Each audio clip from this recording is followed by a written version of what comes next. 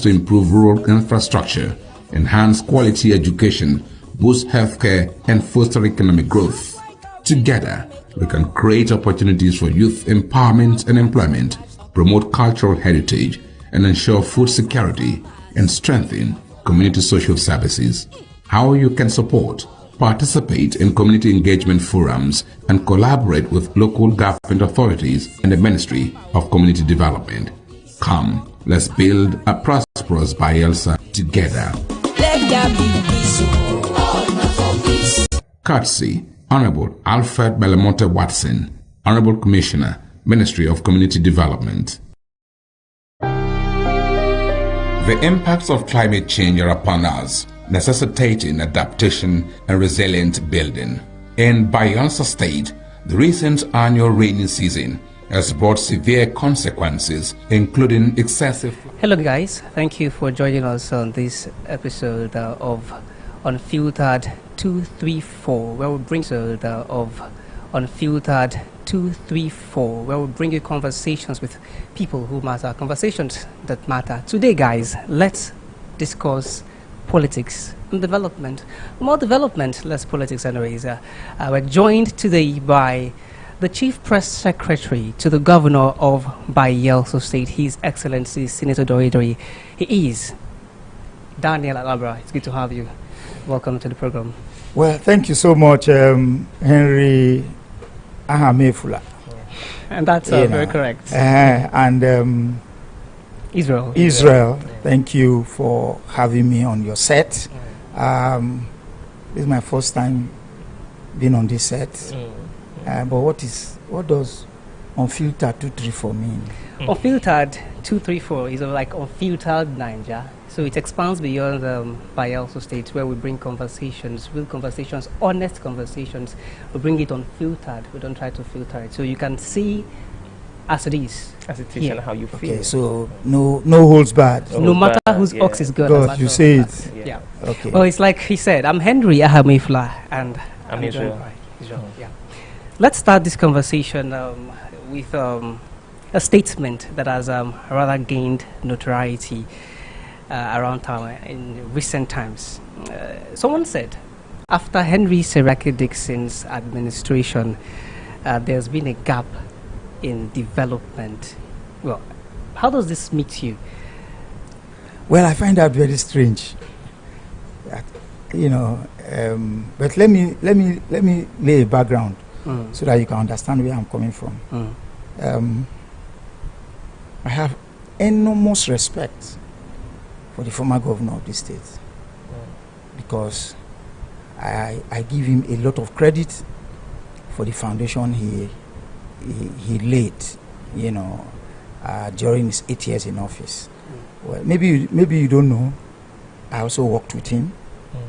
He appointed me as special advisor on public affairs, and he graciously gave me that appointment, and I'm still very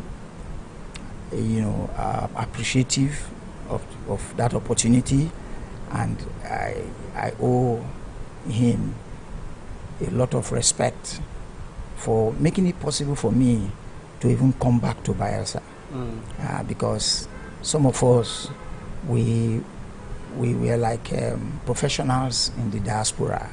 I am one of those who practiced my profession.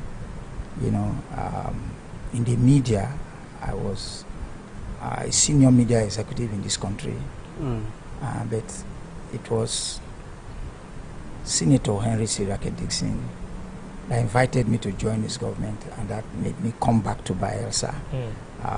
Before then, I used to come, but I didn't know that I would come back to Bayelsa to come and stay here and work. So I just needed to make give that you're background, grateful. so that Grateful to him. now the other thing, why I have laid that background is for you to also understand that the comparison you are making, or you said somebody has made, it tells you that yes, I've worked with the other man and I'm working with the current person. So I think I'm in a better position to even give a better judgment. But I really do not like to compare both governments. I believe that everybody that is in position of leadership, particularly when you are governor of a state, you have opportunity to play your own role. The former governor has played his own role. He did quite a lot of things in the state, and I don't like it when people say the man just wastes 8 years, he not do anything. It's not possible. It's not possible for you to say that somebody will be in office as governor for 8 years, even if not 4 years, that the man not do anything. That is what you see. A lot of our people are very quick to dismiss, our people in leadership positions. I don't belong to that school, and I don't subscribe to it. The former governor has done his bit. The current governor is doing his bit. And I believe that at the appropriate time, whoever did better, whoever performed better will be judged by essence. Not those of us who have had the privilege of working with two of them. It will be too extreme to do that. You show disloyalty, you mean? Well, not necessarily disloyalty, but it will be too disrespectful to do that. You understand? And I believe that when we get to that bridge, we will cross it. The current man is still in office. My boss, the current governor of the state, is still in office. He still has maybe less than 2 years, almost 2 years shy of him leaving office. So let him finish his tenure. Then the jury, who will now be by essence, they will now be able to give their own account. This man didn't do this man didn't do it. Except you want to look at specifics, then we can look at what that man did, the previous person did, and what the current person is doing. Well, how much has the governor consolidated on his predecessor's project? And there are also many who would say that, around the infrastructure, it seems as though most of the projects we are seeing being inaugurated and commissioned today are all from the Dixon administration. Well, I really do not think that is the case.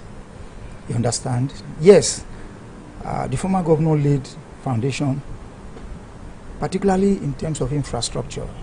There are projects that he started or he continued that he didn't finish, and this governor came in and he continued those projects. And I'm going to give you some of them.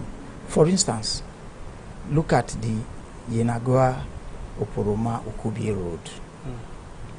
The former governor took it from the Ekoli Bridge just by Swale. After former president, when he was governor, he built the Ekoli Bridge. Then up to a point around Ayama or so, when Dixon came in, Dixon took over that project, and the project ended at Igebiri, somewhere around Igebiri. But when this current governor came in, he said that, look, projects that were started by previous administrations, the resources of the state had been spent in either starting or developing those projects. If they are not finished, this government will continue. Of course, mind you, this government is an offshoot of the former government, even though they do not bear the same tax. The former government was restoration government. This is a prosperity government. But we all know the genesis. The current governor was, supported by the former. The current governor was supported by the former governor, and but the rest is now history. A lot of things happened along the line. We'll get to that. Yeah. So, but coming to the issue of infrastructure, this governor continued that project. Today, it took it from Igebiri, and today we know where that project has gotten to. That project has reached Oporoma. There's a bridge, the longest bridge, perhaps maybe in the south-south, 630 meters, was built by this government across River Nile. But before that, this government had also built another bridge across across the Silver River, you know, before you get to Ayama, you know, not Ayama. When you cross Gibiri, you have Gibiri, you have what's it called? Before you get to Angiama. No, the bridge before Oporoma. You understand? So the 630-meter bridge. Now today, as we speak, that project was continued. So the state did not lose money in terms of abandoning that project. I'll give you another example. You go to Bayelsa West. The Sagwama Ikerimo Road, Dixon also did it up to a point, and this government came in. In fact, the road got to Ikerimo but was not completed. There was sand, what's it called? There was a stone base and all of that. But the bridges, there are 7 bridges on that road.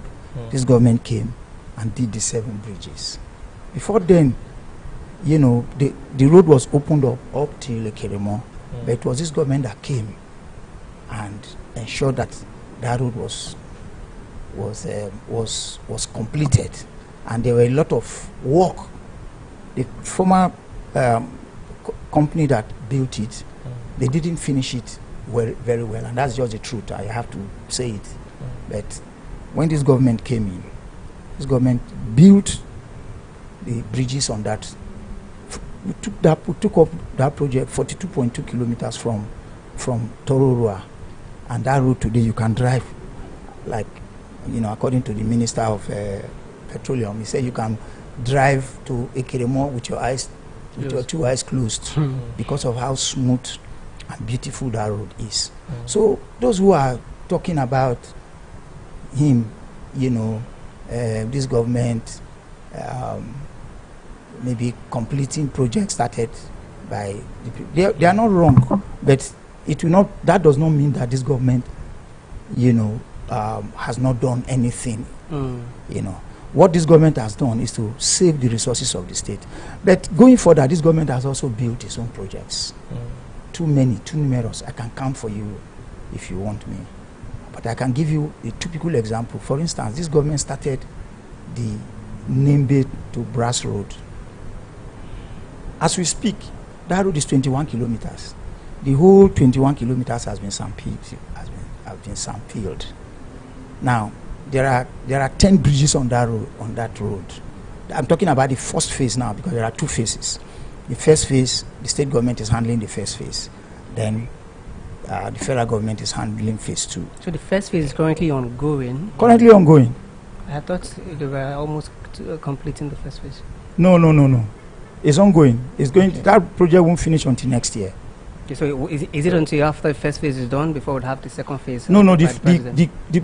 Both phases are going on simultaneously. Okay, it's already started. Yes, the federal government has awarded the contract. The contractor is working from Brass down towards Nembe, while we are working from Nembe towards Brass.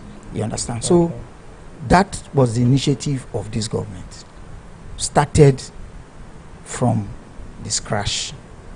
And I mean, even the bridge project we are talking about, the road to Oporoma, those are projects that this government built from this crash. Now, we have also seen the new university.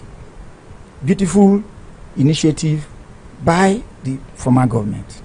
But the former government, yes, apportioned the land, delineated it, if you want to, for want of a better word. But this government made New University a reality. So I speak from the point of information, because I was part of that previous government, and I know what this one has done. Today, we have a new city that by the time that city becomes a reality fully, Bayelsans, Nigerians will appreciate what, you know, the previous government started and what this government has been able to do. What's the status of the new university? We having people already. Yes, we have. Yes, it's been built up, but already we have we have the commissioners' quarters. Except the commissioners. And we have there are people who are almost finishing their own buildings. People are building there already. You understand? You have the commissioners' quarters and you have the legislators' quarters. They are already built. Beautiful structures. You just need to go to the university to see the roads. And I will be surprised if none of you has been to that place. Well, mind you, the road 1 linking the airport road was commissioned when the president visited on April 10. And everybody who has seen that road, and that is the way all the roads in that city is. All the roads, they are dual carriage, they are, well done with drainage, beautiful roads, so now let's talk about the turbine now, the electricity. That was not an initiative of the previous government. This government started it. It's on record that in 1 year we were able to build the turbine. Before now, for you to be able to build that kind of turbine, it will take you at least 3 years. But because this governor, Senator Doediri, is passionate about ending the scourge of poor power supply in this state, he had to ensure that that project was fast-tracked and finished in record time. Now we are no more talking about whether there is power or there is no power.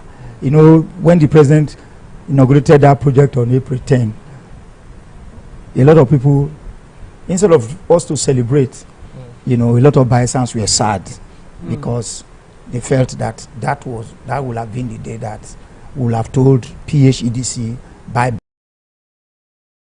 But that expectation was not met. But along the line, we've been working on it. The experts, both local and foreign experts, have been working on that project. What is it called? The turbine, the power plant itself was already complete. So the installation was complete. So that was why the president could commission it. What was remaining were technical aspects, and it took maybe another 1 month or so, because as we speak now, there's power in Bayelsa, 24-hour power supply. I'm not going to say. Can we see that categorically still? I'm saying it on yourself. Anybody who wants to dispute me, I will say, okay, go to Opolo, go to parts of Elebele, go to even now parts of Panshia. Why I said that is because you said there is power in Bayelsa. You could have said there is power in Opolo, in Elebele, and certain parts of Bayelsa. Are those places not part of Yenagua or Bayelsa? And even then, you generalize to say there's power in Bayelsa. There's power in Bayelsa. And even then, some will claim it's not 24 hours. In Opolo, I stay in Opolo, for instance. Okay, do you have light in your place? Well, I had light for 3 hours from around 12 okay. It's a test run. Let me also clarify it. But the truth of the matter is that I've also seen comments by people on social media, particularly Facebook, where they have said that for 48 hours the light has not blinked. Okay. They also live in Opolo. You understand? I've seen comments. Somebody wrote, even this morning, I saw somebody who wrote that they've had light in Okutukutu, non-stop. So, the thing is getting to all areas in Yenagua gradually, and I'm going to tell you why it's like that. Okay. Now, the plant. Let me use the word plant rather than, the plant is still using the existing network of PHEDC. Unfortunately, some of their lines, wires, cables, and the rest, they are really, really old. So this turbine we have is an electronically controlled turbine. It's an e-turbine. So it's not your usual type of power infrastructure. If there is any issue, trips off, then they go and detect, they correct it. So that is why it's going to take a while. But I want to assure Bayelsans, speaking through this medium now, that 24-hour power supply is possible in Bayelsa. And this government has shown that it has the capacity to do it. All right, CPS, would you blame those who are rather skeptical or maybe would even doubt what you say now? Because they say the president came, and typical, what we know about commissioning is that if, for instance, you're commissioning a road, you commission and then you go into the road, use the road. You know, if you're commissioning a health facility, you go in and then you do something. When the diagnostic center...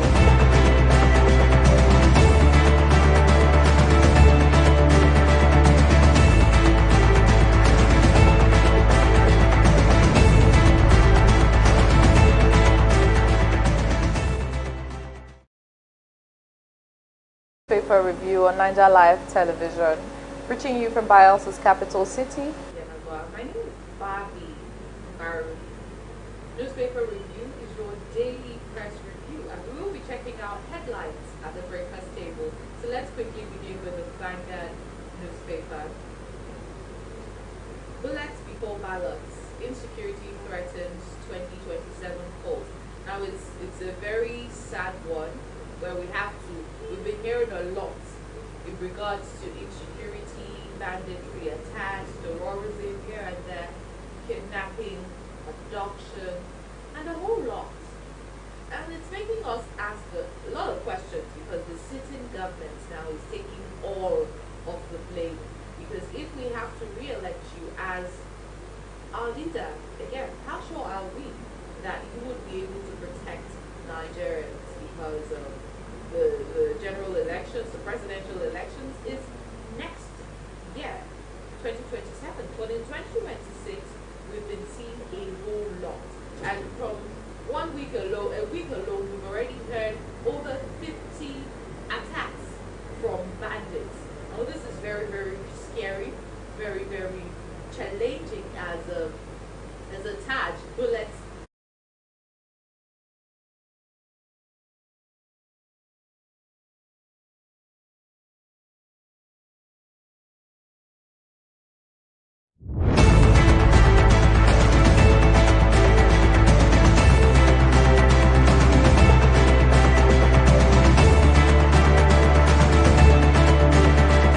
The former president, Obasanjo, went into the diagnosis center and did some diagnosis, you know. So many had expected that when the gas turbine is commissioned, the president would also perhaps go there and then see if it's possible to use the lights and charge his phone. Okay. You know, typically. Okay. Yes, I have no quarrel with that expectation. Yes, and what I've always explained each time I'm asked that question is, I tell people that yes, there was a communication gap. There was information gap. Maybe the Bayelsa Electricity Company should have told Bayelsans, look, this is the process. This facility is ready to run, but the technical aspect, it is still going to take a while. We need to put that in place, but it will not stop. He did say that. All this came down about you mean? It was later. He did say that. You understand? He said it on the very day of the commission. Okay. So at that time, not many persons even heard it. So, and you know, the reaction was now more or less negative. Instead of people jubilating, celebrating, because they didn't get, you know, to feel the do you think this whole thing could actually rile the president up? Because someone was suggesting that the president is angry. President is, who told them president is angry? Someone was suggesting that. Did they discuss that with the president? You think the president wasn't aware of the situation? The plant was already installed. Everybody could see it. Unless somebody has ocular problems. By that I mean maybe you have problems with your vision or your eyes. That's when you cannot see the plant, the turbines. They are there. You understand? But today, I think what we should be celebrating is that The turbine is not a monument. You understand? It's not a white elephant. It's not a white elephant. So it is there and it's now functional. So I at this stage I always appeal and I tell people that, look, let that not be an issue. Keep faith with this government. This government has promised everything. This government has promised, it has done. You know, before then we also had the other issue with the aircraft. You know, November 26 last year, that aircraft had its inaugural flight and flew into Bayelsa Airport from Abuja for the first time, and a lot of people were happy. That now we will not have to go to Port Harcourt anymore to fly to fly out of this our axis, this area, you know. So, but along the line, the expectation too, you know, was kind of affected because people thought that the flight will commence almost immediately. But, you know, by December, people thought that during the Christmas, people were calling me, when are we going to book this flight now? When are we going to book this flight? I said, anytime from now, you know. But you see, aviation is perhaps the most regulated sector in the whole world. True. You cannot cut corners because lives are always involved. So there is always a process. For you buy an aircraft, it doesn't mean that because you bought it. It's not like a car. You just buy it today, you register it, then you start driving. Even before registering it, you can even drive it. Aircraft is not like that. You have to meet operational standards. And there are bodies that regulate that. In Nigeria, you have the NCAA. You also have, you know, FAN and others. But the NCAA is the body in charge of, you know, regulating air operations, flight operations, the Nigerian Civil Aviation Authority. So that process was what delayed the operationalization of that aircraft. You cannot, there was nothing we could do. We had to wait. But the good thing is that the operators of the aircraft, Pioneer Airline, you know, they are in partnership with the Bayelsa State government. It's a private airline owned by Bayelsa, but it is not owned by Bayelsa State government. Okay. So there's that partnership with the Bayelsa State government to operate aircraft, but acquired with Bayelsa State government, with Bayelsa's money. There are two aircraft. One came in November. The other one will come in anytime from now. Maybe within a few days, or let me say in a few weeks, the other one will come in. But the good thing is that, sorry? Both of the same specifications. I have not seen that one, so I will not be able to give you. Speaking about specifications, a lot of industry professionals might believe that, being that we are in a dispensation of, you know, newer planes, better planes, they were thinking the government will opt for brands like the Airbus, the Bombardiers, you know, the Boeings, but the they rather CROJs. choose, so they rather choose the ATR, you know, ATR 72 as though they are, you know. Yes, but let me tell you, you see, the ATR is not an old aircraft.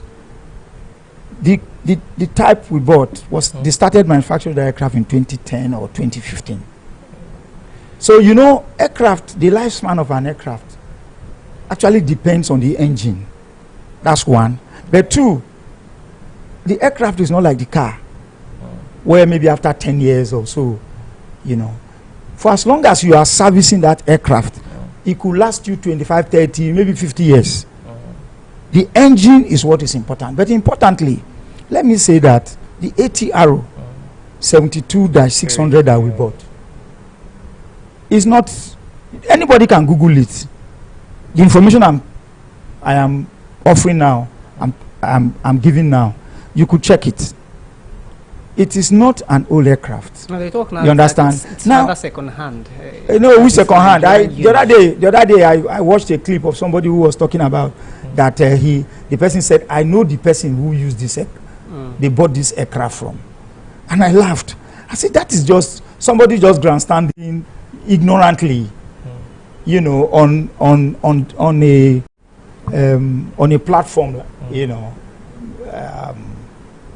maybe online, let me say an online platform.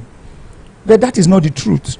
There was also another ridiculous comment about the people were sweating in the aircraft. If you have entered any aircraft in Nigeria, if that aircraft is on and they had not put on the air system, the AC, you will sweat by the time they put it on. But the truth of the matter is that was not, that comment was very, very wrong, was not correct at all. I was in the aircraft. Okay, so what I flew in that aircraft. At some point, before they put on the AC system, there was that heat. You see, I'm not even saying that is the case. I'm just telling you generally.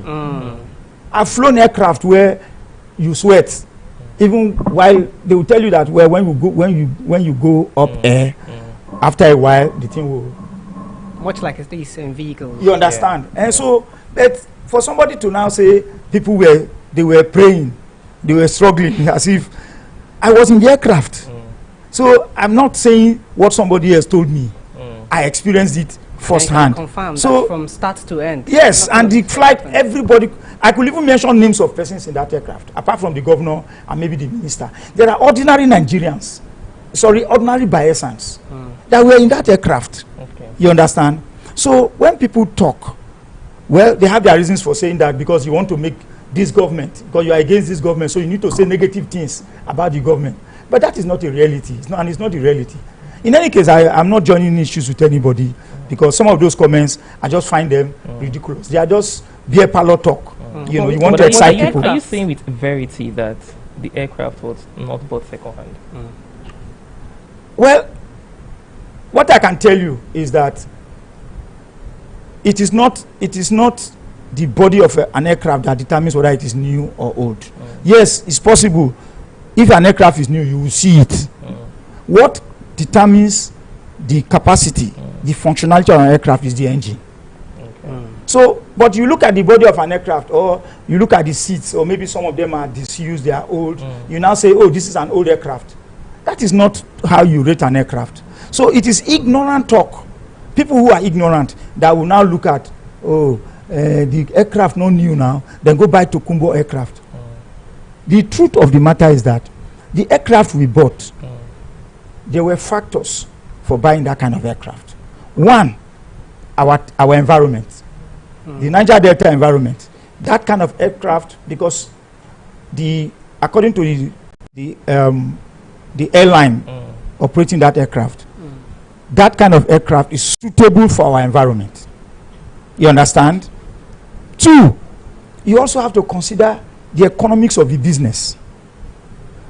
That ATRO is a low fuel consuming aircraft.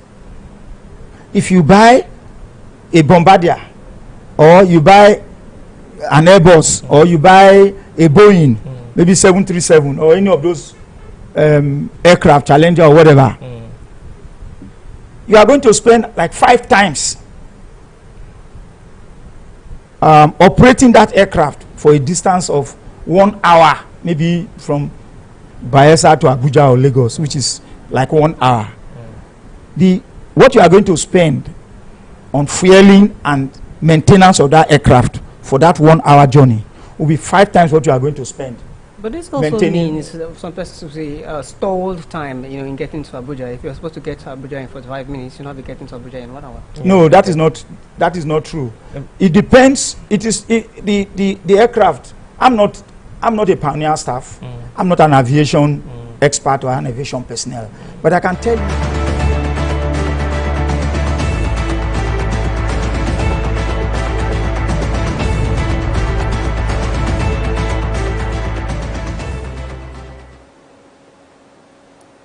welcome to Newspaper Review on Naija Live Television, reaching you from Bielsa State's capital city, Yanagwa. My name is Bobby Nafaru. Newspaper Review is your daily press review, as we will be checking out headlines making the papers at the breakfast table, of course. All right, so begin with me as we start with the Vanguard newspaper. We see a major story on the Vanguard newspaper. Bullets before ballots. Insecurity threatens 2027 polls. I mean, this is it's quite a sad one. We're not even. It's not time for the elections yet.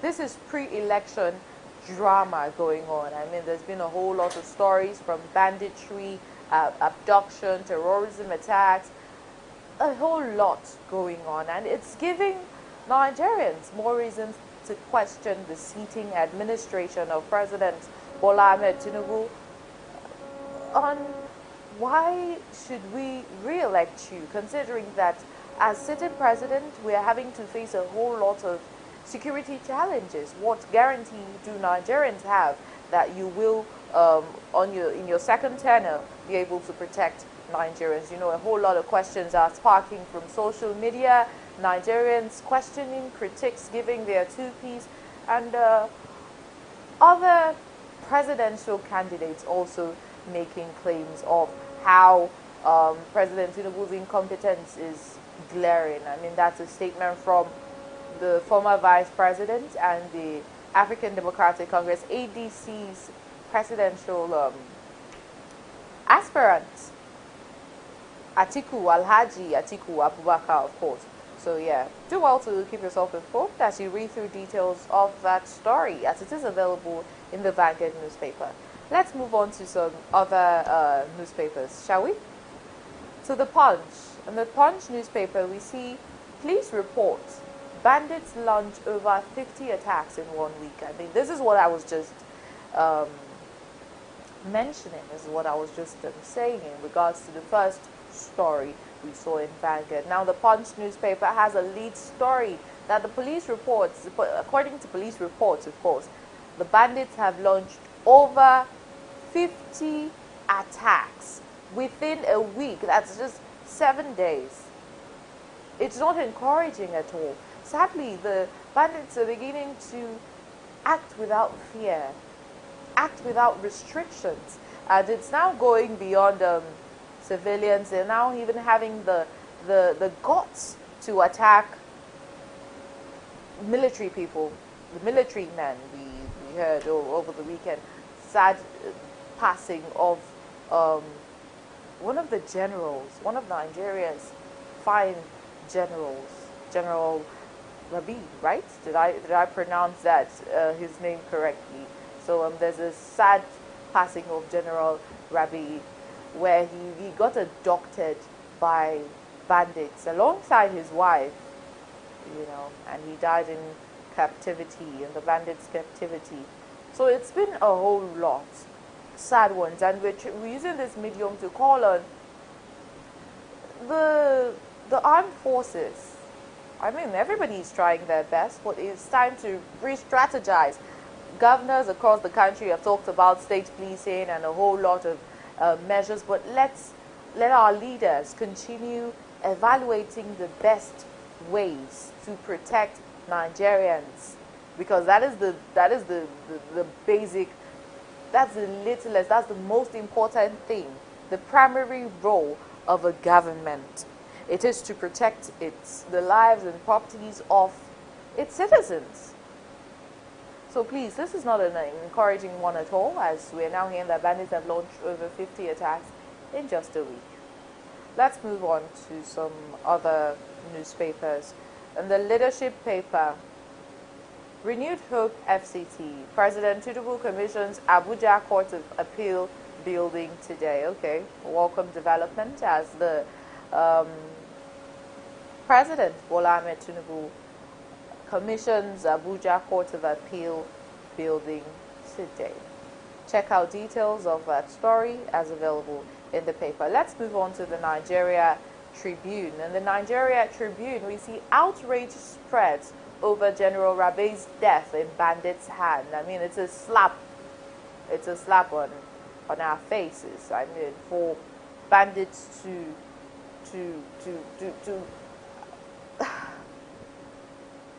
we know God's time is the best, and people are to pass when it's time for them to pass, but it doesn't make it. It proves that these bandits are having so much mind as the day passes. Can insecurity be totally curbed? At some point, we saw a statement from President Tinubu where he even mentioned that he is doing all he can. He doesn't, the Vice President Shetima rather says, oh, President Tinubu would not sleep until insecurity is curbed in Nigeria. During the Jos attack, I think in Jos North, months back, I think in April or so, President Tinubu said, oh, that's going to be the last time we're going to hear anything about such attacks and all of that. But all of these statements are not threatening and are not scaring the terrorists enough. It's not scaring the bandits enough. They're beginning to have so much hold, which is very, very much discouraging, very, very much heartbreaking. As we now see that a general and his wife were abducted by these bandits. And sadly, the old man lost his life in captivity in the hands of these bandits. Details of that story is available in the paper. I'm just giving you a tip of the iceberg. I'm just giving you a sneak peek of the content of these stories. That's why we're looking at just the headlines. So on This Day newspaper, we're moving on to This Day newspaper. Let's pick a headline there. Atiku, General Rabe's death in bandits' captivity, proof of Tinubu's incompetence. All right. That's from the former vice president and presidential aspirant, Alhaji Atiku Abubakar. You see, this the issue of these bandits' attack back to back, it's really traumatizing Nigerians and giving the opposition more reasons to have the support of Nigerians. Because as a sitting president, how do we explain this level of insecurity going on, growing as the day passes in a country that you govern? I mean, state governors are also doing their bit, but as the GCFR, most of the blame goes to you. So Atiku Abubakar is now saying that due to the sad passing of General Rabi in bandits' captivity, it's a proof of President Tinubu's incompetence. That's what Atiku Abubakar is saying. Do well to read through details of why and how he means. Just read through details of that story. All right, let's move on to the Daily Sun newspaper. Insecurity,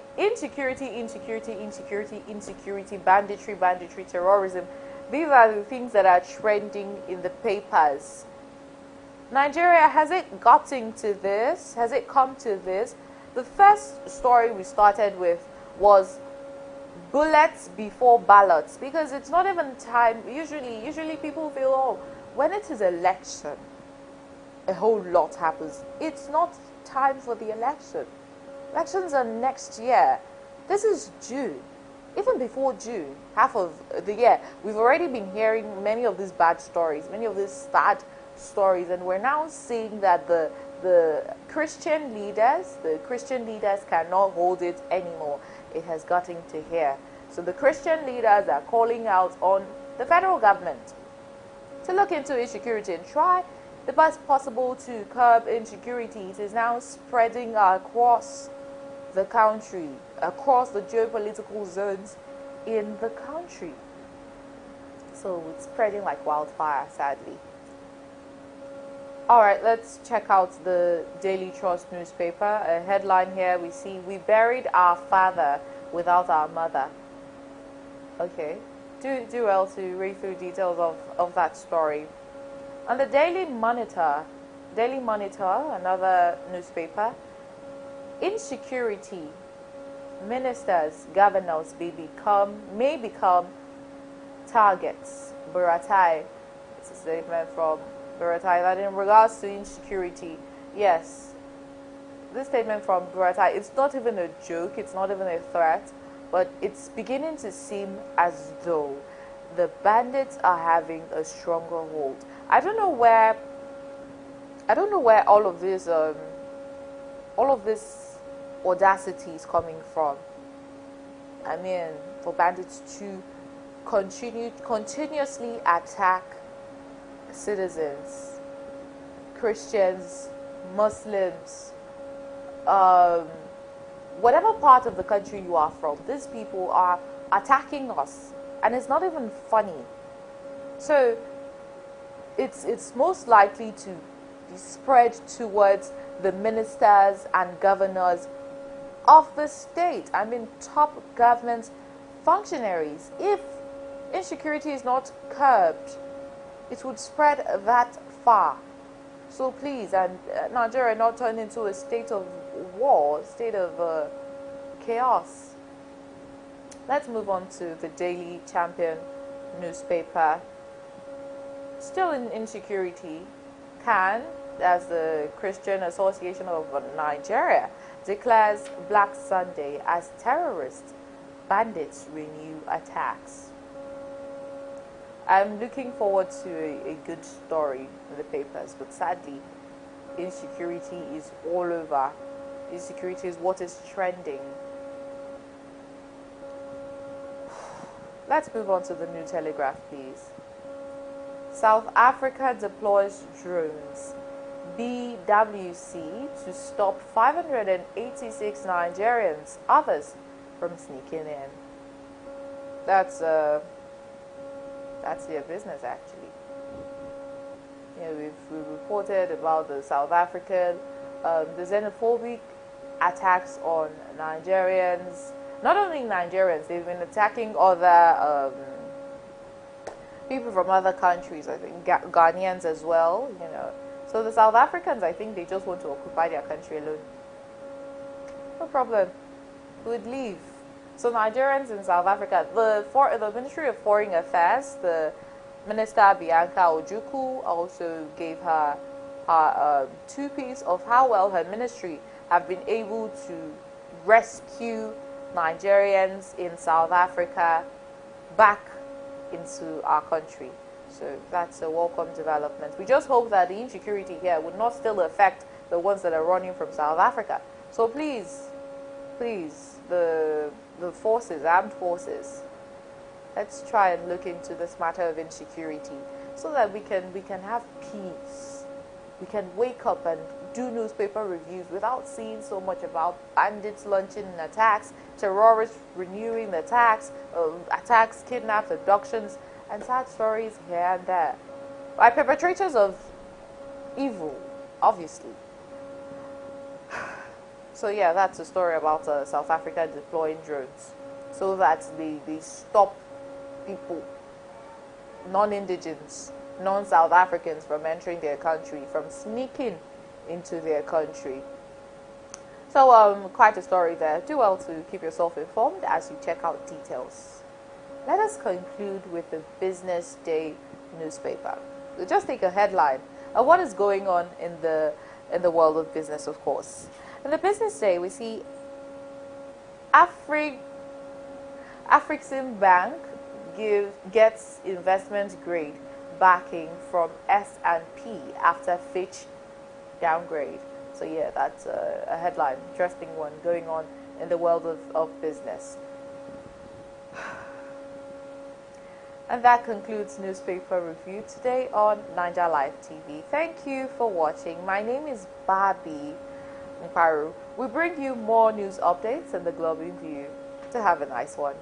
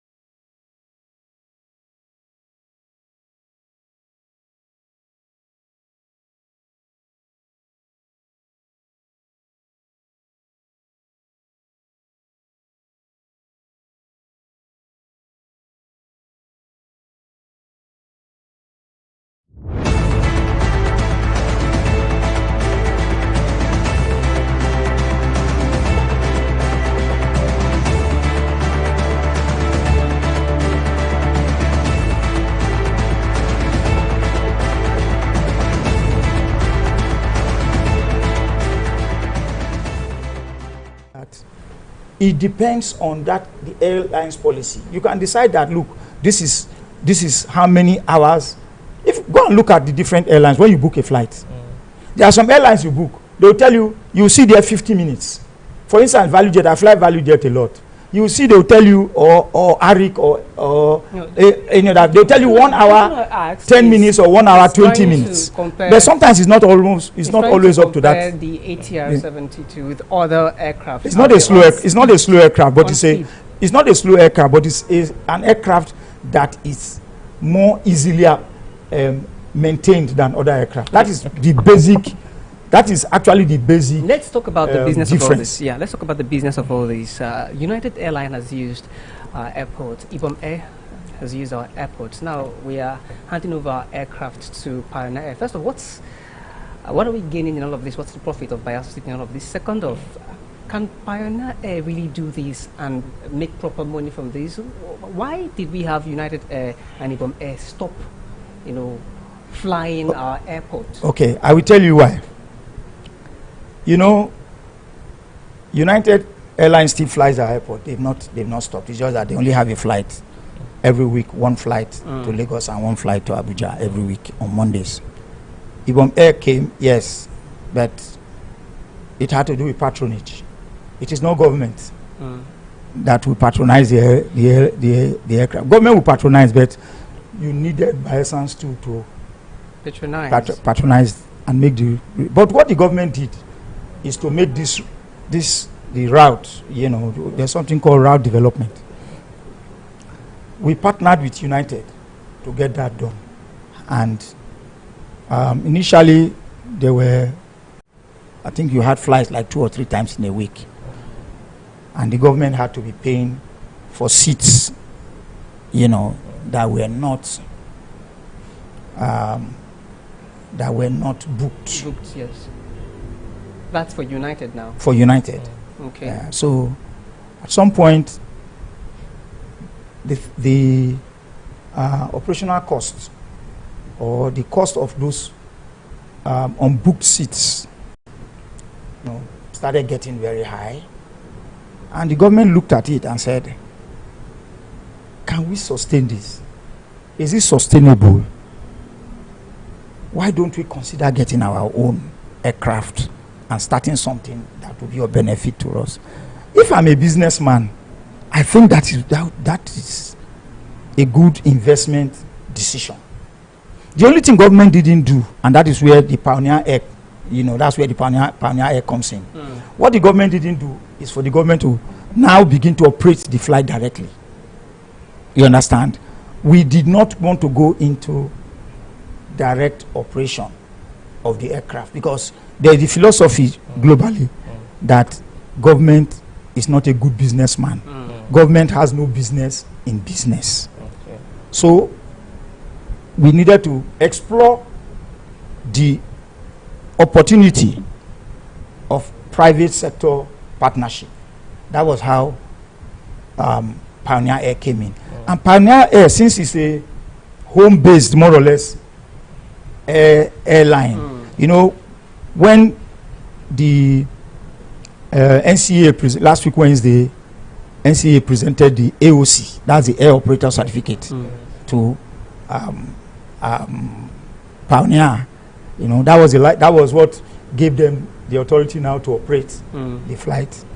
A lot of people, even the minister of aviation, he in his post on Facebook, he described Pioneer Air as Bayelsa State owned. That was not really correct.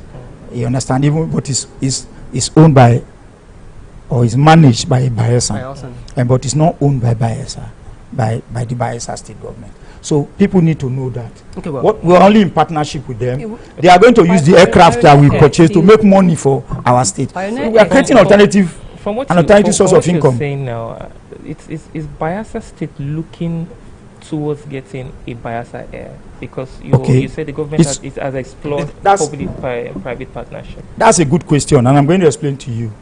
Yes, the process of Bayelsa Air is ongoing, and by the time we get the necessary license, like the ATL, and the AOC, Bayelsa Air will now begin to operate our aircraft. So the process is ongoing, and it's not. In fact, I said that it took only 4.5 months for Pioneer Air to get the AOC. That is a process that normally takes at least 2 years, 18 months, 2 years, or 3 years. So many airlines, they already have the ATL, that's the license to operate, but they are yet to get the AOC. Their planes are just there. But because we do not want to leave our own plane grounded, gathering smoke and dust and other things, we said, okay, let us kickstart this process with Pioneer Airline, and eventually we are going to have our own airline. Do you have concerns that Pioneer Air may just meet the same problem that Ibom Air had? Especially because many would say there are not many Bayelsans flying out. I mean, but that's not really true. I'm a frequent flyer. I'm a frequent traveler. There are not many Bayelsans. When you go to the Port Harcourt airport, you meet a lot of Bayelsans, who travel. We travel from here to Port Harcourt to board flights. They say that this because could rest on the fact that Ibom Air stopped operations because their seats were not fully booked. Yes, because the government at that time there were 2 airlines.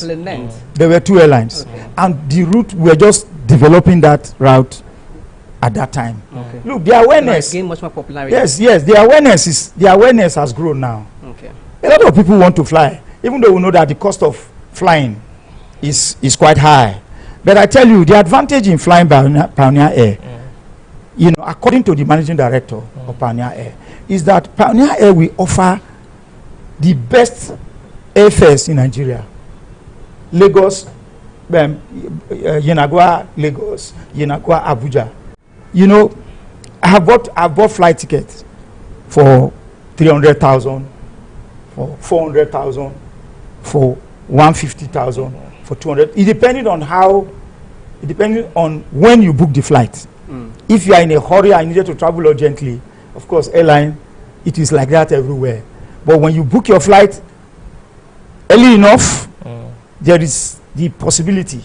There's always the, tendency for you to have your flight maybe at rock bottom price. So I believe that Pioneer Air will not suffer that because the awareness to fly, a lot of Bayelsans are also eager to fly.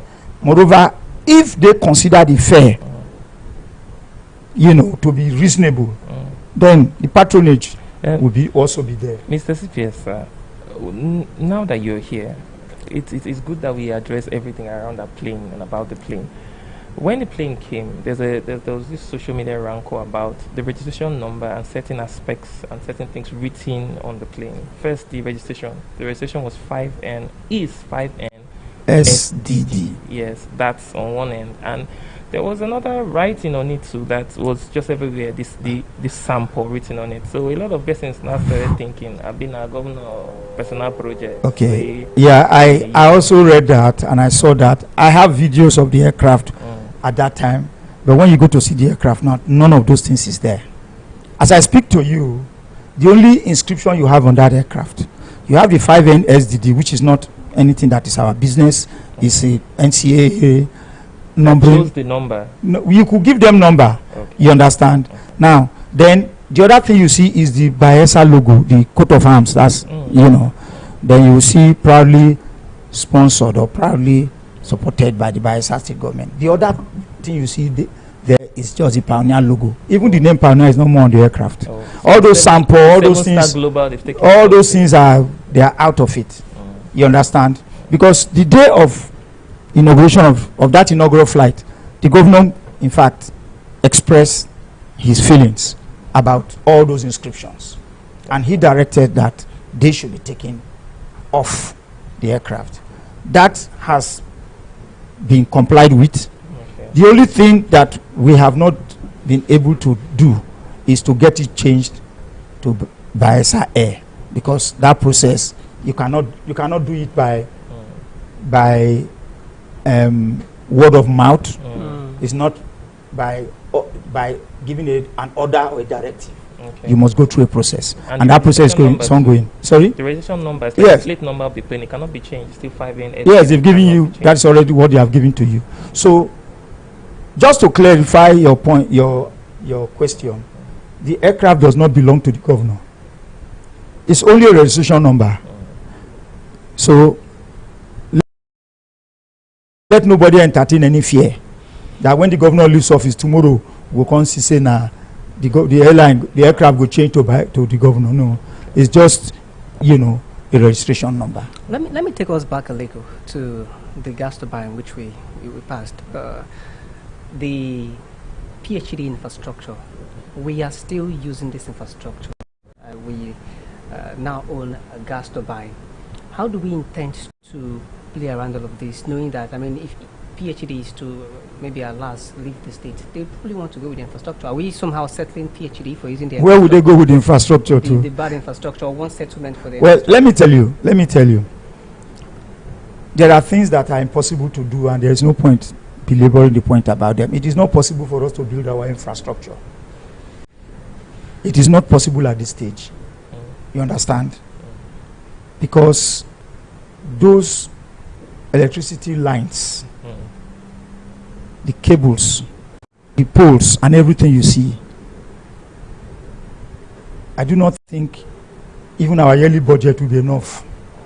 To solve those ones out. Yes. So, in any case, since the infrastructure is already there, utilize it until such a time that you will have the capacity to be able to do that. We could not be building a new turbine, a power plant, and you're also talking about building the supporting infrastructure.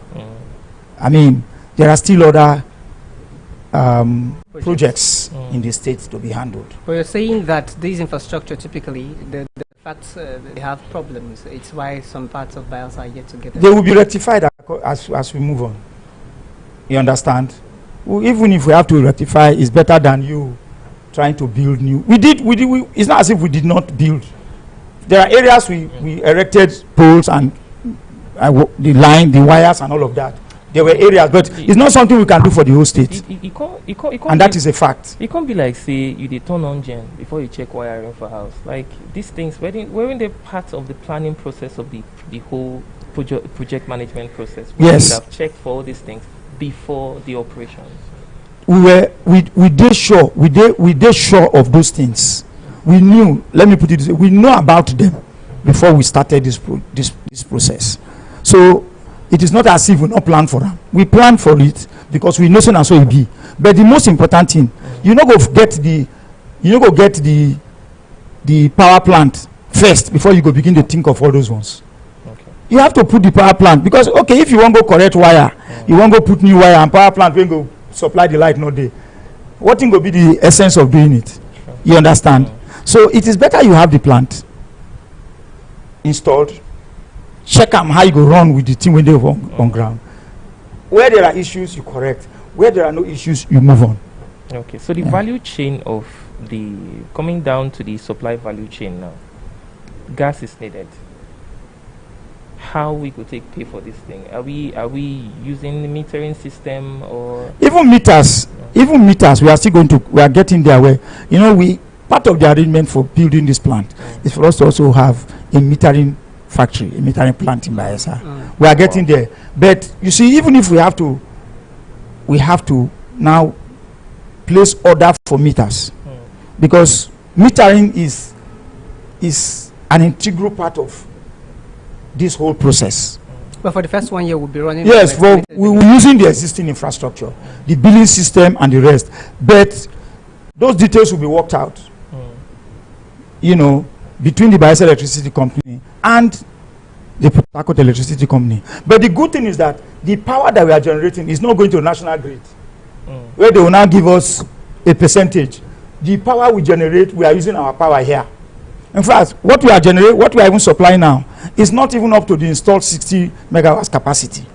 You know, say before now, the power when EDC they give Bayelsa, now only like 24, 25%. 24-25 megawatts. That's what we get. And that's why you see the electricity today very bad. I know they live for government house. Me self, I dey follow suffer, waiting every other person they suffer for this light. Okay. So I know what he mean. If I tell you how much I dey spend buying fuel daily, it's only now I just say, okay, I don't tire for this thing. I can't gather money, save money, I go buy lithium battery, because I get inverter. So the thing now don't help me fit manage my power this thing better than before. But I tell you, what about people who not get money to do that? They suffer a lot. And the governor is somebody who is very concerned. In fact, in 2024, when we had that problem at Igbogene all the way to around Okogwe, where they go vandalize the power lines, where for like 4-5 months there was no light in the whole of Bayelsa. That was the turning point for the governor. The governor just feel that why will I be spending? We'll be spending state money to go fix something belong to federal government. It better we will get our own. And like on Sunday, the governor now also disclosed waiting caused some delay. This project will have started earlier when he went into discussion with Access Bank and the later about Wigwe. So, like I said, the man no die for that December 2024. Okay. Maybe this project will have started since that 2024. So he was a critical stakeholder in all of this. How about Wigwe? Later, how about Wigwe? Yeah, he started the discussion with him. But when the man died now, the man had to now begin to look for other alternatives until we now got the Jampo group that came in. And so we'll be paying estimated billing. I'm not in a position to give you that information. It is the what is it called? MD of the Bayelsa Electricity Company will give you all those information. Well, but all I know is that, yes, somebody will look at it that, since we never get our own meter and we are using the existing meter, this thing. Well, for people who not get meters, they go to do estimated billing. But if you get meter, you do it. Now you they vend them now. Now you they put money. Now as your power reach, now you go put to take use. And now you go take use your electricity. They use your electricity for your house to know how you go take manage, how you go to recharge your meter. Here's something that the Bayelsa Electricity Company MD has given. It says some 11.4 million standard cubic feet of gas will be needed for the gas turbine quarterly, every 3 months. And the implication of that, it runs into billions of naira. Now, he also has this fear whether Bayelsans can really pay. And we're talking about 24-hour power supply. Can Bayelsans really pay for this price? Especially when we're doing estimated billings now. Does the government have any plan to maybe subsidize this gas turbine? We're also hearing talks from some quarters that for the first 1 month to be free, light will be free. No, but I'm not sure anybody has made that pronouncement. I heard that. The governor has not said that. Okay. So I cannot say what the governor didn't say. So the governor has not said that for the first 1 month, light will be free? The governor hasn't said that. The truth of the matter is that power is not free anywhere. You understand? So, and you just quoted figures of the gas. What it the quantum of gas that will be utilized quarterly and what it translates to in terms of dollars. It means that if you want to enjoy 24-hour electricity, you have to pay for it. I think that Bayelsans should not be afraid. It is worse for us to pay for darkness, like we have been doing, than for us to pay when we have light. And you will be shocked or you'll be surprised that it might not be as high.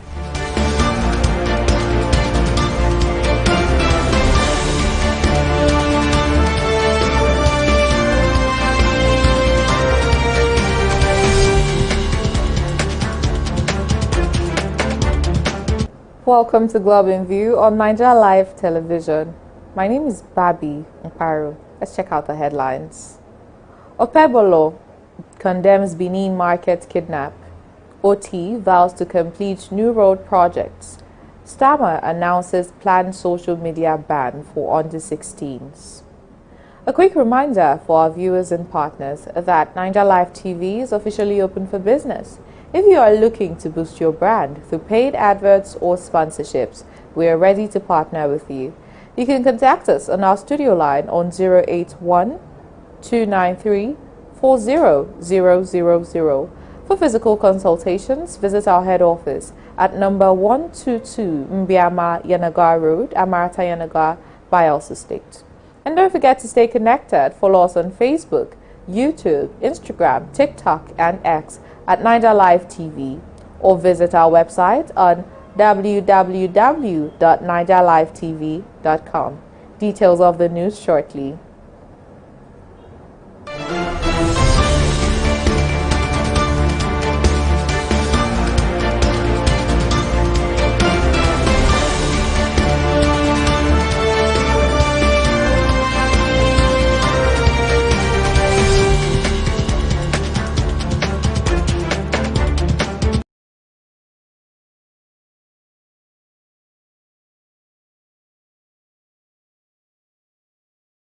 Edo State Governor Monday Okpebholo has condemned the kidnapping that took place on Sunday at the vegetable market along Airport Road, Benin City, describing it as unacceptable and a direct attack on innocent residents. In a statement by his media aide, Patrick Ebojele, the governor directed the State Commissioner of Police to commence an investigation into the incident with a view at securing the rescue of the victims and arresting those responsible for the attack. The governor warned that the state government would not tolerate any act that threatens public safety and security of Edo State. Abia State Governor Alex Oti has vowed to complete the recovery of Aba, the commercial hub of the state, with a planned flag-off of the reconstruction of Urata Road, an old express road which linked the neighboring cities to the state. The governor stated this during a mass at Christ the King Catholic Church, organized by the Catholic Diocese of Aba to celebrate and honor him. Governor Oti thanked the church and its various organs for the endorsement and pledged to continue working for the people of Abia State in the final year of his first term in office. On foreign scene, British Prime Minister Keir Starmer has announced the forthcoming total ban on social media for children under 16, warning that these platforms are exposing them to content that is dangerous and that is designed to be addictive. The government said the ban will include platforms like Snapchat, TikTok, YouTube, Instagram, Facebook, and X, but not messaging services such as WhatsApp. He added that he hoped to pass the regulation by late December and for the ban to come into force in the spring of next year. And that concludes the news on Naija Live TV. Thank you for watching. My name is Barbie Nkwaru.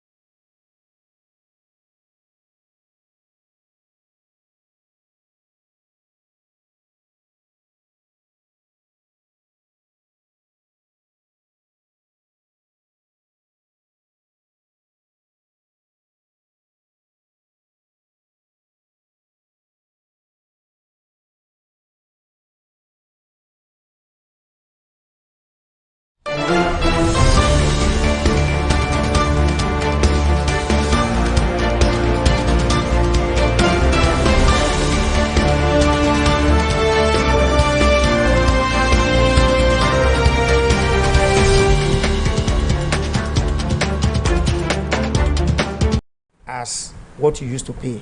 That's the only way to answer your question. I cannot tell you specifics. So there is currently no plans of any subsidizing? Doing subsidy? Subsidy? No, I don't think there's plan to subsidize anything. You understand? There's no, even the federal government don't come out. They have increased tariff, you know, through the Electricity Regulatory Agency and the rest. They've been increasing tariff. So we are not running the power, what is it called? The power plant is not a, how do I put it now? It wasn't installed to render free service. Now the thing is this, for the first 1 year or so, where before we start going into meter proper, it means that the the management of the gas turbine would have to cut some persons slack who have yet to pay their bills. Well, we have a regulatory agency. They will have to enforce that. there will be enforcement. You understand? Otherwise, the essence of setting up the plant will be different. It would be hard for us to calm down and carefully install meters before we now go ahead and start operating this gas turbine. Let's say we are not looking. Are you ready to wait?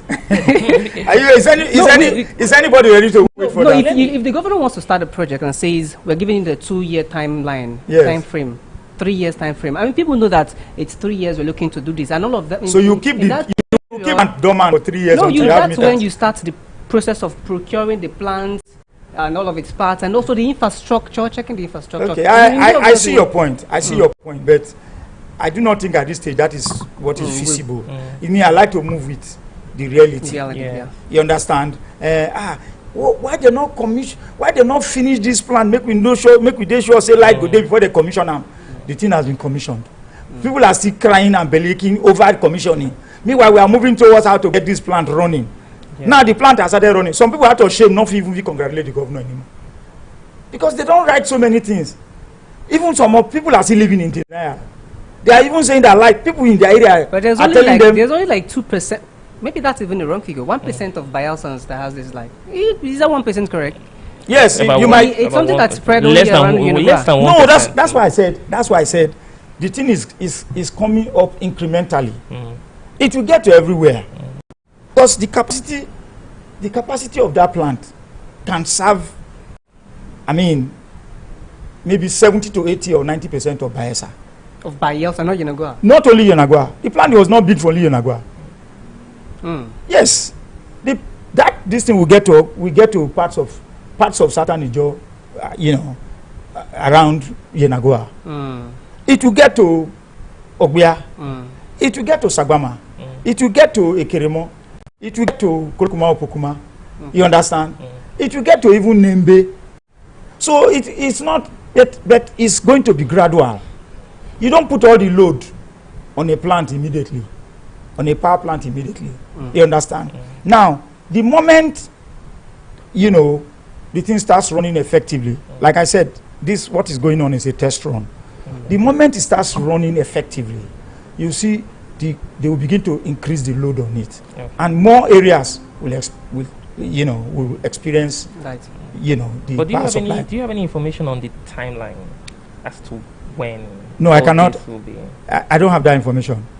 You understand? Only the Bayelsa Electricity Company can give you, and the people working on the plan, they can tell you when. But they are working very fast, because the governor said on Sunday, 2 days ago, that by Sunday or Monday, the connection will get to Panshia, and it will by Monday.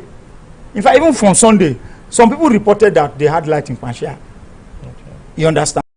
That they had light in Panshia. Yesterday, other people confirmed, and this thing has been ongoing. But I'm waiting. I know some of those persons who wrote all kinds of things, criticized, abused, insulted the governor because of this light. Now, some of them I'm not seeing them write anything. Some of them have even started enjoying the light. They are not even saying anything. They are making it look like, oh, it's our right now. It's our right. No. So I think many persons don't quite know if it's the gas turbine or it's PhD light. We get light for this state. So PhD don't light now. In fact, I went to a meeting before coming here, and there was light when I got there. So I asked the host of that our meeting. I said, Chief, this thing, is it PhD light or Bayelsa gas turbine? He said, if you like saying a gas turbine, no. So people are saying it's gas. He not the show. So you understand? Yes, but the thing with the information will now percolate. It will continue. Whatever light Bayelsa State has now, it's not PhD. Well, I cannot completely say that, but I know that for you to know the one supplied by the gas turbine, that one stays longer. Okay. The PGAC. So I'm not sure if my own stay like 4 hours, I was saying this 3 hours now. This one will be cast turbine. See, in my area, longer. they stole our cables. Okay. So for more than a month now, going to like 2 months, I've not had light in my house. Okay.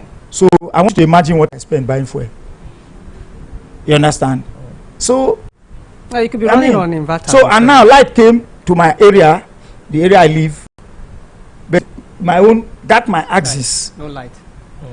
Now there is no light in my street and in that my area. Okay. As much as we would want to stay on the light conversation, let's shift a bit and maybe even go back in time to projects. You know, when I started, I talked about consolidation, and that's what one beautiful thing with the Doedo administration, of course, consolidating, especially on infrastructural projects. But there are those who think there are also projects that the government has not paid attention to, and one would wonder why that is. One of those projects would be the fish farm, the fish village in Ibogene. You are here today at Yenigwe, rather. Yenigwe, Ibogene. Many persons will say Ibogene, but I think Yenigwe. When last did you go to that place? Yeah, well, that's why. Or when last have you heard about it? Since you're here now, I'd like you to tell us what the status of that place is. That place has started running. Has started bringing out fish. Fish, as I speak to you. You understand? That place has been revived. That place was dead. And what actually affected that place was kind of agreement that was entered into by the previous government. The agreement had issues. You understand? With the Aquasys company? I don't know the name of the company. I can't even remember. But we have been able to untie all of those problems. And now, the Ministry of Marine and Blue Economy has taken over. You know, it was formerly under the Ministry of Agriculture, but it's now under the Ministry of... Because there's an aquaculture village. So, as I speak to you, I need to take you people there for you to see, confirm what I'm saying. So, I mean... When you say it started producing fish, it means that we would have enough fish around here. And yes. we would also see fish that's being produced from it, because it's not a small... You go there today, you will see, what is it called? The point and kill. What do we call it? The catfish. Catfish. That place is producing catfish as we speak. At least in the last, I think about 2 weeks ago. Actually, it's very recent. So let me be very frank with you. You know, that place was, they've been working there, trying to put all the dilapidated facilities in place. So about, I think it was late last month or early this month that. So in the coming days, we are expecting to see the price of catfish in the market reduce. Oh yes, that is even, you know, those things are, they produce very, very fast. So you'll be surprised that maybe in another 1 month or 2. So, well, government is the one managing this. Yes, of course, of course. Regardless of the fact that we sometimes are not good businessmen. Yes, but at least let us start the process. Why we now look for, you know, private hand. Yes, private people. Okay, if we go to Bayelsa West in Ebedebri, there is the cassava production. Cassava plant is running as I speak to you. Is it running? Was it commissioned? When was it commissioned? Because I know that sometime the pre-commissioning visit. Yeah, but this government didn't commission it. We have not. We had already go for pre-commissioning visits. That's what I'm saying, but it has not been commissioned. So how is it operational? Now, the truth of the previous government, more or less, they didn't fully complete it. You understand? I think that place has the capacity to handle like 60 or 64 metric tons. 60 metric tons. Yes, of cassava, you know, daily. Daily, yes. You understand? So, but as I speak to you, this government has completed the process. In fact, they have a challenge now that they do not have enough cassava supply. That's the challenge that they've had since. Yeah, so they now go to source for. They are even trying to develop a farm, a cassava farm, where, you know, apart from the off-takers within the state, not enough. We now scout for off-takers, you know, from around Bayelsa, maybe Rivers, Delta, maybe around Agbaro, Ugeli, all of those areas. But that plant is functional. The Ebedebri cassava processing plant is functional. Yes. And it's producing starch. Yes. Daily. Yes. That's what you're telling us now. I'm telling you that place is functional. You can also go and check if you want. I can take you people there, because I spoke with not just a management person. I spoke with a staff who works there, just maybe like 2 weeks ago. So I mean, and I do not think that he was just telling me story. You mentioned I've heard it before from somebody else before he confirmed it. Yeah, one of the problems you have mentioned is the fact that they don't quite have enough cassavas, to make starch from. Yeah, how is the government looking to beat this? Then again, one of the ways the government. But that one has. We are into an arrangement with a private concern. With the private. Yes, there's a consultant handling it. Okay. So it's not direct government control. Okay, you mean the plant itself? Yes, run by private yes, company? Yes, the government went into partnership with somebody. Okay, so they are the one that's handling all of yes, all of that. So they will be able to give you that information, not me. Okay, yeah. That's good to know, but at least it makes sense, and it's also pleasing to the ear to hear that if you go to a Bediberi, the cassava processing plant is up and it's running. But the private firm, you had mentioned that we should probably go to them for information, but the governor had also at some point talked about civil servants going into farming. As a matter of fact, even giving 2 days inside of a week for civil servants to go to farm. And one would think that, for instance, a private firm could be sourcing cassava from civil servants and biosons who are farming. I don't even know if that is. Do you have a farm? I like to. Actually, last year I moved the idea of having a farm. Do you have a farm? I have a farm. Okay, good. Oh, good thing that Israel has one. Now you have a farm. I've never bought plant. I've not bought plantain in 4 years. Okay. Did anybody compel you to get the farm? No. Nobody even directed you before you got the farm. The governor gave a directive: civil servants should own farms. The people who are still waiting. Some of them were even saying that the governor has to give us land now. Let him come and give us land to farm. See, the government, when you farm, like you now, for instance, me, I have a farm, even though I'm not running at full capacity, but nobody told me to develop the farm. But you now, you say you've not bought plantain for years. Yeah. Do you know what that does for your home economy? It's for your own good when you have a farm. Now, when you have excess, you now sell. You can make more. You can make some money. Does that directive still subsist? Because till tomorrow, are not going the governor has taken back the directive now. So it's up to civil servants that want to utilize whatever space they have.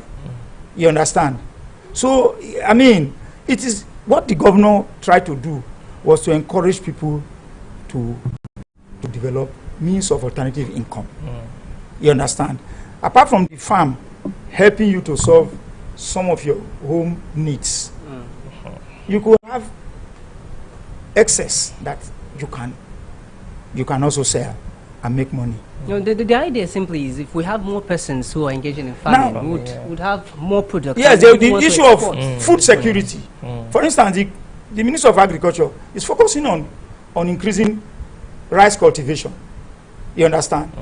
Seedlings, grants, and everything they give to farmers in this state. We've also trained young Bayelsans in soilless farming and other types of farming in Nasarawa State, CSS farms, in integrated farming in Nasarawa, and also in Ogun State. Young Bayelsans, women and young men have also been trained. So the question is, some of them, they even got money to start up their farms. Why are they not developing their farms? So sometimes government creates the environment. It is now left for you to take advantage of that opportunity. Government cannot provide everything for you. There's nowhere in the world where the government provides everything for you. But government will provide the basics, and it will also provide the enabling environment. So as a businessman or as an individual, you take advantage of that, of the opportunities that the government has created for you to be able to better your life. So the issue of food security is not only until the Minister of Agriculture grows rice. For instance, we have local farmers in Bayelsa that are doing very well. Does the government have a database? Without government, even these are not government farms. Is there a database of those? Because I know that the governor releases some 11 billion naira. You know better the figure. Some 11 billion naira monthly to farmers. 200 million. 200 million naira monthly. Yes. To farmers as grant. Yes. That's still ongoing. It's just that one started, I think, towards the end of last year. But before now, what we had was grant to MSMEs, small and medium scale enterprises. In the 105 wards, initially we started from 200,000 naira, then it was raised to 400,000. You know, for in every political ward, Was we had 2 persons, later program? 4 persons. That one was Ministry of Trade and Was it not the Industries. NGK program? No, it's different. This is state government, I'm telling you now. Well, NGK has also had something like that. Yes, NGK has had, but Immediately after the COVID-19 and all of this. yes, you know. Is it not the same thing? NGK Or has is it a partnership? not. Because I know that the state government somehow was they gave involved in grants, that NGK. but I think after some time they started asking that those monies be repaid. That's what I heard about it. Yeah, but that of the was, state government was different. You know, so the government tried to support our local entrepreneurs, even those very small scale people who run small businesses now, in our these villages. grants, this 200 million naira grant that they release, governor releases monthly for agriculture. Who are those who benefit from this? Do we have a database of farmers that will typically get this? Yes. This is The Commissioner for Agriculture has the data base. I don't have that information, and like I don't give information that I don't have, and I don't speculate. What step does the government take to ensure that? But what I'm telling you is something that is happening even now. This is not just about the farming alone. It's it cuts across even skill acquisition. What steps does the government take to ensure that a lot of this money sent out, a lot of these trainings result in direct increase in output? For skill acquisition, you know, just trying to be conservative. This government has trained close to 10,000 persons in skill acquisition, and I believe you heard of the Doyediri skill acquisition program run by, you know, the office of Ken Godwin. yes, Ken you know. Godwin. Now, that is a program that has been very, very successful. You know, I think we are having the 4th or 5th batch that will be going for training anytime from now. But the good thing about that program is that after each batch of training, the beneficiaries are given, what do you call it? The starter packs. Are you aware they sell the starter packs too? Yeah, Like, so that's And that is where I always tell people that is not the fault of government. Government has empowered you. You decided to now turn that empowerment to short-time pleasure. Are we targeting the right person? The right person. The people who really need the skill and empowerment. Or are It we is just people who offer picking themselves. Our siblings and No, it is people who offer themselves that you would. I tell you, when this current one, when they started this program, I beckoned to some of my persons in my community and in my family, my extended family. I said, look, this opportunity is there. People should take advantage of it. The response was poor. someone who You understand? studied. But I want to tell you this. But there are people who see those kind of opportunities and they take it. There are people today who have started their own businesses after those trainings. Some have done catering. When they get their starter packs, they start. Some is fashion designing, just like we that. get to see testimonials. People who, after taking the starter packs, they come and tell us it is as a No, result of this. but Henry, there are acquisition. testimonials. So many of them are bound in this state of people who went through this.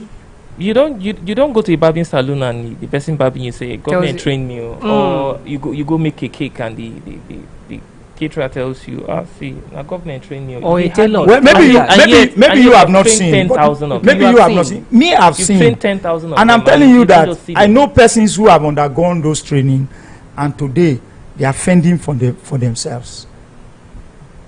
But I mean, there's a general malaise, if you ask me, in our state. A lot of persons see government as a place where, when government is doing anything, now free gift, we could just go take our own.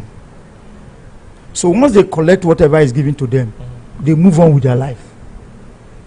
They are waiting for another set that will be done again.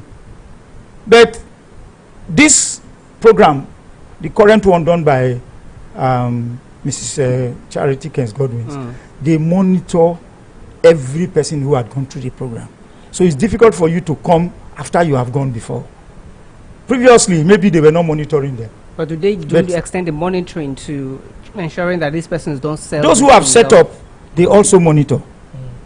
But she will be she's in a position to give you the specifics, the details. But the little that I know about it, is what I'm telling you. Could we be much more careful when we're doing this empowerment to ensure that we're targeting the right persons? Let it not be that the government is just wasting money. Yeah. So I see your point. I see your point, but that shouldn't stop government from doing what it's supposed to do. If people don't take advantage of it, and others take advantage and they better their lives, who will have the regret? Okay. It's not government. Let's also piggyback a little bit and talk about the Bayelsa Diagnostic Center, the Bayelsa Specialist Hospital. These are secondary healthcare facilities. Primary healthcare facilities in Bayelsa is not exactly where it ought to be. Many would argue that. We could start mentioning names of PHCs in town. It's not where it has to be. But then the governor is making efforts. There is the Poroma Referral Center. That's a second health facility also. But when many persons won't know, now the Bayelsa Diagnostic Center and the Bayelsa Specialist Hospital, what will happen to them?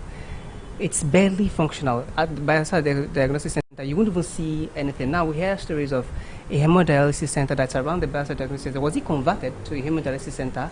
No, the diagnosis center is different from the hemodialysis center. The hemodialysis center was built from the scratch. Apart from the fact that yes, the building was already there, but every facility you see there was, you know. So what happened to the diagnosis center? Honestly, I will not be able to tell you. You understand? But I know that there were issues, and at some point, contractor issues now, because it was also given out to the contractor, and there were issues. But honestly, as I speak to you, I do not think that place is functioning at full capacity. Is it functioning at any capacity at all? At all? I cannot. I do not know. I must be frank. But at this point now, I'm concerned because you might likely share the same sentiments with the Bayelsa Specialist Hospital. If the Bayelsa Specialist Hospital is functional, I've been treated there. I've been admitted in that place before. Is it functional as, for instance, you go to any other secondary health facility around town? It depends on what you are looking for. I go to that. That is where I do my medical. Apart from maybe outside the state, if I'm going to, I have appointment with any doctor outside here. My doctors are at the Bayelsa Specialist Hospital. I go to them whenever I need medical. I need medical service, or I need to do any check. I go. People say there seems to be a problem with handing over government-built infrastructure, any of the programs or projects we have, to private hand for management, a business, for instance. The Ebedibiri, there was a problem, private because of the contractor. But now we are. But I told you that place more better. But then there is also that pattern. Ebedibiri is there, the aquaculture village is there, and also diagnosis. A number of them. It seems as though there is a pattern of neglect or contractual problems. What could be the cause of all of this? Why does government? Why don't you also look at the ones that are functional? No, there are those that are functional. So the truth of the matter is that when a facility has issues, the best thing to do is to address those issues. But let us not use it to generalize as if there's a total collapse. There's no total collapse. For instance, the issue of primary health care, we might not be where we are supposed to be, but we are not where we were. And I tell you, how so? Look, recently, Bayelsa State won the UNICEF award in healthcare development, and it's in primary healthcare. We got $400,000 coming second in the South from UNICEF. What exactly have we been doing in the primary healthcare sector? So if the primary healthcare, this is not a local award now. If we were not doing anything at all, there's no way we will have been deserving of that kind of award. I'm curious now. Is it the drones that you use to deliver medication and drugs? It's not only the drones, but you know of the drones. Yeah. And in Nigeria today, there are only 3 states or so that have that kind of facility. And we started it. You understand? The partnership we have today with what's their name now? You see, that facility, anybody who comes to Bayelsa and sees that facility, they always give this government they give this government thumbs up, because the ability to reach far communities that are easily not reachable, particularly where there are no roads, you have to go by boat. The time to get to those places with medical supplies, you know that facility and the operation, the operation it renders has been able to, close that gap very seriously. So those are things that are functional. But we always want to say, this one no dey work, because of say this one no dey work, now we say nothing else dey work. That is where I don't. For instance, today I've been able to do something here. The areas that are working, I tell you, the ones that are not working, the ones, and I'll tell you what I know, and I say yes, I agree with you. But let us strike a balance. This one, it dey work, and we dey do am well. This one, it no dey work, we will improve. But to say that healthcare, the other day somebody posted a video, maybe something happened to the person. He now said that, healthcare in Bayelsa is dead. It happened in Zero Koloberi. I don't know what happened. You see, yes, there could be issues with funding. You get it? Which is something that, yes, it's a normal thing. Because there are too many competing requirements, competing needs. Every facility will not have the same kind of funding. Those are things that, yes, we could admit. But to say that no, they do anything, no now. But is this not too much on us? We go put more funds for Bayelsa Specialist Hospital, the 500-bed hospital, also the hemodialysis center. Is it not too much? Can we not just focus on a few that would... It doesn't work like that. Okay, are you not surprised that today we have five higher institutions? That many would also say are struggling. State-owned. Many would also say are struggling. Some people will tell you that this small state, only NDU is enough now. Even when they are setting up NDU, they say, why they won't set up university? How many Bayelsa they go school? But today we have NDU. We have Bayelsa Medical University. We have University of Africa. Not be so. We have College of Bishop. We have Polytechnic. We even have a private university. Is it not the case? So, look, the world is growing. Sometimes you need to do these things to meet with current realities. You might not get everything. You might not get everything 100%, but keep doing the best you can. At some point, the way government works, at some point, another government could come in, and you see that the focus will shift, and you see those places that were not getting enough funding begin to get enough funding. Because government is a very large enterprise. It's a very big elephant. You understand? So sometimes you might not be able to service all of the competing needs, but let it be that you at least you are doing something. Okay, let's talk around tourism a little. The government of Doideri, the assured prosperity administration of Governor Doideri, his position on, or disposition on tourism. Peace Park is an area that before now, did a lot of bubble. But while there are parts of it that meets the eye properly, well, there are other parts that many would say is an eyesore. Well, recently we heard of the Naija City Park, and we're not quite certain if that's a government-owned thing or a private thing, but maybe we'd have you... It's privately owned. Government went into a partnership with somebody. So the Naija City Park is an initiative of government in partnership with a private... Is it a 50-50 thing or 30-50? I do not know the details of this thing, but I can tell you that there's a relationship between the Ministry of Tourism and that park. But mind you, this park died a long time. But the pleasure part of it died a very long time. It's this government that has revived it. So why it died? I know it was functional during Silver's time. That's what I'm saying now. But after Silver's time, was there any peace park? Okay. Other than what the celebration you do at the Cenotaph. That's the only thing that was happening there. Until now, we have been able to create, revived the tourism part of it. So people should be looking at what the government has done in trying to bring back that place, not looking at where it was. You understand? So, I mean, there are so many things that this government has tried to revive that were more or less no more functional. This park is one of it. And let me tell you another thing about tourism. Maybe you don't know. This government has acquired what's it called, ferries and cruise boats.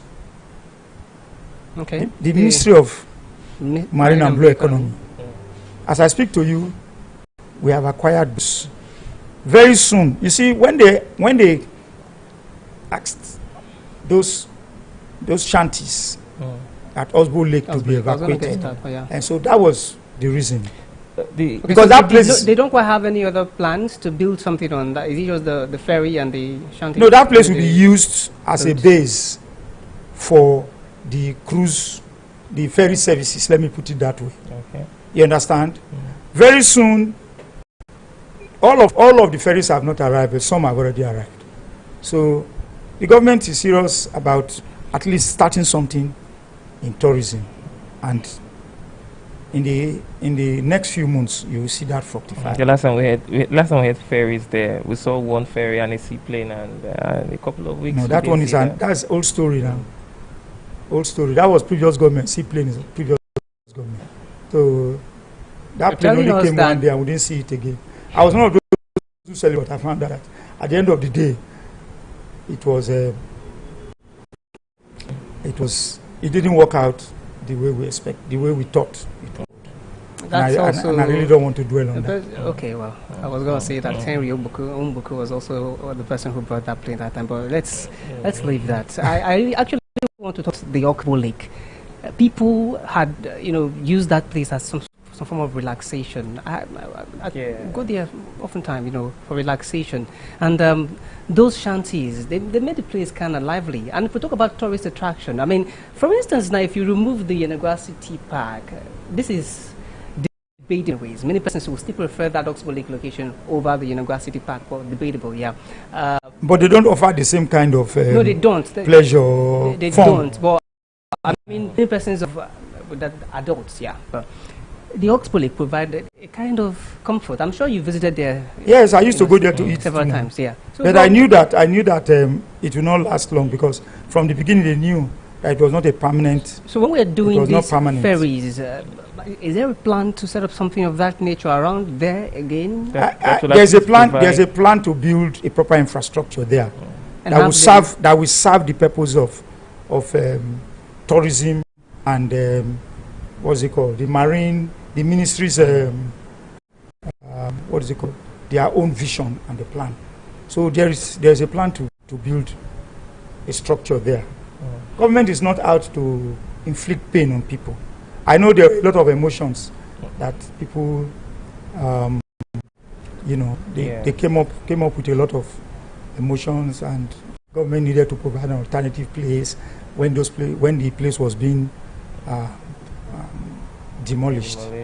But honestly, if government tells you that we are going to use this place in the next few years, you could use that place for 10 years. But when government is ready to use it, government will not look at your emotion anymore. Knowing that this is source of for a lot of persons there, was there anything provided for them? Well, I do not think it's any packaging incentive. I do not really know. But what I know is that they were informed and they were given enough notice to move. When they give you quick notice for your house, when the time reaches, you go move now. If you don't move, they go get court bailiff to come at you. Right. Let's discuss politics before we call this conversation a wrap. A little of politics. We've talked a lot about development, yeah. So on the political front, let's start with the governor being in APC and his predecessor, one who supported him, backed him so much, to come as governor. Being in the NDC, having his own party, the EC. And of late, there have been talks when when the governor defected, the Senator Henry Siraki Dixon also did not quite. He criticized him. Yeah, he criticized him clearly. Okay. And well, the governor did not quite respond. But there's a way the governor responds, just subtle response. And also when the senator would say things, the governor also responds in certain. So, well, I just wanted to ask: is all well between the governor and whom he'd like to call his leader? Let me ask you a question. With the question you have asked. The former governor criticized the current governor for leaving PDP. Is the former governor in PDP now? Why didn't he remain in PDP? He left the PDP. No, he shouldn't have left, because his anger was because the current governor left. He expected him to stay to salvage the party. So why did he leave? He should have waited to salvage it now. He's a senator. There is not much he can do as a senator. No, that's not, because he's a former governor. A former Isn't governor. it? Yes, he is a former governors, or governors have influence in this country, whether former or serving. Now, he should have salvaged PDP. Look, people should give kudos to this governor for seeing what they didn't see. He saw what was coming to PDP, and he had to leave. At the time he left, people felt, oh, he was leaving a party that brought him into office. Today, how many governors does the PDP have? They don't have one. The PDP does not have one governor. Even the last person holding Governor Day and Bala Mohammed, they've now moved to APM, and they are doing one kind of rainbow coalition with PDP. We don't understand. The Turaki-led faction of PDP. Anyway, but the Wike faction has disowned them. So the point I'm making is this: politics is often deeper than what people see. Sometimes when people take decision, don't jump to criticize them. Has the governor not been proved right today? I mean Governor Diri. He has been proved right today. Well, the former governor has gone to has started his own party, more or less. If the current governor had waited for the former governor until he had an alternative platform, what would have happened to all his followers? All the people who believe in him, who want to contest election. You want to leave them in the lodge with what has happened, what we have seen in PDP, where today people who bought form in one faction, they are not sure whether their names will be on the INEC list. This current governor saw that, he foresaw it, and he avoided that. He is not contesting election again. Though that is why some people say, but he's not contesting election again now. Why is he leaving the party? What they have forgotten is that this man has people who believe in him. He has people whose political future is tied to him. But if he had left them in the lodge that PDP eventually became, what would have happened to some of them today? Political parties, why did he choose the APC? One that he had, contested again and also criticized some of their party manifesto for being the answer is simple. Politics in Nigeria is very fluid. There is no ideological politics in Nigeria. Parties are just vehicles to contest election and get into office.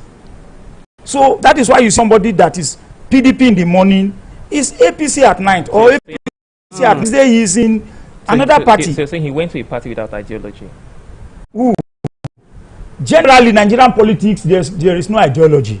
Anybody telling you that we are going to come up with ideology, we are forming an ideological party, they are just saying that one. The reality, okay, look at Obi. How many parties has Obi changed between 2023 and now?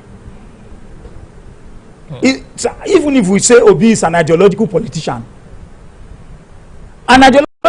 somebody who believes is a politician of conviction, and you believe that where I am, no come rain, come shine, I will be there. But politicians move from one party to the other based on current realities. It's not because of they believe in that party ideologically. It's not like what we have in the American system.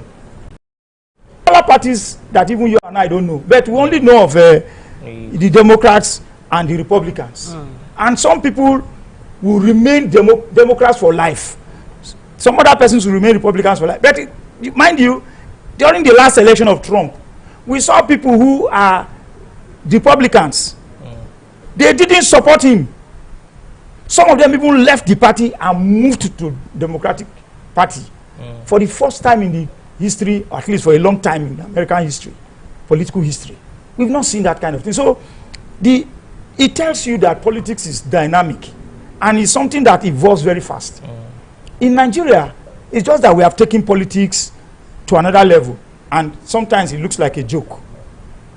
The way politicians, you see somebody who was there to the legislature on the platform of one party and is defecting, and the constitution says that if you defect, you lose your seat, but they remain there. Nothing has happened. How many politicians or legislators have you seen that their seats, you know, have been struck down on the grounds that they defected?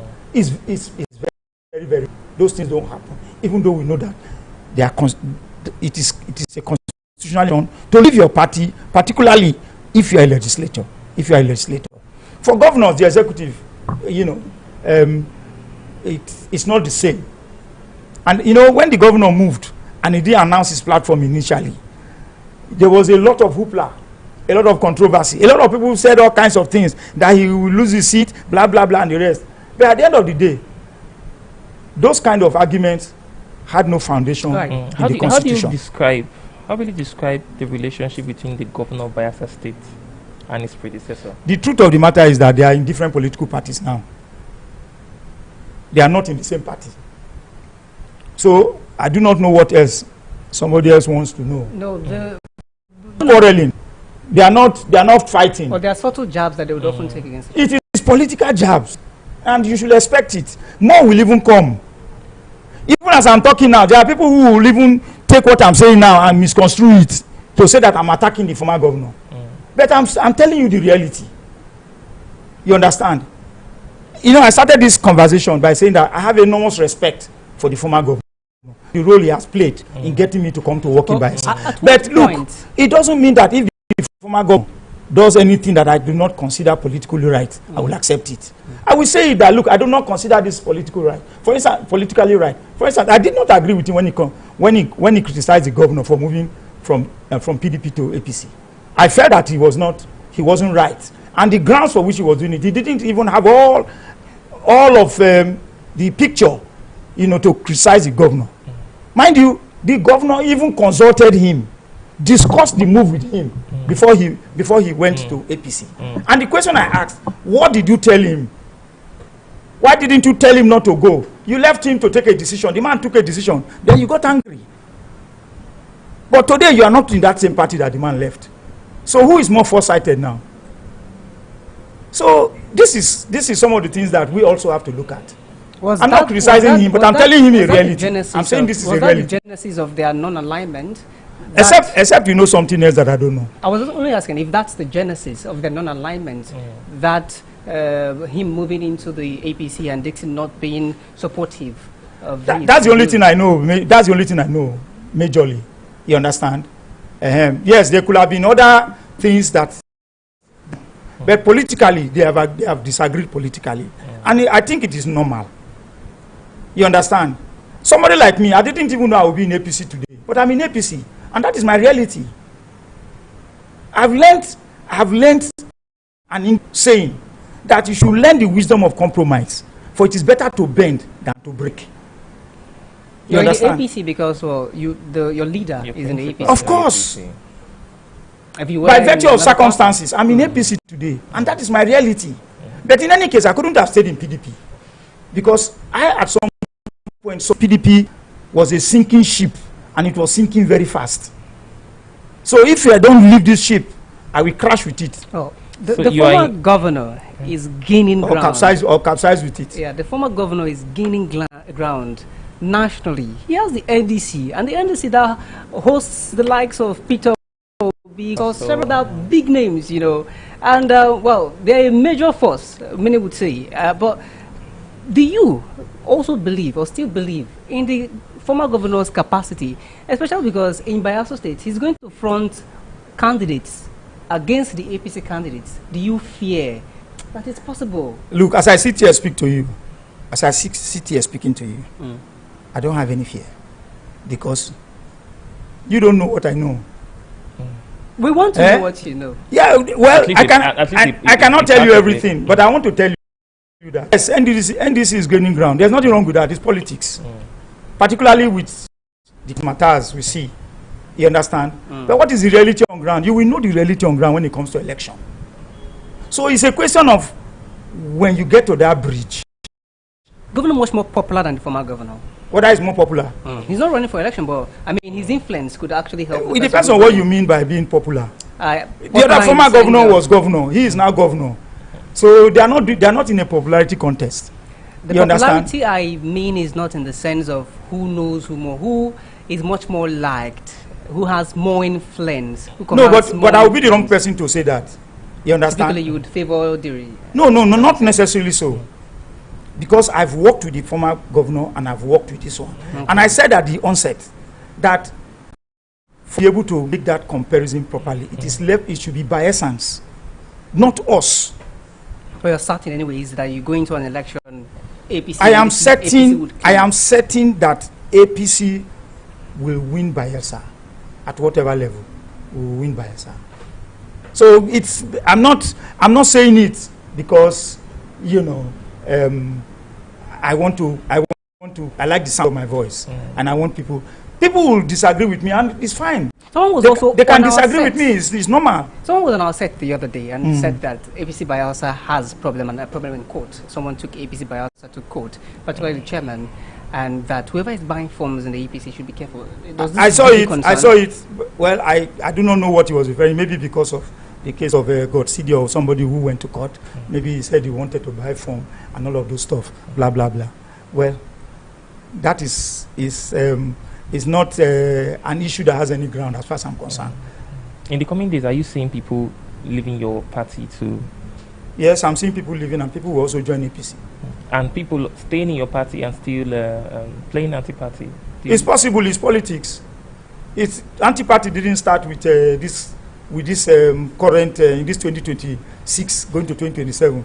Anti-party has been there since advent of democracy in Nigeria and since 1999 up to now. So it's not going to be new. We all know that anti-party is normal. There are persons who will come and tell you that we are with you, but really they are not with you. There are persons. The governor is someone. Sorry for taking words. I'm stopping you abruptly. The governor is one who loves unity. I mean, I admire that quality in him. The 2019 gubernatorial candidate of the APC, he works with him in such a way that is rather just admirable. David Learn, and also someone like Hennekin Obri. They've also been at different parts, but then they're also working together. But sometimes I'm rather concerned or befuddled when certain persons who are even close to the governor fall out to the governor, and somehow there is no way for the governor, to just call them together. One of them is the APC person. I'm not quite certain that one was close to the governor, but I know that the governor could also do something like trying to call all persons together. I'll call names. The first one is the APC problem that you said is not a problem. The governor could bring everybody together, all warring factions, and settle. That's one. Second of Dobara Kumoko is rumored to be the cousin of the governor. Bayelsa APC does not have faction. Let me learn. Okay, no, not the faction. The person who is contesting in court that he bought form and then he was somehow. I told you that is not an issue as far as I'm concerned. Well, there is also Dobara Kumoko. There is Soyo Apa, who is the executive assistant, former executive assistant to the governor, and somehow they fell out. And Dobara Kumoko also, I don't know how they fell out, but since then, I don't like to discuss personalities, but let me tell you. You see, I ask you a question. Dobra is my brother, is my younger brother from Agbere. His mom is from Agbere. So what I'm going to say is not as if I'm going to be speaking about somebody I don't know. Now, he is called youth governor because of he has following. There are a lot of youths that follow him. But I want to ask you a question. Did all of the persons following Dobra follow him to NDC? Well, when they go, we see the crowd of supporters. You will see the crowd now, the same crowd. Today, somebody's defecting in to APC, you will see that same crowd. Are there people who you know that are followers of the brother did not go with him? Well, I cannot count all his followers, but I'm just telling you. The point is this. Didn't mean that APC became empty because Dobra left. Okay. In any case, was Dobra really an APC member?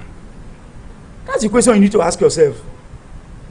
So You could say that he has following among the youth because by virtue of what he does, he empowers people. Good. You understand? He does some things that are quite admirable. But politically, it's not possible for you to have everybody follow you.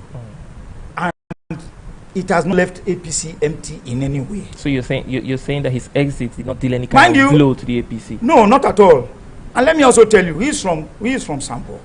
His father is from Sampo. And that's why they call him the governor's brother. Because he's from the same community with the governor. Okay, he's not a cousin to the governor. He's maybe more or less a nephew. Okay. You understand? So, but let me tell you, what is Dobra's political weight in Sampo? Where the governor is from? Is it not your locality that you are going to play your politics? You understand? Won't he go home to play his politics? So where has it Where you have the governor? Where has he garnered all the followers that call him youth governor? It's Yenagua now. Oh, right. It's Yenagua, but not back home. The governor still controls the power levers in not only Sampo, but in the whole of his local government. So he's lost by leaving? He did not consider his move properly. But I'm telling you the reality now. In Yenagua here, and there are a lot of other big political names here. They have followers. I could give you, I know you know some of them. So it's not as if that because Dobra left or Dobra decided to join NDC. Was he an APC member? If he was, where was he? Was he in Sampo or in Yenagua? If it's in Sampo, then forget it. Because there will be, nothing has changed. The governor is the person that is in charge of Sampo and Kolokuma Bokuma. So, I mean, he could make all the ethics be good for people who want the fancy. But when it comes to the brass tacks, when it comes to the reality on the ground, you will know that the person who calls the shot is still the governor. Okay, I had left. You want to go ahead. You want to say something? Ask your questions. Part of it. Okay, I think it's more or less the same thing. You understand?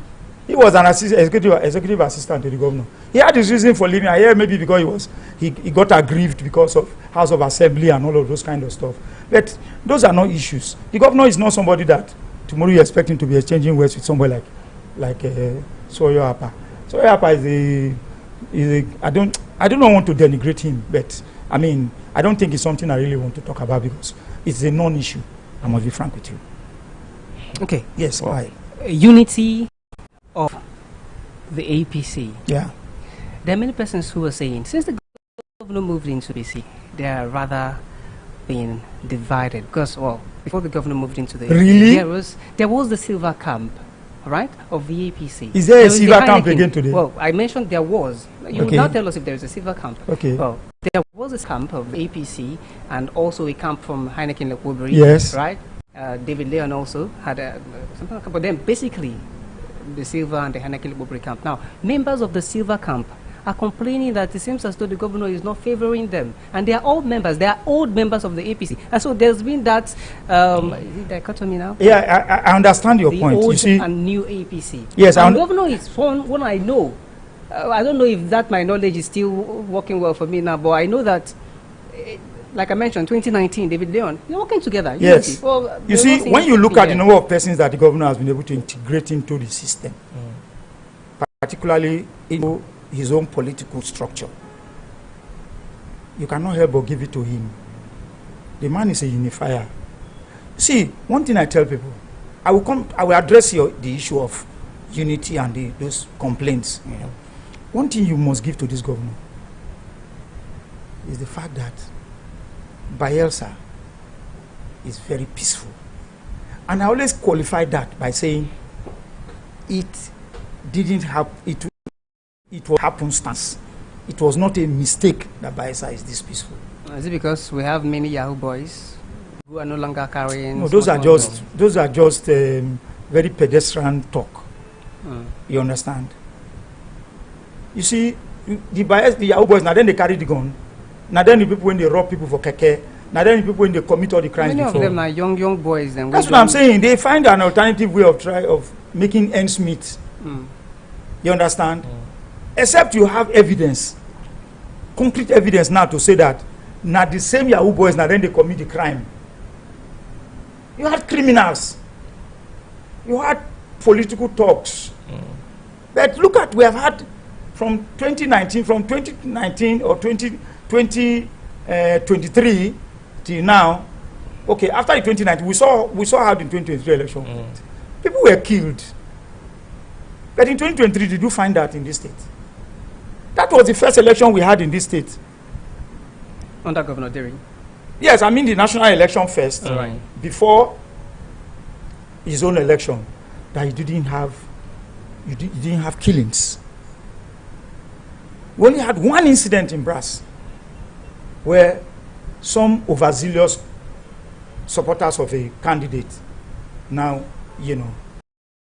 took the life of somebody. But apart from that isolated case, from 2023 up to now, I also had one in Obia that saw the killing of someone. But those are isolated cases.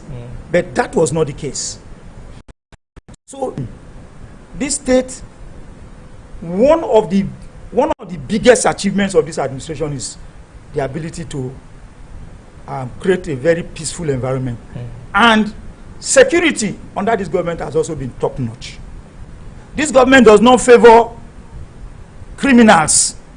Zero tolerance for crime and criminality. You do not have any political cover if you commit crime under Governor Diri.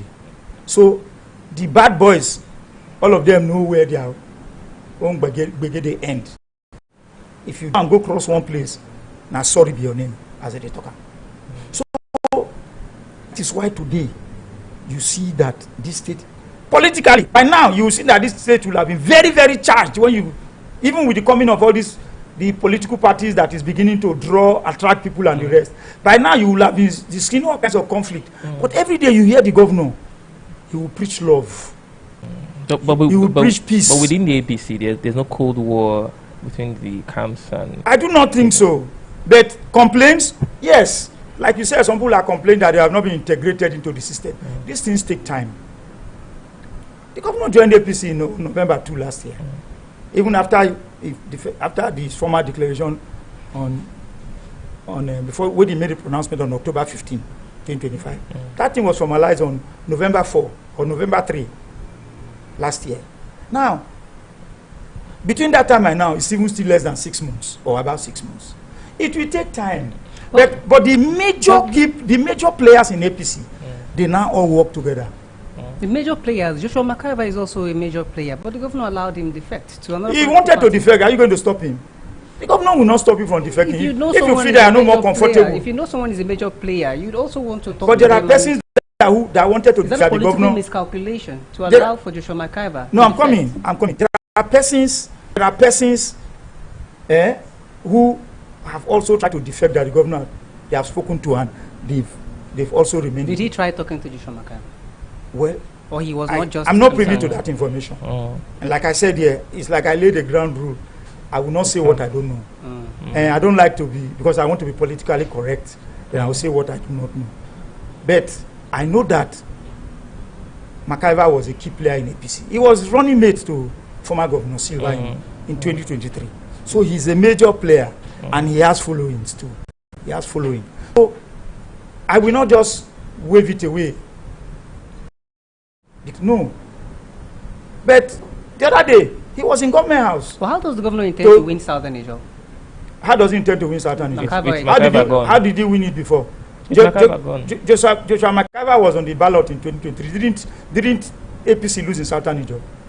So, I mean, sometimes it's not only one person. It's not only one person that calls the shot.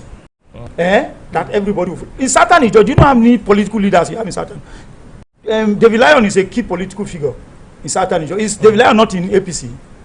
So the SSG is a key political figure in Southern Niger, isn't it?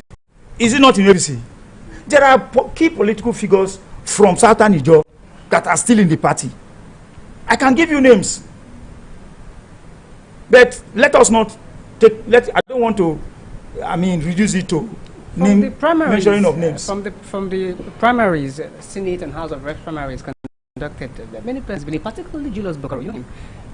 He's a good friend of yours. He has left the APC now. So he's left the APC. So let him leave our party alone. Now then the year before they don't give space for us. Make them leave us alone. I read his posts.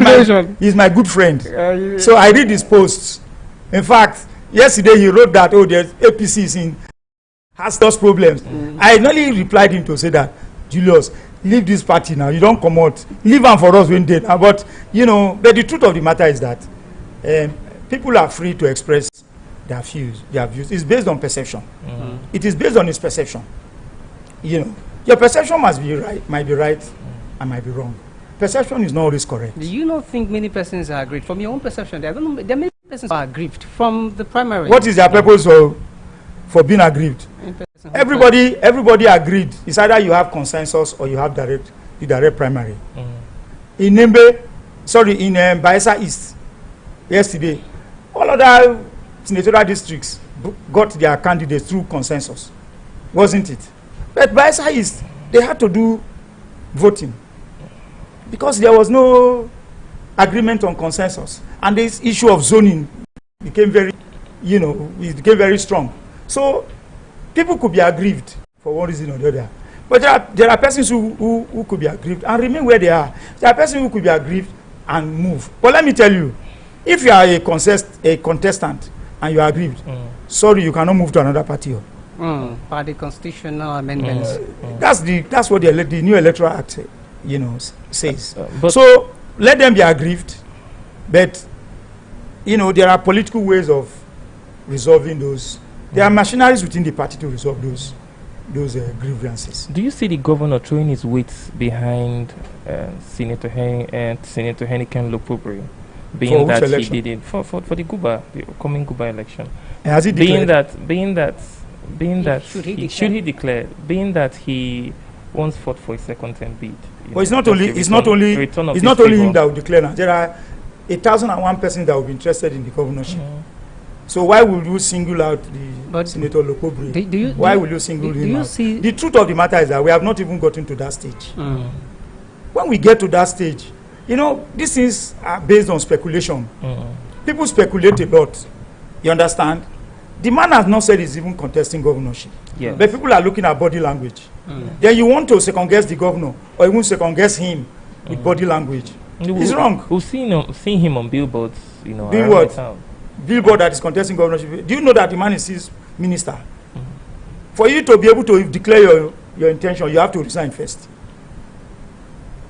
He has not resigned. He's still a minister of the federal. Time for the governorship is not yet here, so he can be resigning. That's what I'm saying. So why are we second guessing him? Some people have also mentioned other names. None of these persons most of them that they've mentioned, they've not even made their intention known. Because they are holding one appointive or elective office. So let us wait. See, the machinery of the party will handle those issues. It's not about the governor. And that's one thing I want some people to also understand. The governor has his own opinion. His own choice carries a lot of weight. But the governor is somebody who does not act alone. He cannot impose anybody on the party. At the end of the day, whosoever will emerge as APC candidate, whether for Senate, House of Reps, or governorship, will be through the machinery of the party. So let people not begin to zero in on the governor as if he's the one who will just say, this is the man I want to, everybody go and work for him. You cannot do anything. No. The governor doesn't operate like that. Okay. He's not that kind of person. And that is why you see the party is peaceful. The state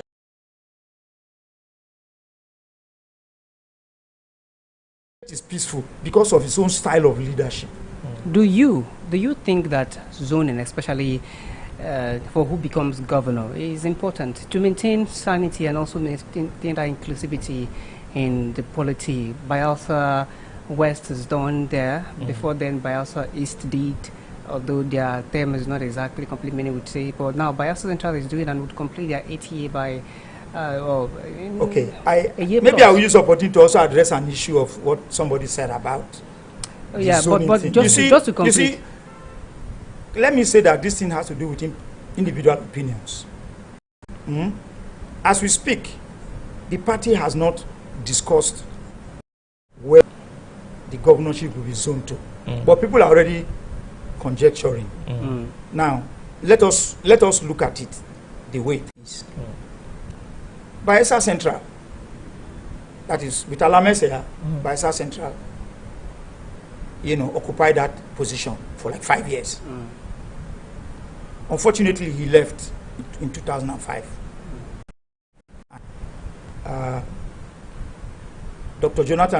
Goodluck Jonathan came in, and he did from 2005, December 2005. He was there until 2007, May 2007. So maybe like a year and a half, maybe like 18 months or so. He left. He's from Bayelsa East. After which former Governor Silva came in, he did 5 years. So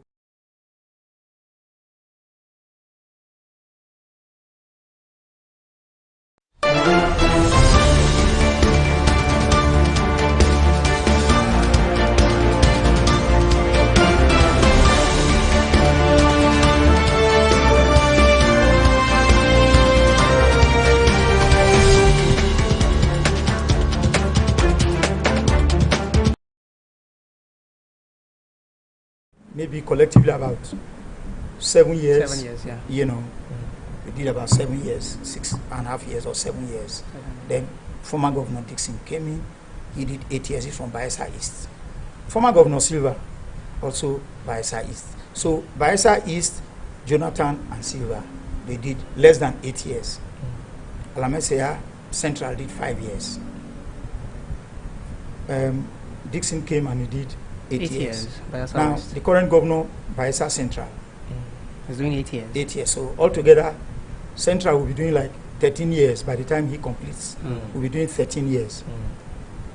Now, people have argued that Bayelsa East has produced 2 governors. Regardless of the number of years, they have produced 2 governors. Isn't it? Central has also produced 2 governors.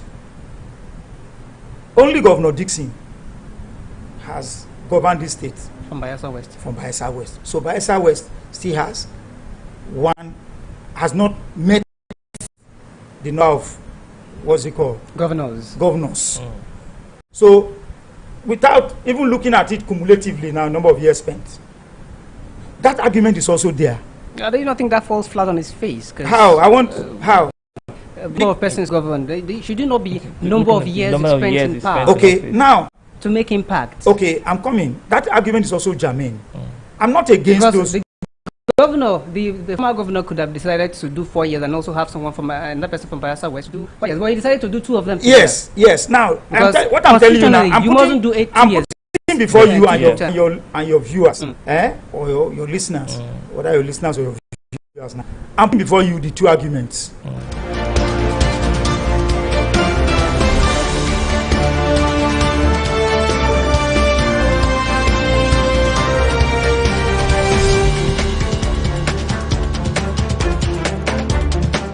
Welcome to Globe in View on Naija Live Television. My name is Babi Mparu. Let's check out the headlines. Opebolo condemns Benin market kidnap. OT vows to complete new road projects. Stammer announces planned social media ban for under 16s. A quick reminder for our viewers and partners that Naija Live TV is officially open for business. If you are looking to boost your brand through paid adverts or sponsorships, we are ready to partner with you. You can contact us on our studio line on 081-293-40000. For physical consultations, visit our head office at number 122 Mbiama Yanagar Road, Amarata Yanagar, Bayelsa State. And don't forget to stay connected. Follow us on Facebook, YouTube, Instagram, TikTok, and X at Naija Live TV, or visit our website on www.naijalivetv.com. Details of the news shortly.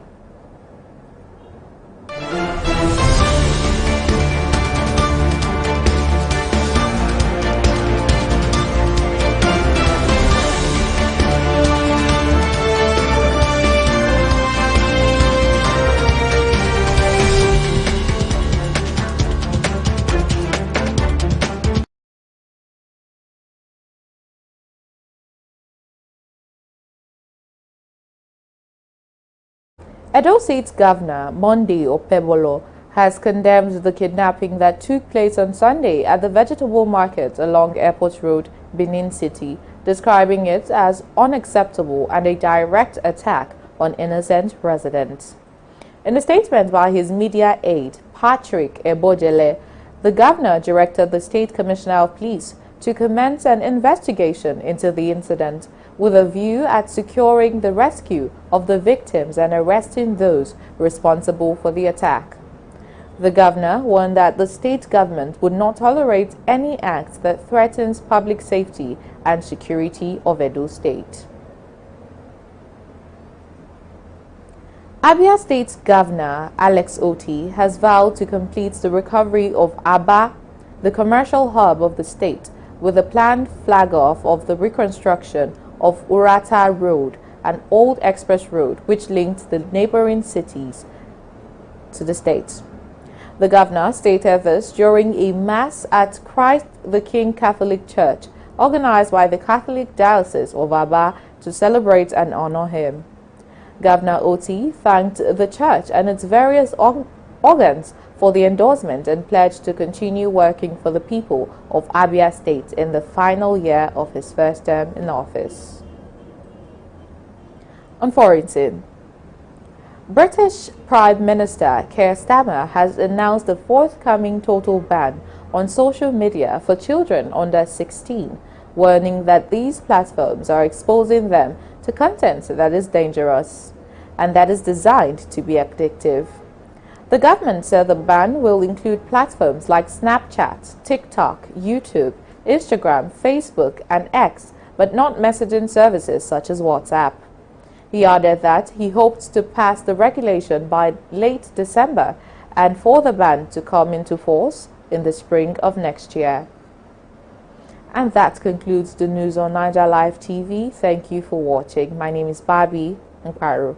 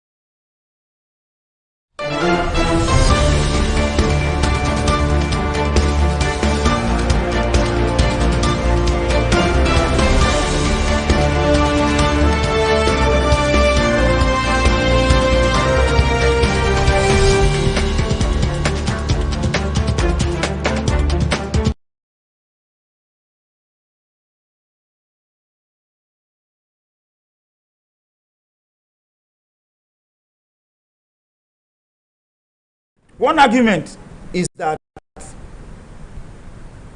every other zone has done years than Bayelsa East. So it is fair, proper, and just for Bayelsa East to be the first right of refusal, giving better consideration. Bayelsa East now. Good argument. I have nothing against it. But you cannot also discountenance. You cannot also throw the argument of persons who argue that Bayelsa West has only produced one governor, while other zones. So, but to sum this up, I will also tell you again that when it gets to that time, this issue will be resolved based on the political exigencies of that moment. This matter will be resolved. But it's not for me to begin to say, the governor will favor this person like you asked, or will favor that person. No. Those issues will come up when we get to that bridge. Okay. We will cross it. Yeah. We've done 2 hours on the program already. I was even thinking it's more than that. Yeah, we've done maybe a little over 2 hours. Yeah, but let's have you wrap up on your thoughts on the podcast. And One little issue there, the INC. Let me just say that the issue of the Bayelsa West, some people will say I'm bringing it up because I'm from Bayelsa West. Right. You understand? I'm from Bayelsa West. I'm from Sagbama local government. But I'm telling you that I am somebody who is pragmatic. Oh, there's also the reason, the Anakin Lekwebri reason. If Why? What he is the decides Anakin to run, Lekwebri reason? If he decides to run. The governor See, seems to anybody have that becomes governor of Bayelsa will favor anybody that they want to favor. So let nobody, is it everybody from Kolokuma or Pukuma that is in this government? So when people say that, oh, because you are from that area, you want to favor this man. No, it does not hold water. That is my own thinking. I have worked with somebody from Bayelsa West. When I'm working with somebody from Bayelsa Central, from Kolokuma or Pukuma, and if you ask me, I can tell you the difference having worked with two persons from different local governments, different perception, different ideological outlook, different way of doing things, mannerisms and idiosyncrasies. Would you want to share? Because you said if no, the truth, if I do that, I will make, and I said I don't want to make any comparison. Alrighty. But it has enriched my worldview, and that is the most important thing for me. Alrighty. Yeah. Let's the governor recently talked about the INC and the fact that they were using his name to hold an inauguration, after which we saw that inauguration hold elsewhere in Warri and not at Ijo House. What's the governor's position on the INC leadership as has been inaugurated in Warri? Does the governor recognize the INC leadership led by Ibadiwe? Because, well, this leadership had the Benjamin Okoba, and also it had members of the ELECO all there. Anyway, to answer your question, you also have to know the background of the governor. The governor is a product of the INC. He was the pioneer organizing secretary, national organizing secretary of the INC. You understand? Even the former governor, two of them were in the same executive. The former governor was legal advisor, while he was organizing secretary. They started their advocacy, their activism, the dual nationalism thing, even from the INC. So the governor can never be against the INC. The governor can never support any fractionalization of the INC. So as it is today, he had a position and he had to advise. Because some persons felt that, you know, the governor should have taken a position even before that election. Question mark now. You see, but because he is a product of the INC, the governor does not want any situation that will create division. And he said, look, I'm not interfering. I do not have any choice. He said it publicly at the INC function, that I have no candidate, no preferred candidate. And the man needed to keep to himself. But there were persons who were pushing him to back one person or the other. The man said, no, I won't do that. Do you know that people are blaming him for what has happened today? That if the governor had put down his feet, by now, thing wouldn't have happened. But he would have made the man go against what he said he didn't want to do. But in any case, it has happened. I think what we should be talking about is the way forward. It's not whether he's backing Igbadiwe or not backing him. Those are no issues. Not quite whether he's backing, whether You see, he recognizes. Whether he recognizes INC or... You see, what I think we should be looking at is what is... And I'm going to tell you the way forward. I would rather want to dwell on the way forward than to begin to look what he's supporting Igbadiwe's... The Igbadiwe-led...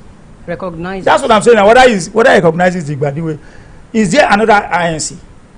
There is one. So there is no other INC. Okay.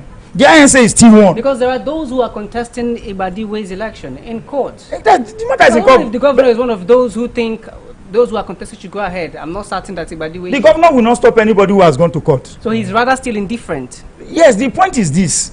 He has stated his position.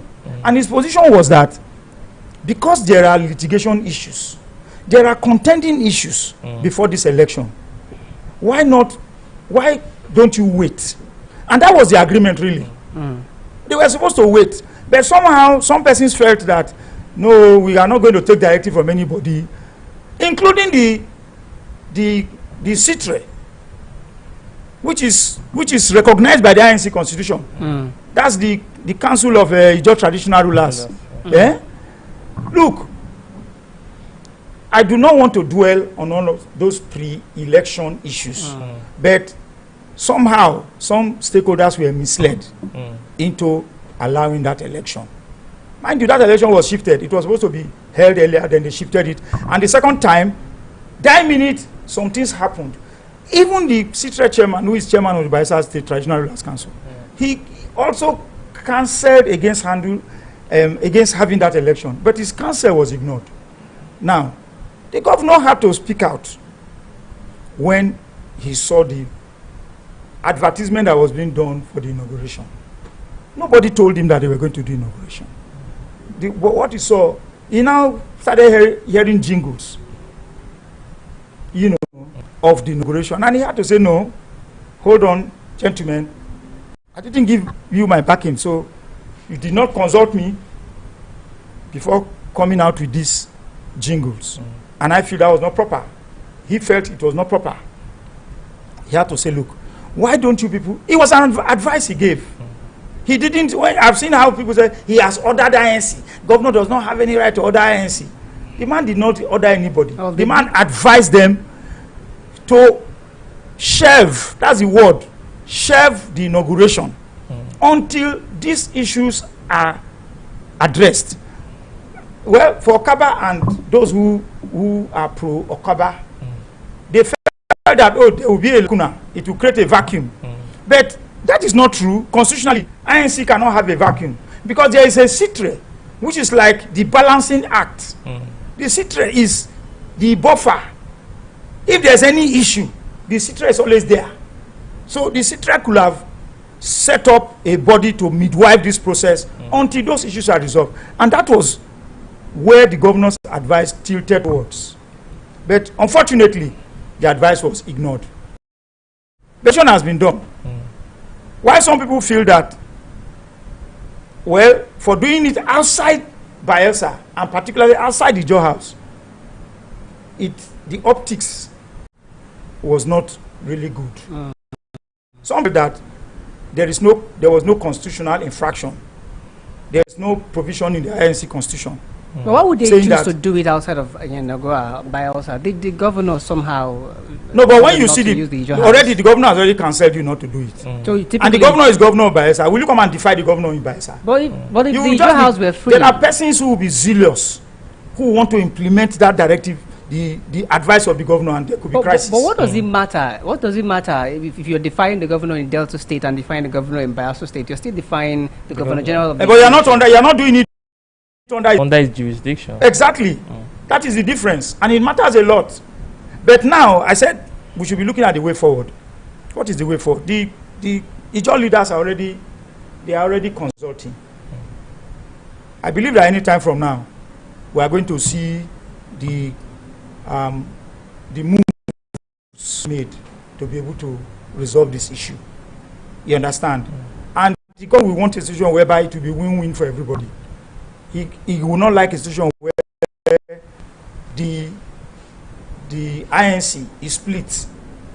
He will not want that to be a legacy under his tenure.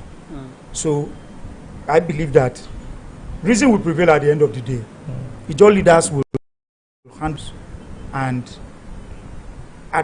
before that is done, I don't think I will like to second guess them. I will advise people to just wait. Let them see this pan out. But knowing the governor as a man of peace, somebody who is well known as a pacifist, he will not begin to, he will not want anything that will affect that we enjoy in the Ijaw nation. All right. Even if it involves upholding the elections and the present president, as it were. Igbadi waste tenure, is it not 5 years?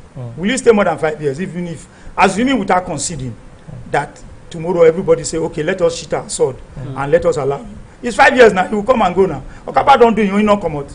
Now, so what does he? He does not look. He does not. It's not a personality conflict. The governor does not have any personality conflict. But he was only trying to uphold the integrity of the INC because some persons were aggrieved. He wanted those grievances, those contending issues to be resolved. That was his. It's not because he's Igbadue. No, I don't think that is a lot of people believe that the process that brought in Igbadue is an infraction of constitution. So upholding Igbadue at all. The courts will decide all of that. What if the courts? Well, I don't want to be. Preempt the court. I don't want to preempt the court. The court could come up with any kind of decision tomorrow, and everybody will be bound by the decision. Sure. So I don't want to prejudice whatever the court will do. Righty. Thank you so much, the Chief Press Secretary to the Governor. It's been a lengthy conversation, and even while we are pushed to go, it seems as though you want to continue having the conversation. So I think we bust point, and thank you really for coming on unfiltered to help us unpack all of these issues and also share your insights on them, as well as the Governor's position on certain critical state issues.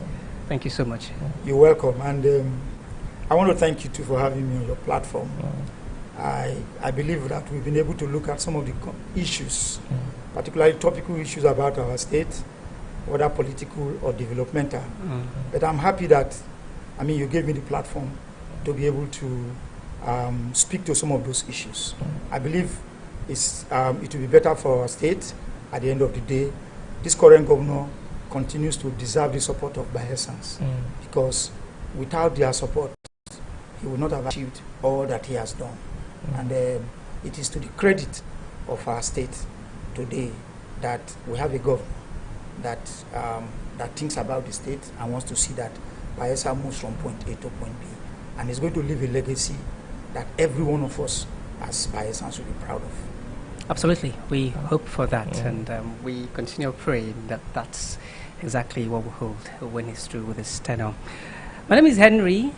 We've been discussing state development and also politics with the Chief Press Secretary to the Governor, Bayelsa State, Daniel Elabra, and also we've had my good friend and co-host, Israel. We'll bring you some other conversation, some other time, interesting conversation too. For now, bye-bye.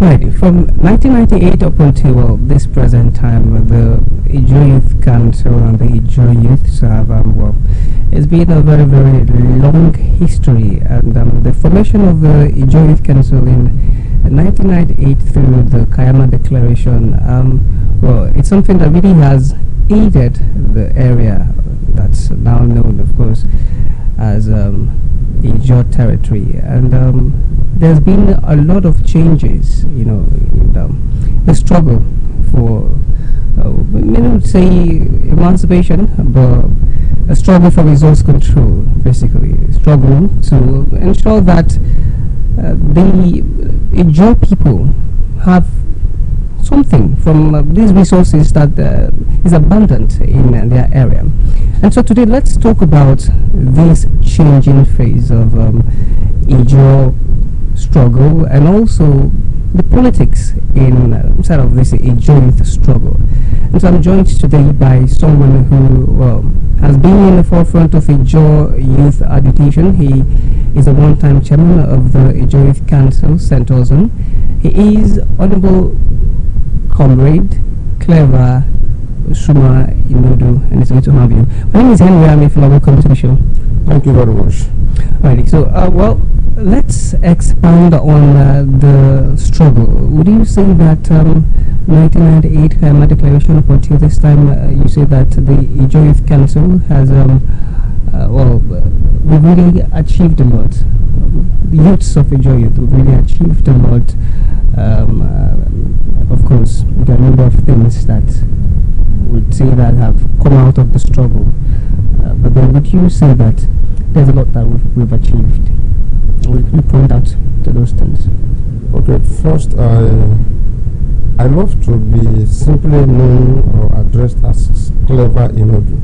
Alright. Because I don't really all those fancy these too many titles. It's not my thing. It's not my thing. So right from growing up and even while I was in office, I took exception to titles. Too many titles get into people's head and don't deliver on the need for while they are in positions. So they will become it. Individuals can go for it, can bear those titles, but to me as a person, as clever that I am, I just want to be addressed Clever Inodu. Okay. Now that being said, well, the struggle, I think, to my opinion, a lot has been achieved. A lot. Like the common saying, we are not there yet. We have been envisioned to be. The things we intend to achieve, we are not there yet. But if we want to begin to enumerate things that your people or the Naija Delta have achieved, I think sometimes we'll go back home and even blame ourselves. Yeah. Resource control, agitations, a lot has been said, and we are still talking. It is on the basis of the resource control we have amnesty program. It is on the basis of the resource control we have Naija Delta Development Commission. It's on the basis of the resource control we have Naija Delta Development, Naija Delta Basin Authority. It's on the basis of the resource control we have even the Bayelsa State government. It's on due to agitations of the Ijaw people, of the leaders. The leaders now sat, proposed, engaged the federation that Bayelsa State need to be created, and the magnanimity of the then president, Bayelsa State was created. Recognition for Ijaw people. That is why Bayelsa State is the Jerusalem of Ijaw people. You know? A lot. Our sons and daughters have been appointed into various Nigerian parastatals, you know, graciously by the providence of God. Nigeria, recognizing that this place, this God-owned Ijaw nation feeds the Nigerian states. And even some part of West Africa, you know, even Africa in its entirety, deem it fit that Ijaw land should produce a president. And graciously we were given the opportunity to produce a president. That is resource control, isn't it? That is the agitation for resource control. Yeah. So when we had the president, there was the Honorable Minister for Petroleum that manages the affairs of resource control, that manages the affairs of oil production. So the resources were in our arms. So far and near, to take it further to the near future, we have not been to where we intend to be, where we envisioned ourselves to be. But coming from where we were years back, I think the agitations have yielded some level of result. Okay, well, what do you say there's rather a dwindling zeal, to this struggle? Because it seems that too many persons are relaxed. Now, the presidency that the Jaws got was really as a result of that keen interest and the keen fight for resource control, and immediately we had the amnesty, and afterwards the presidency of Nigeria also, who the Jaws had that one. But well, since then it seems as though we're resting on our laurels. Okay, as a person, as an individual, to take into account the recent, not even recent, the happenings in the Nigerian states, I have traveled and I pay attention to details. So as an Ijaw man, we have not got into, we have not achieved anything. Now, I will not say that we are resting on our oars. I would rather still call on Ijaw people, Nigeria Delta at large, to continue to agitate, continue to speak on our voice. First, as somebody that has played critical role in the activities of a special agitation council, one basic thing we have to do as Ijaw people is to hold leaders responsible. One basic thing Ijaw people need as it stands, as it is now, take it from Clever Inodu, is to hold Ijaw leaders across board responsible. Why do I say so? We are holding various positions as far as Nigeria state is concerned. Take for example, today we are hearing Kirsten Pondes, we are hearing the Tantita doing a lot to secure our pipelines, oil and gas pipelines infrastructure, thereby making the Nigerian economy boom. That is as a result of the wisdom of God in his life and the management of that team. That is to tell you that the Ijaw people are blessed with human resource. So it is now the level on us to explore those capacities we have. Okay? Now, there are individuals, there are people that we are handling this pipeline security surveillance, whatever they call it, some years back. And the result was never commensurate to what is happening today. Okay? Now, people do not even know that there was such contract some years back. Do you understand? But you will agree with me that for the level of, because of the level of open-mindedness, the kind of heart the man that is running that job has, who he is, that is the true Ijaw man we are talking about. When we have one, it is for Ijaw people. It is not for me and me alone. So if every Ijaw man will have a large heart like what they are doing, reaching across, it's a general resource. Okay? Like I used to tell people, some of these positions we are holding as young people is not the position to change your life overnight. It's not. Some of these positions are a litmus test for stepping forward. Okay? So when you have some little positions today, you want to begin to use it to build all the houses immediately. You want to amass all the houses immediately. There is tomorrow. You will not be able to deliver on this responsibilities saddled on you. You will forget why you are there because you want to quickly develop your life. But you forget that tomorrow you come back again for something. Now, if we have had in time past these persons that we are managing this job, living this kind of life with the job people, they opened up.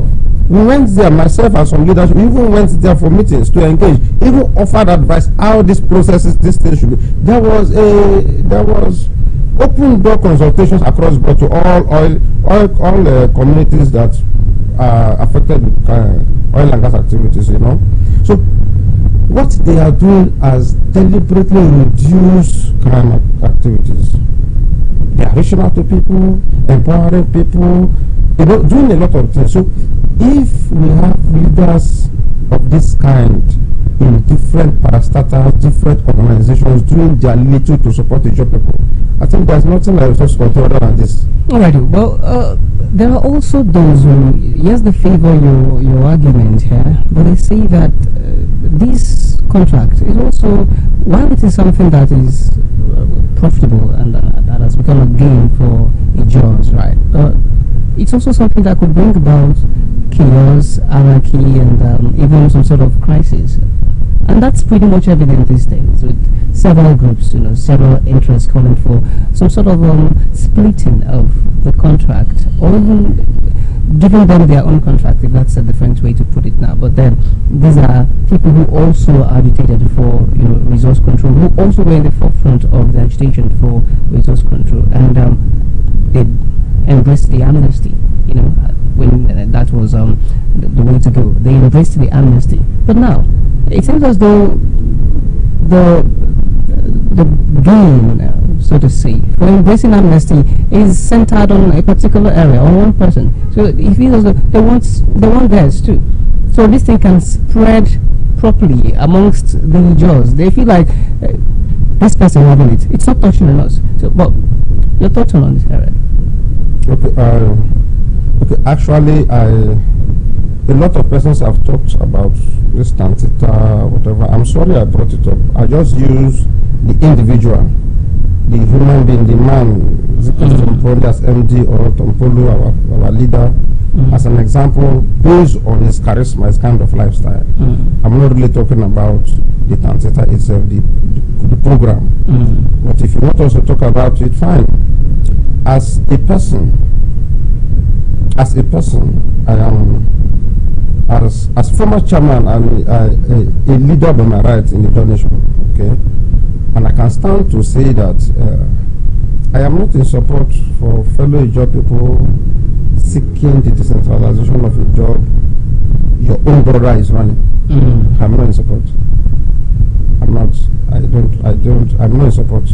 There are a lot of means to go about it. Like I've said earlier, other people were doing it. Other persons we are doing the same job, brothers, some of them are even from Bayelsa State. So now nobody knew this job was running, but because of the magna, they felt like it is a job people. Let everybody come. There are a lot of persons. I don't have anything. I'm not running anything from them, but I just like the way they are going about their lifestyle, how they are carrying along people, managing people, reaching out to people, touching lives. Okay. If other Ijaw sons and brothers that we are managing this same job, I don't know, had lived this kind of life, I think a lot of criminal activities would have reduced, right? Alrighty, yeah. Well, Tantita is doing a very fine job. I mean, anybody who's got eyes knows that clearly. We have moved from, was it lower than 1 million barrel per day to over 1.5 billion, well, around 1.5 billion. Yeah. That's some great progress there. Howbeit, there are still pockets of oil theft. And there are many who think that these areas where we still have oil theft prevalent, why don't the federal government give contracts? If you're not going to split that of Tantita, to basically, it's not because of the money. That's why Tantita is doing it. They're doing it because they have to protect the interest of Nigeria, right? And so even if you give them lower than what they are currently taking home as part of the contract, they'd likely still do it. So either you're taking from them or you're just taking from elsewhere out inside of Nigerian coast to give to another, maybe just to help with the protection of the pipeline facilities and oil infrastructure, knowing that, well, all of these crises could become a thing and even dovetail worse than it is now. Okay, to add to what you are saying, let me just say this. There are a lot of benefits in oil and gas business.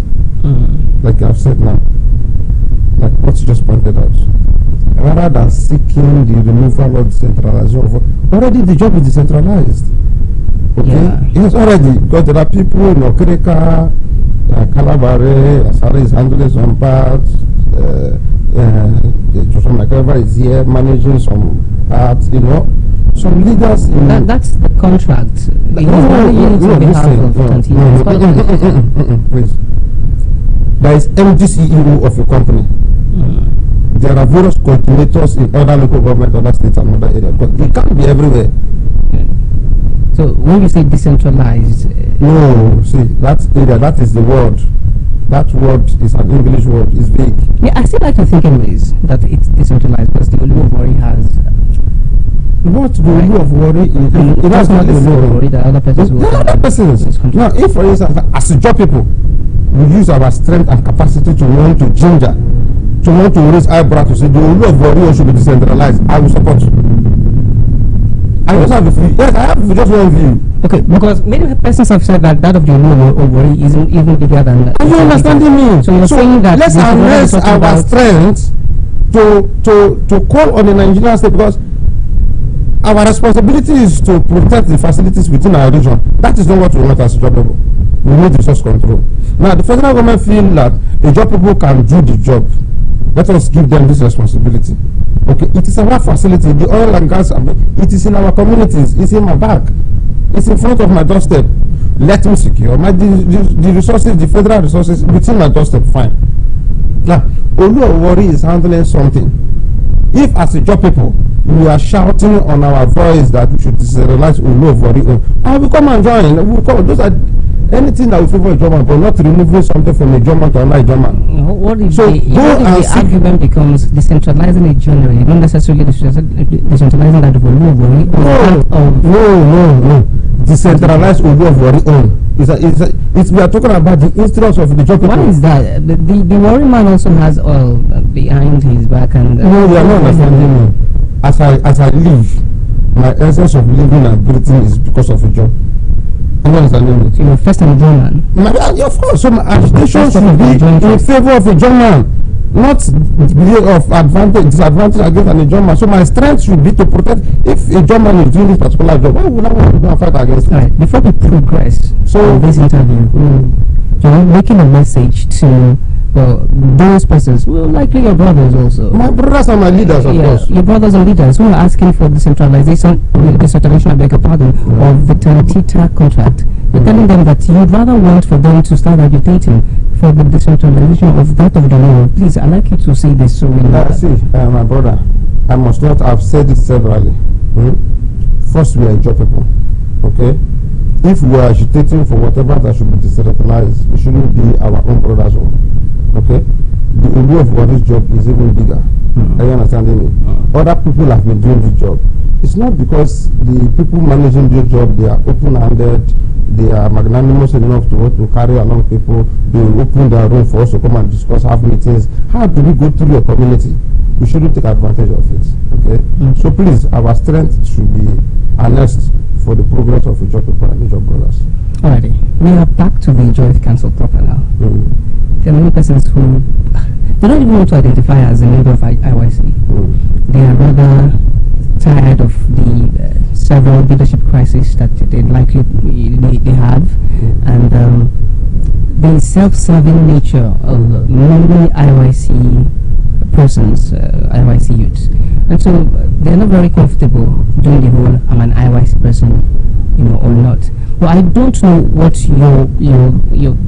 what you favor in this, but do you think that it is possible that, or ways where we could make the youths believe better or believe more in this struggle, that they identify more with the IYC and also discourage the self-serving nature of IYC, of many persons in IYC? Okay, first I want to say that there's nobody that will build a joint council for us. We have to own it. We have to take responsibility of it. Yes. If the council is failing in its responsibility, the citizens should first own it. First, I want to take time to use this media. It's been long I engage on media. If I believe, of course, elections are coming and I'm contesting, I will be moving forward very soon, begin to engage. Now, some of the things we did while we were in office, it was deliberate attempt to rebrand council. Okay, the Joint Council is an ethnic organization for all the sons and daughters. Therefore, as citizens, first own the organization. In your house, own it. Don't, because of any little thing, you go to Facebook and begin to drag the organization, roll it on your own. Have you gone to your house to see the chairman or approach your leader to know your complaints and your issues were not addressed? No. Today, if we say we want to go and protest to shut down NEPA, how many of those job people in their houses will come out to protest? People don't do that. You understand me?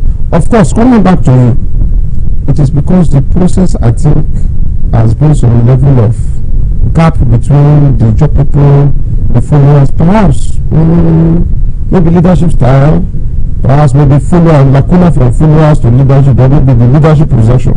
So now what we did was, it was deliberate. We tried to rebrand council. So when you hear a joint council, you will want to run to them. So we took time to renovate the office. There was no office for joint council. Okay, nobody was there, especially central zone. We next time put the office and the place, and I resumed work by 7:30 at the Joy House. Every community complaints, I stayed there to receive them and address them. We have to make sure that the joint council is here for you. And that builds on the leaders. That's what I'm saying. Leadership. Then leadership has to be responsible for some of these things. Then followers matter. Followers is wanting to know that this organization is for me. Own it.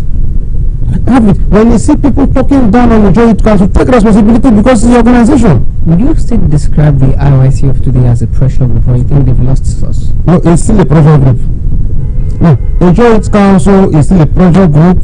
The joint council still serves the purpose of why it was built. How? Now, times are evolving. Okay.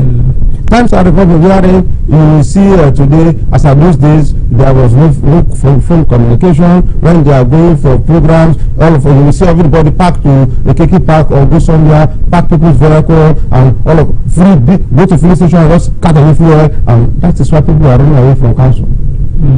You know? So that as the world is revolving, we have to make sure that we revolve with the world and we come to serve. How do we do that? Let me take an example. When we came on board, it was a deliberate ploy. Community president, so if you want to see this chairman, if you want to go to protest in oil facilities or companies around them, please come to joint council. Write us formally. Are you understanding me? We work with documentation. Write me. DSS will call me, Commissioner of Police will call me, Chairman, I will call the youth presidents, know their issues. If it is local content, I put a call to local content. Are you understanding me? If they don't respond, I will go to DSS, the Commissioner and the LCDMB will send representative. This is the youth president, this is the Swahili community. We will do that meeting and we leave. They need their meetings. Okay, well, let's I'm coming. So it's a pressure group. It's still a pressure group, but you cannot stay in your house to think that the people come and pressure when they don't know what they're going through. All right. So when you are faced with challenges, when there are issues, genuine issues, you are oppressed at your place of work. When the office, there was a lady. She came from Lagos. Company, she was a cook in one company, and she was not paid. I have to write a letter from here to Lagos. Copy my chairman, my co-chairman in Lagos. He took up the matter from there. And I think a meeting was held, and the result was, I think something happened at that time, because she's in Lagos, and there's a Lagos chairman there. So there's nowhere you go that there is no president of the joint council. If you're in Ibadan, you are under the office of the joint council Lagos chapter. They cover the entire southwest. Okay, so a joint council is still a pressure group. It's just that times are evolving. So you will not see people come outside to begin to trek from here to that side again. That's why I said that. That's why I keep saying that people should not stay at home and expect a joint council to function optimally. No, you want the council to. People don't pay them salary. Leaders don't give you support. It's difficult to see genuine leaders that will come to say, Chairman, I see your letter, I won't go, as I'm going to go protest. Yes, okay, no problem, I will support you people. It's very difficult. But they want to see you function optimally. How do you function when there is no level of support? Okay, well, Now, people will tell me that they are not supporting because RIC is a decade, and that is what people enjoy. Now, we are rebranding to make council to be acceptable.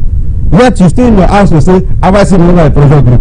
But people are saying it is because we vacate, that's why they refuse to support. But when we wear suits to come and ask you for support because we want to do the argument to protect, you refuse to support because you said we are not doing hard work again. We are not pressuring again. But now we are doing it genuinely. You are complaining. So I don't understand. So now, council is still a pressure group. It's just that times are evolving. Therefore, we are trying to rebound and evolve. Intellectual approach. Intellectual approach. How do we do it? For the first time in the Joint Council, as chairman, I appointed special advisor to the chairman on legal affairs. Because times are evolving. You need to be, that's why you're a leader. You need to be proactive. You need to bring things and ideas on board. I appointed that office. Some issues were handled legally. Okay? When those issues are handled illegally, we have to obtain some legal injunctions and come and tell me we have gotten this already. Then I move with those letters. Alright? Have you understand me? Yeah, So okay. we are still a pressure group. The Joint Council is still a pressure group. Noted. Now, why we think that we are losing grip is because the Ijaw youths, they fail to understand, they are beginning to fail to understand that this is a Joint Council. It's your ethnic organization. No matter the flaws, don't drag it unnecessarily. No, don't. You are reducing the efficacy of the office. Well, you rightly mentioned that times are changing, and the social media allows for people to talk and communicate their. No, communicate. No, communication is different from abuse of your. It is your umbrella. It may have to. No, let me tell you something. Let me tell you something. It could just be constructive criticism. There is no. It's difficult to get constructive criticism today. It's difficult.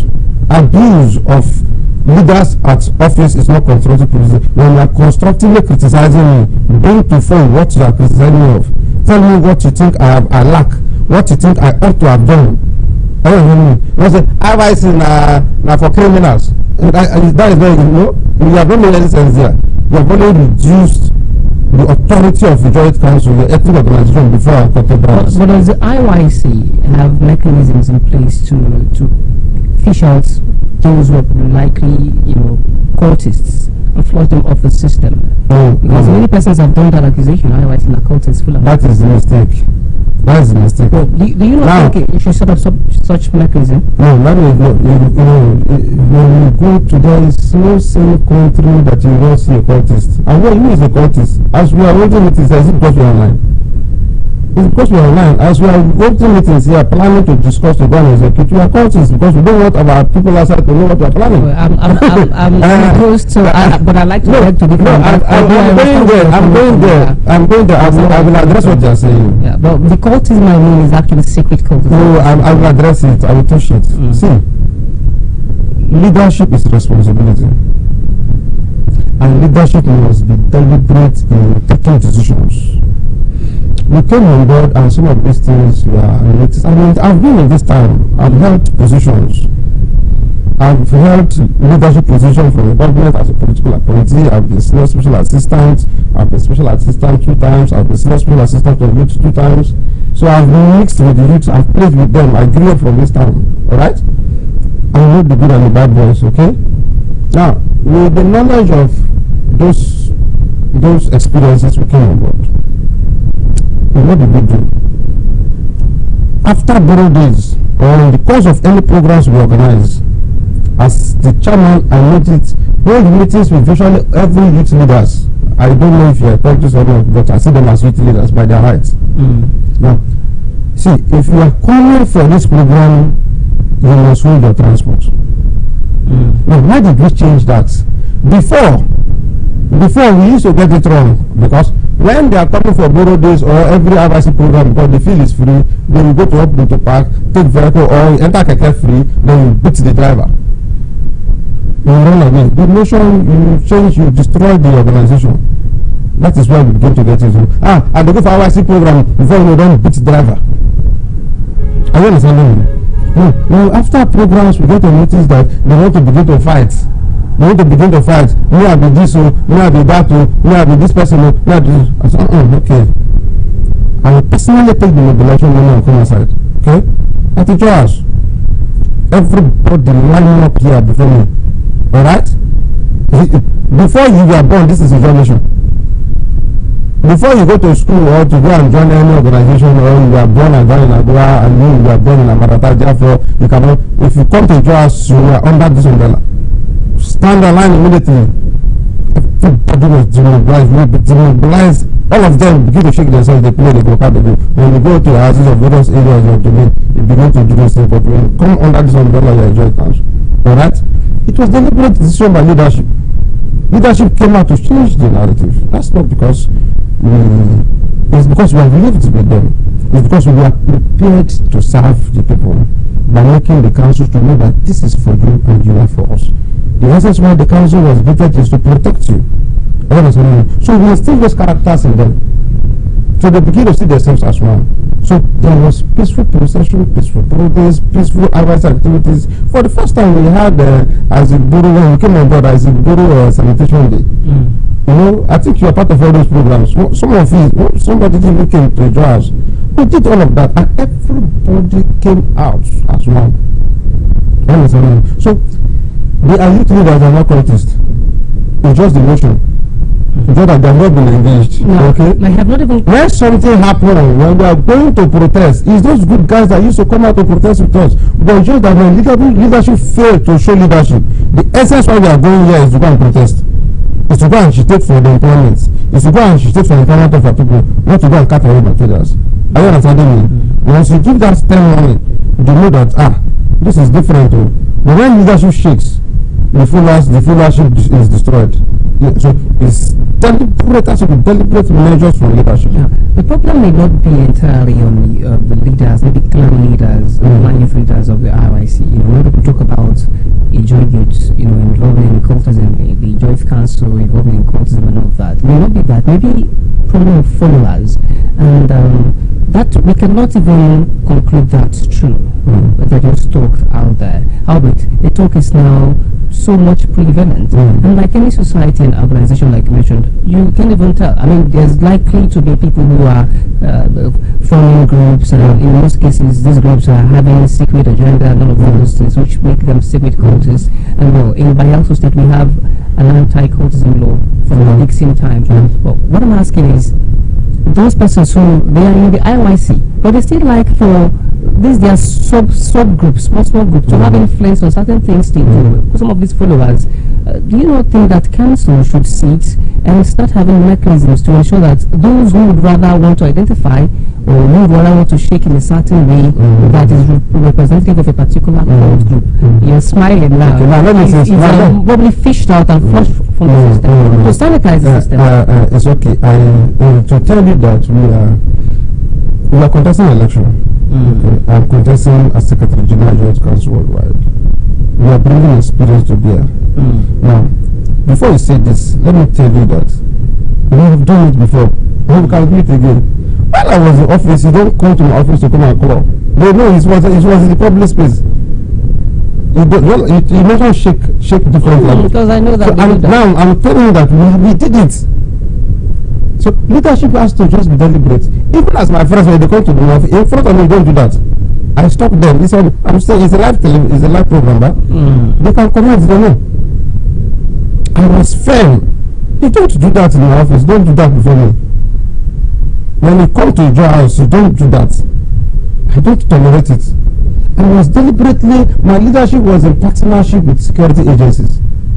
When you mess up and you are arrested, I was a partnership wherein you'll be locked up for 2 weeks and they release it to me for free.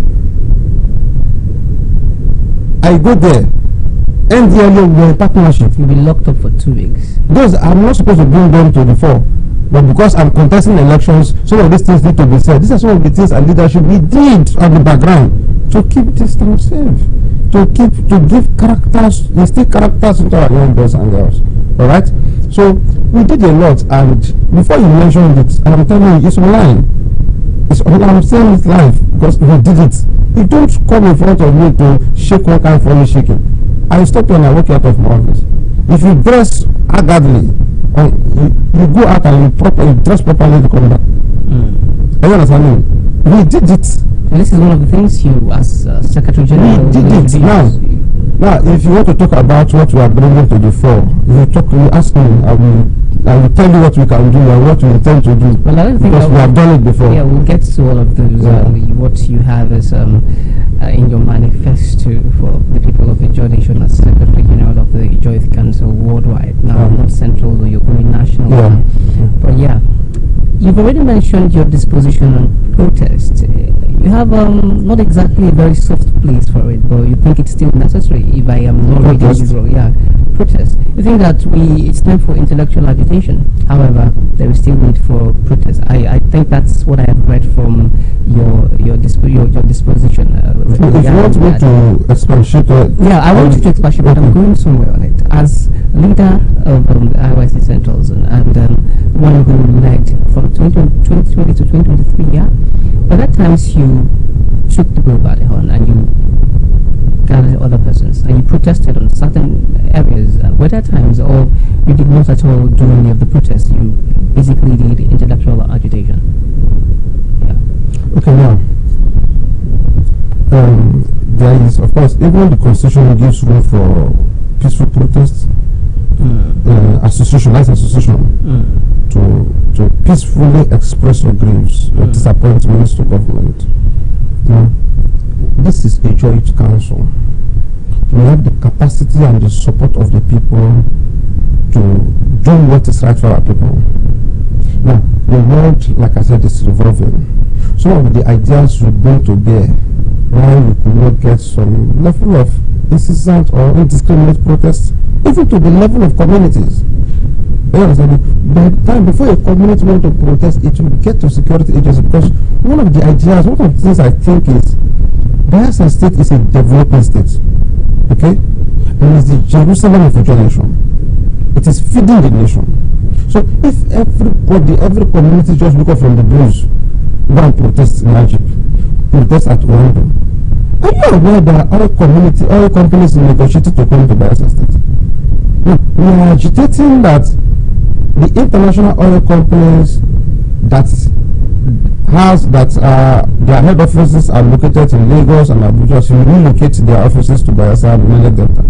If we are agitating for that and we are going to shut them down indiscriminately, are you sure we are opening up the room for them to come? No. The answer is no. Because definitely the environment is insecure for them to come. Also, the Ijaw Youth Council as the highest apex body is here for you. When there are issues that you think that your community and your oil company need to address and they are neglecting you, come with your letter. Come with the necessary documents you have written to them, the negligence, whatever you have suffered over time, bring it. We have our mechanisms to engage them. Wherein they fail to engage, it is because of you. Ijaw Youth Council is here. Wherein they fail to respond, leave the rest for us. We have our means of engaging them. Okay? We did that and we got our results. Because they know that Ijaw Youth Council is not an organization to toy with. But you, as a host community, you have host now today you have PIA that has held you ransom. You are captured in some percentage to do it. Okay? There are some Latin things you cannot even do again. But we that are the preachers of gospel, we can manage your emotions. Then we can negotiate with them. Negotiation does not mean they are giving us anything. No. It's because we are using our exposure and level of contacts to oppress them to come to a roundtable discussion with you. Now, wherein they have refused, that is where Ijaw Youth Council is going to lead. You will now support us to protest.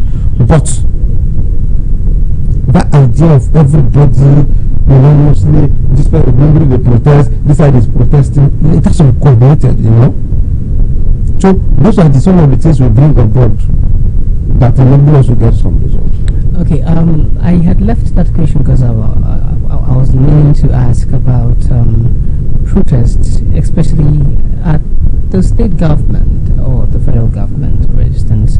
I know that, there are times you would often protest. But you also mentioned how you're making your statement now. You mentioned Ajib and certain oil companies, but I did not quite hear you mention the state government. But I'm just curious now, because I know there are many persons who would say No, the IYC does not protest against the state government. They are somehow controlled by the state government and some letters from the federal government. They will not protest against the state government. But do you think that there are situations that will call for the IYC and maybe you leading that charge to protest against certain things? For instance, our gas turbine is in the works. A month later, we've not had anything.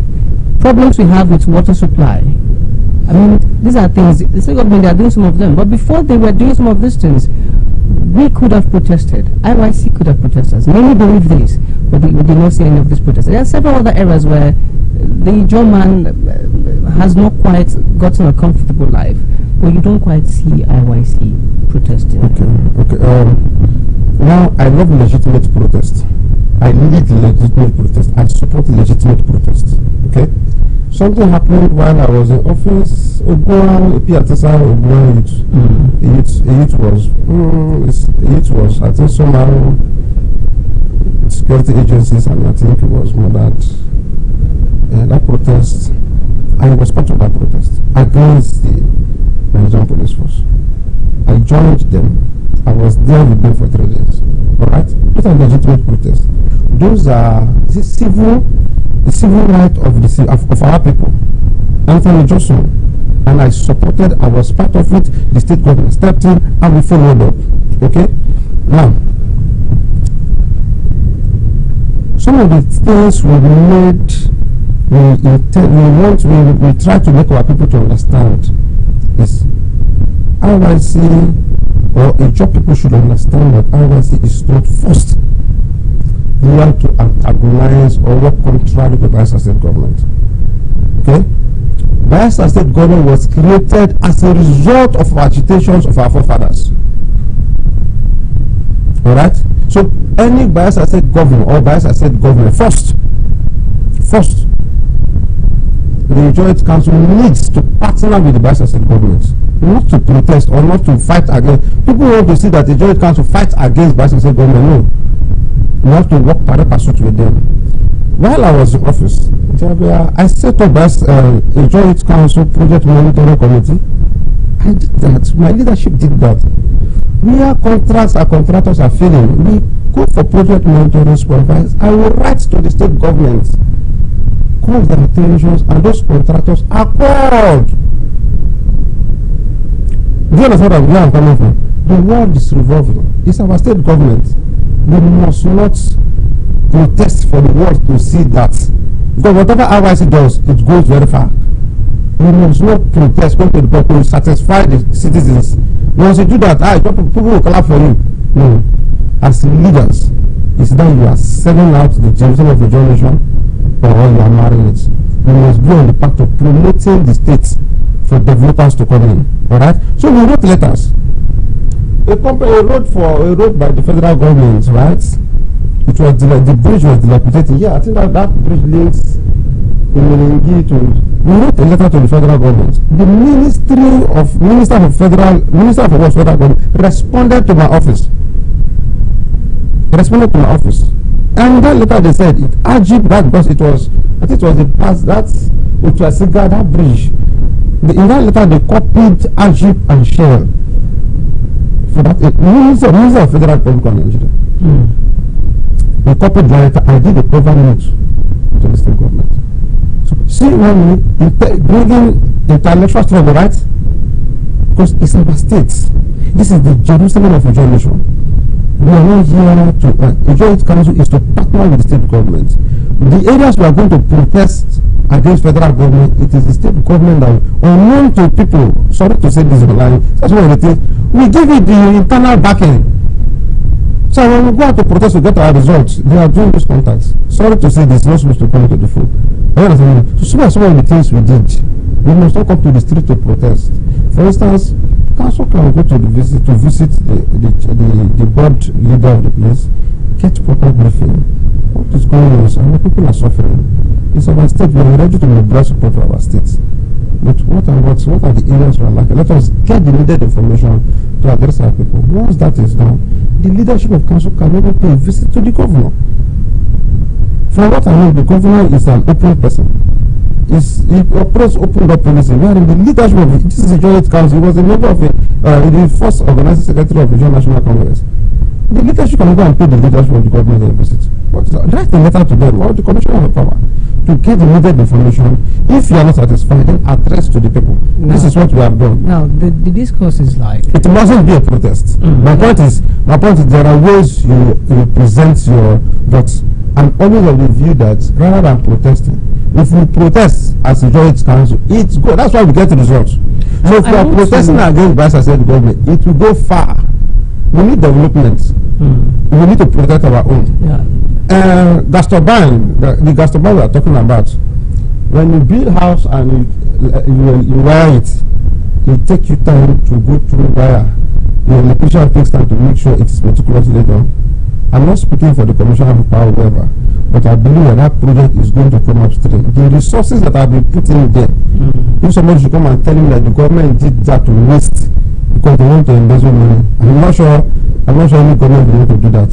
What I've seen there, I've been there, I have pictures, I've gone there to see things for myself. I've engaged all these criminal officers.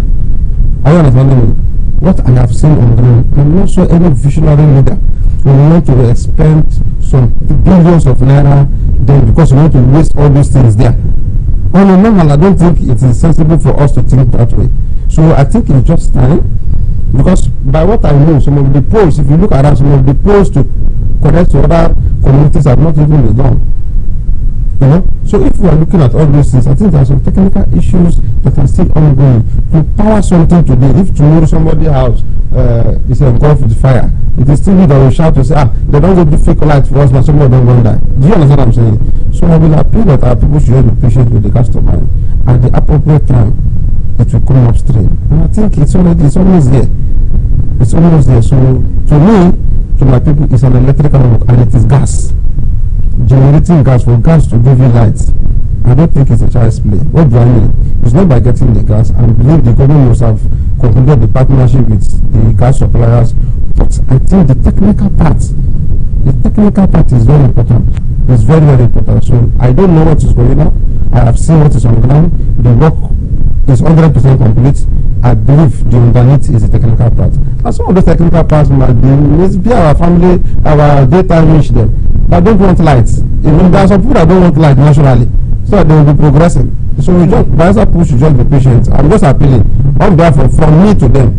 Let us unanimously appeal and pray that it's going to limelight. It's already done. I have seen it. Okay. What is there is I don't think they want to do it to this conversation had asked you around agitation and well, the state government intellectual agitation or protest or whatever.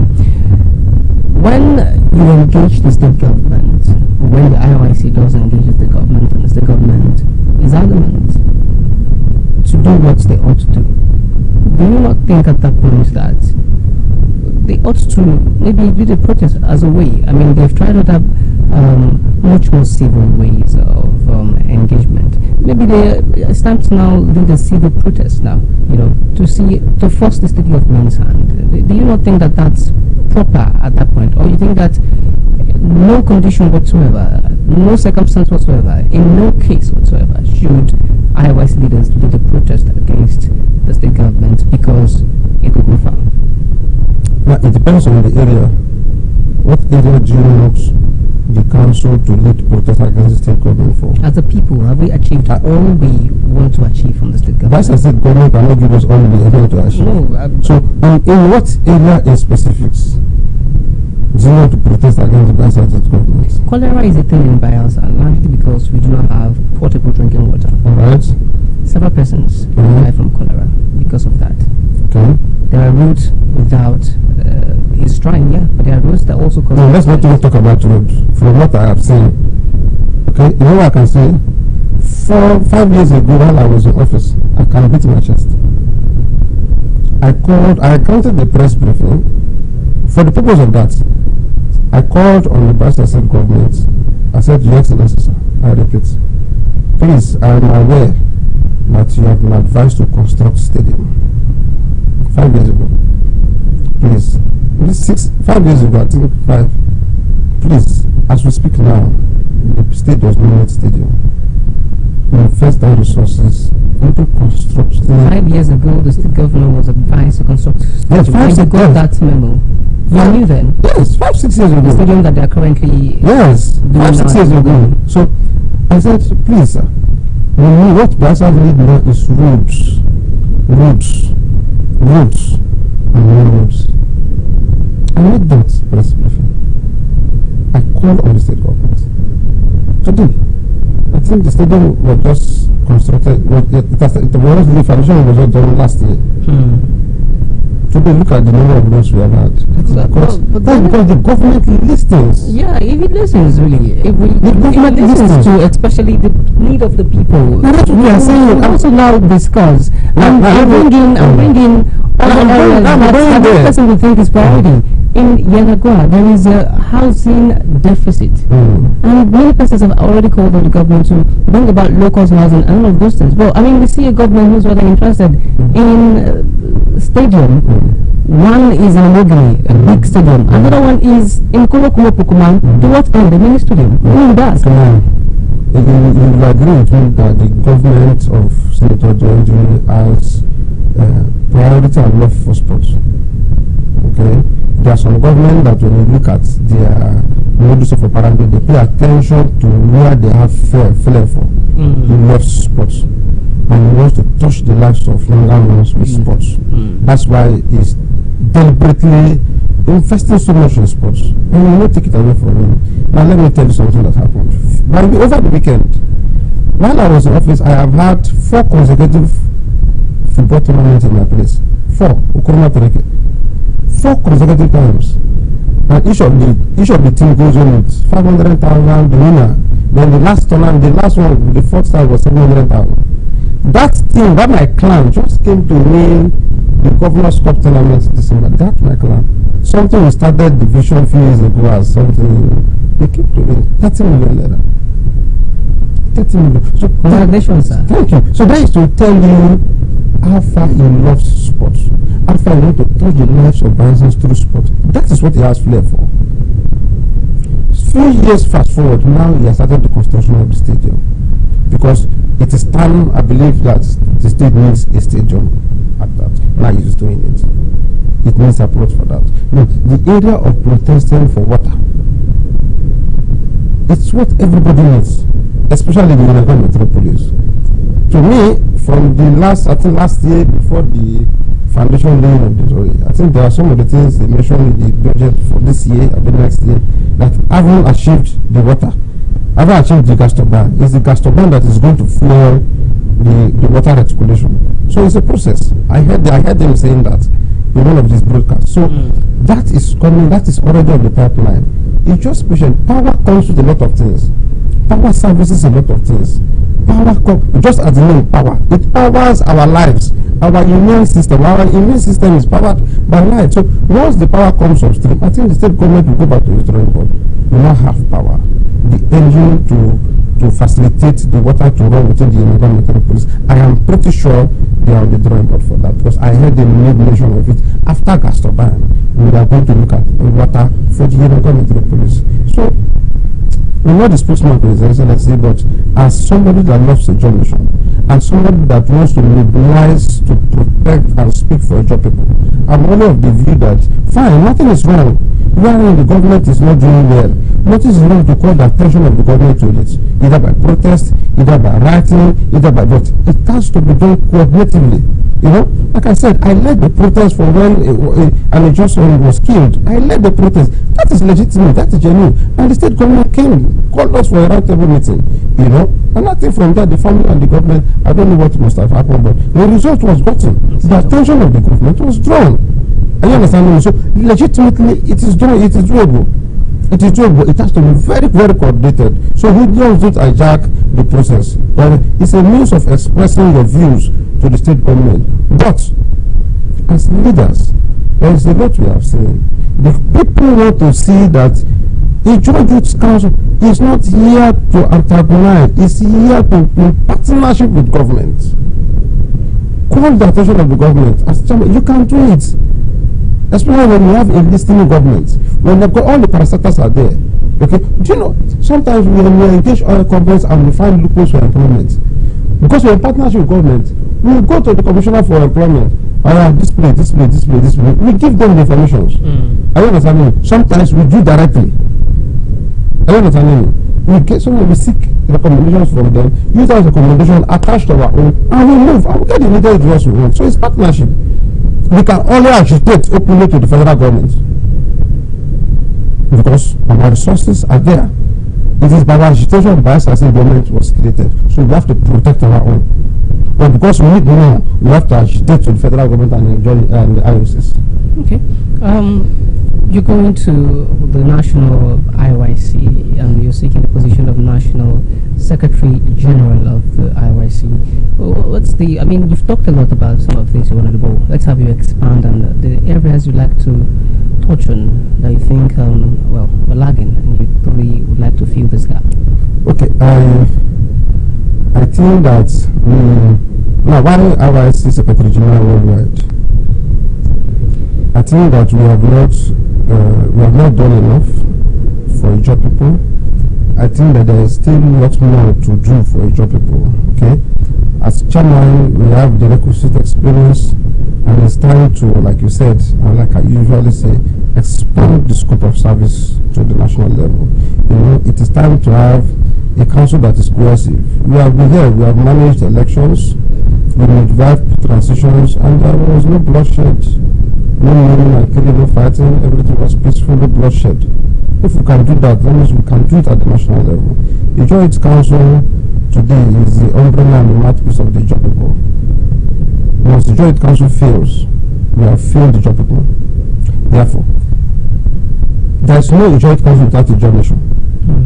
There are issues of a pipeline, this surveillance, that it is the Joint Council to bridge that gap. Engage those leaders. If the Joint Council is working together, we have to do away with the leadership or parallel leadership. We have done it here. So it is time to form a council that is cohesive, council that is united to serve each people. Okay? So these things happen because from what I have seen over time, there is no proper documentation. So we are trying to bring council that documents are kept. We go for conventions and conferences. Those decisions taken there should be properly documented. So as chairman, we are bringing that experience to bear. So if we come on board, we are trying to see that first, we unite the Joint Council, because it is the bridge between you people and us. So if we fail, if we have we have to deal with parallel leadership. So we are trying to bring a united council. We have done it here and we want to do it again. We want to reposition council. How do we reposition council? We want to have a secretariat that is documented. We want to have a digital secretariat where every document of your sons and daughters will be there. While I was office, we tried to get a bank of unemployed youths in Bayelsa State, in Central Zone. So we are, at that national level, we want to implement it. And we can do it. Okay? We want to implement it. Data of all unemployed youths in Joland. It's open website. If you are unemployed, just log in, put your data is there. That's the reason why we are here. That is the revolving of that agitation we are talking about. What's the pressure you have as the Joint Council? When all those data are collected, they are there. Don't go and look for people to employ on the streets. Don't tell us to say, our people don't go to school, they don't have the skill. We want to have unemployed and entrepreneurial bank. Where is the bank? It's not money bank. We want to have the details of youth that are skilled, yes, that are skilled, unemployed, all of academic documents are there. You have what to do or what you intend to do. Some of these other companies come and tell us that we don't train them. It's a lie. They train and untrain, and while training they are paying them. So when we have those data and we are engaging you, we are not coming to engage you because we want you to give us money to go and drink tea. We are coming to engage you because we have the documents, the resumes of our youth. So if we are engaging you, what are the areas you want employment? Okay, employ this person, he has BSA in electrical engineering. Employ him. While he is employed, you are training him. You are training him.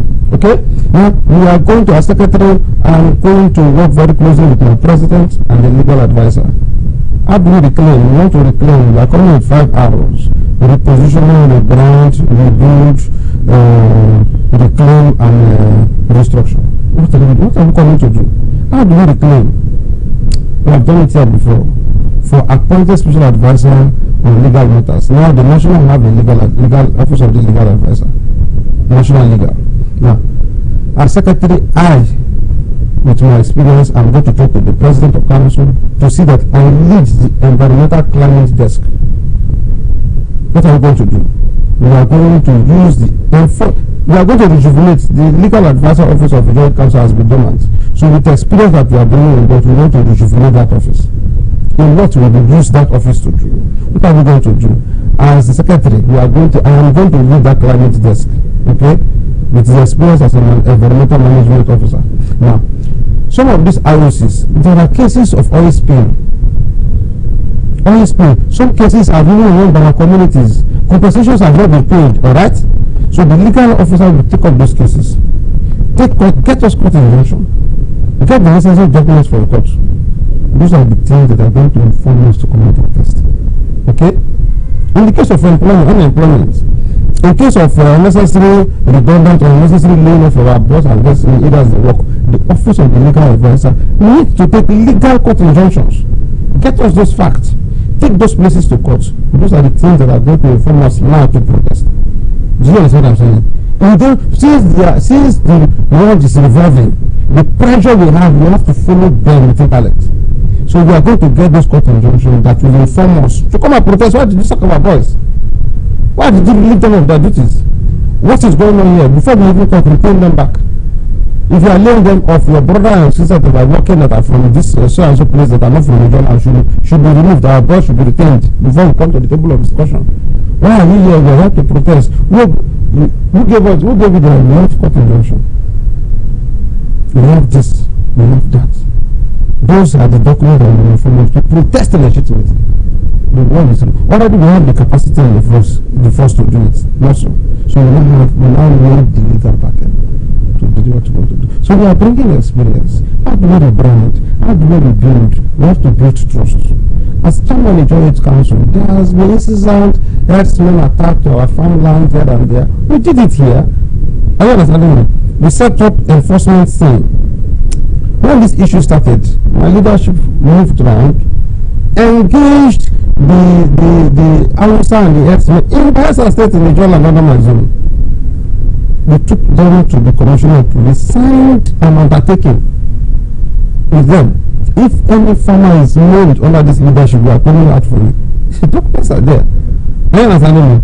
That haven't briefed the state government. That informed now the state government to set up Bayelsa State Livestock Management Committee. So when we are talking, it's results. We don't talk. We deliver on the assignment. We quietly get the results. And that informed Bayelsa State government wrote to the House of Assembly to constitute the Bayelsa State Livestock Management Committee. And I was appointed as a member, and that member was the chairman enforcement team. That necessitated me to now set up an open anti-grazing law across the Bayelsa State, and especially in the area, the upland areas, Yenagua, Sabana, Ikrimo, part of Ikrimo, and Obia town. We used the entire youth present of these communities, brought them to trial. No, is that committee now defunct? Is it no longer functional? We go to the Ministry of Agriculture and find out. Why I ask that? Because, I mean, as a former chairman of IRC Central, so you probably would know better than myself. There are several, like you mentioned, incessant attacks on farmers who are Jaws. If that committee were in place, do you think that we'll be having these attacks? Now, see what we used to get it wrong. While waiting for government, the responsibility of each president, they are leaders. See, this is chairman, they are leaders. Their responsibility is not to sit at home, sell land, collect development fee, and do what stuff is. No. While in office, we woke them up from sleep. Bought gadgets, bought walkie-talkie, bought phones, bought materials for them. Brought them to your house, inaugurated them. Take responsibility of your farmlands. You are a German. First is to protect your territory. You can't wait for a joint council. A joint council is the name. It covers you. We are not voted to be in office for 3 years to serve you. And how do we serve you? The information you give to us. You are part and parcel of a joint youth council. That's why the youth is there. As leadership, we are just here for 3 years to serve them. Right. So now, every youth present as citizen chairman should take responsibility of their farmlands. Right. Let me get you clear. Once it happens, once you see them, apprehend them, hold them, and call us. Youth presidents and CDC chairman should engage Engage. Yes. headers who have, in most cases, guns. We understand. As a job boys, they know what to do. Do you want to scale that? No. How do they know how to As do a it? job boys, they know what to It's a do. spiritual thing you are doing there. No, they are hearing me. It's life. This is life, right? We recorded still. As a job boys, they know what to do. They should wake up from last number. They know what to do. The leadership of the joint council will only give you the needed support. What is the support? They are there. As leaders, when we hear, when we get the information, we move. Because we know their route. While in office, we know their route. We know how they move. We took time meticulously to move at night, trace them, know where they come in, know where they go out. You know, so we use that information to feed the late presidents, so as to equip them the needed information. Once you see them, tell us we know how to move. So they should wake up. If they apprehend them, call state government, call the ACBO. The ACBO is attached to that committee. Not today we have community safety corps. Do you know there seems to be some sort of concern? Many persons say these headers are most times apprehended, but the prosecution does not quite get to the conclusion of it, where they are put behind bars. If like say, we they fear to put them behind bars. We have people in places of authority, and we fear to put them behind bars, so we don't cause some sort of tribal war with exactly the. Yeah, that is why. That is the essence of the Bayelsa State Livestock Management Committee. There are truckers. The truckers are the people that come into Bayelsa State with their cows and truck. They come to do business. Okay. There are trekkers. Those are the Fulani herdsmen. They move through the forest. They swim across the river. They access our lands. So those are the trekkers, those are the herdsmen, those are the Fulani herdsmen that should be looked out for. Alright? So once that is done, there are appropriate steps to take. Our brothers should wake up. The job boys, they know what to do. They know what to do. Alrighty, it's been a very, very lengthy discourse already, but I think we'll just anchor at this point, so to overstretch it. Hopefully we have you come again to talk to us about these issues, and more even, way before the elections or after the elections when you are there as Secretary General. But let's just have you talk to your people, the Ijaws, the Ijoid. Talk to them the reason why they should support you or vote you, bring you in as Secretary General of the IYC Worldwide. Okay, of course, like you know, I am Clever Imodu, former chairman of Joint Council, Central Zone, and the chairman of all chairman of 2020-2023. I am contesting to serve you as Secretary General of Joint Council Worldwide. And my team is Ijo Unite. Our Ijo is our future. Our Ijo is our future. There is no Joint Council without Ijo. Okay? On that note, I am appealing to your conscience, dear incoming delegates and stakeholders. If you want a joint council that will serve you to your satisfaction, please give me the secretariat. If you want a joint council that is cohesive and united to serve you, please give me the secretariat. If you want a joint council that is fierce, that is ready to address the issues head on, please give me the secretariat. Don't forget, it is a national election. The national leadership is not where we go and learn service. The national leadership of council is where we go and walk the talk. It's where we deliver on the responsibility. Please vote for experience, vote for character and competence. When you vote for people to go and learn service, know that you are voting for donation. It is time to vote for capacity. Now, delegates. The election and the point we are in a very pivotal situation. What do I mean? The Nigerian government is going into another round of election. We have to vote for characters with people that will question the presidential aspirants, what they are bringing for the people. Are they bringing division? Are they bringing divide and want to enjoy people? No. So we need a joint council leaders that will look into the eyes of the federation to ask them what is the development they are bringing to the federation. Over 16 years down below, East-West Road has not still been completed. Is that what we want? Pipeline security and surveillance, is that all we need? We need a fierce joint council that will talk to the federation to give our sons and daughters OML licenses. We have the capacity, we have sons to do those jobs. We need a safe and a well-developed Asian land. Therefore, dear incoming delegates, if you vote for the wrong candidates, please be patient enough to be patient in pain for the next 3 years. If you vote for the wrong candidates, please swallow your tears in pain as you are going to have another governance council again. The President Jonathan, the President-led leadership has done well. It is time to raise the bar. The council, the joint council flag must fly above God. Therefore, I offer myself to you for service. Vote me as your next Secretary General of the Joint Council so we can build and reposition the Joint Council to serve you better. So we can rebrand the Joint Council to serve you better. So we can reclaim our rights to give back the Joint Council to the people. Thank you and God bless you. All right, thank you so much. I did not veer into the crisis that we have in the IRIC, but I think we're just going to leave that.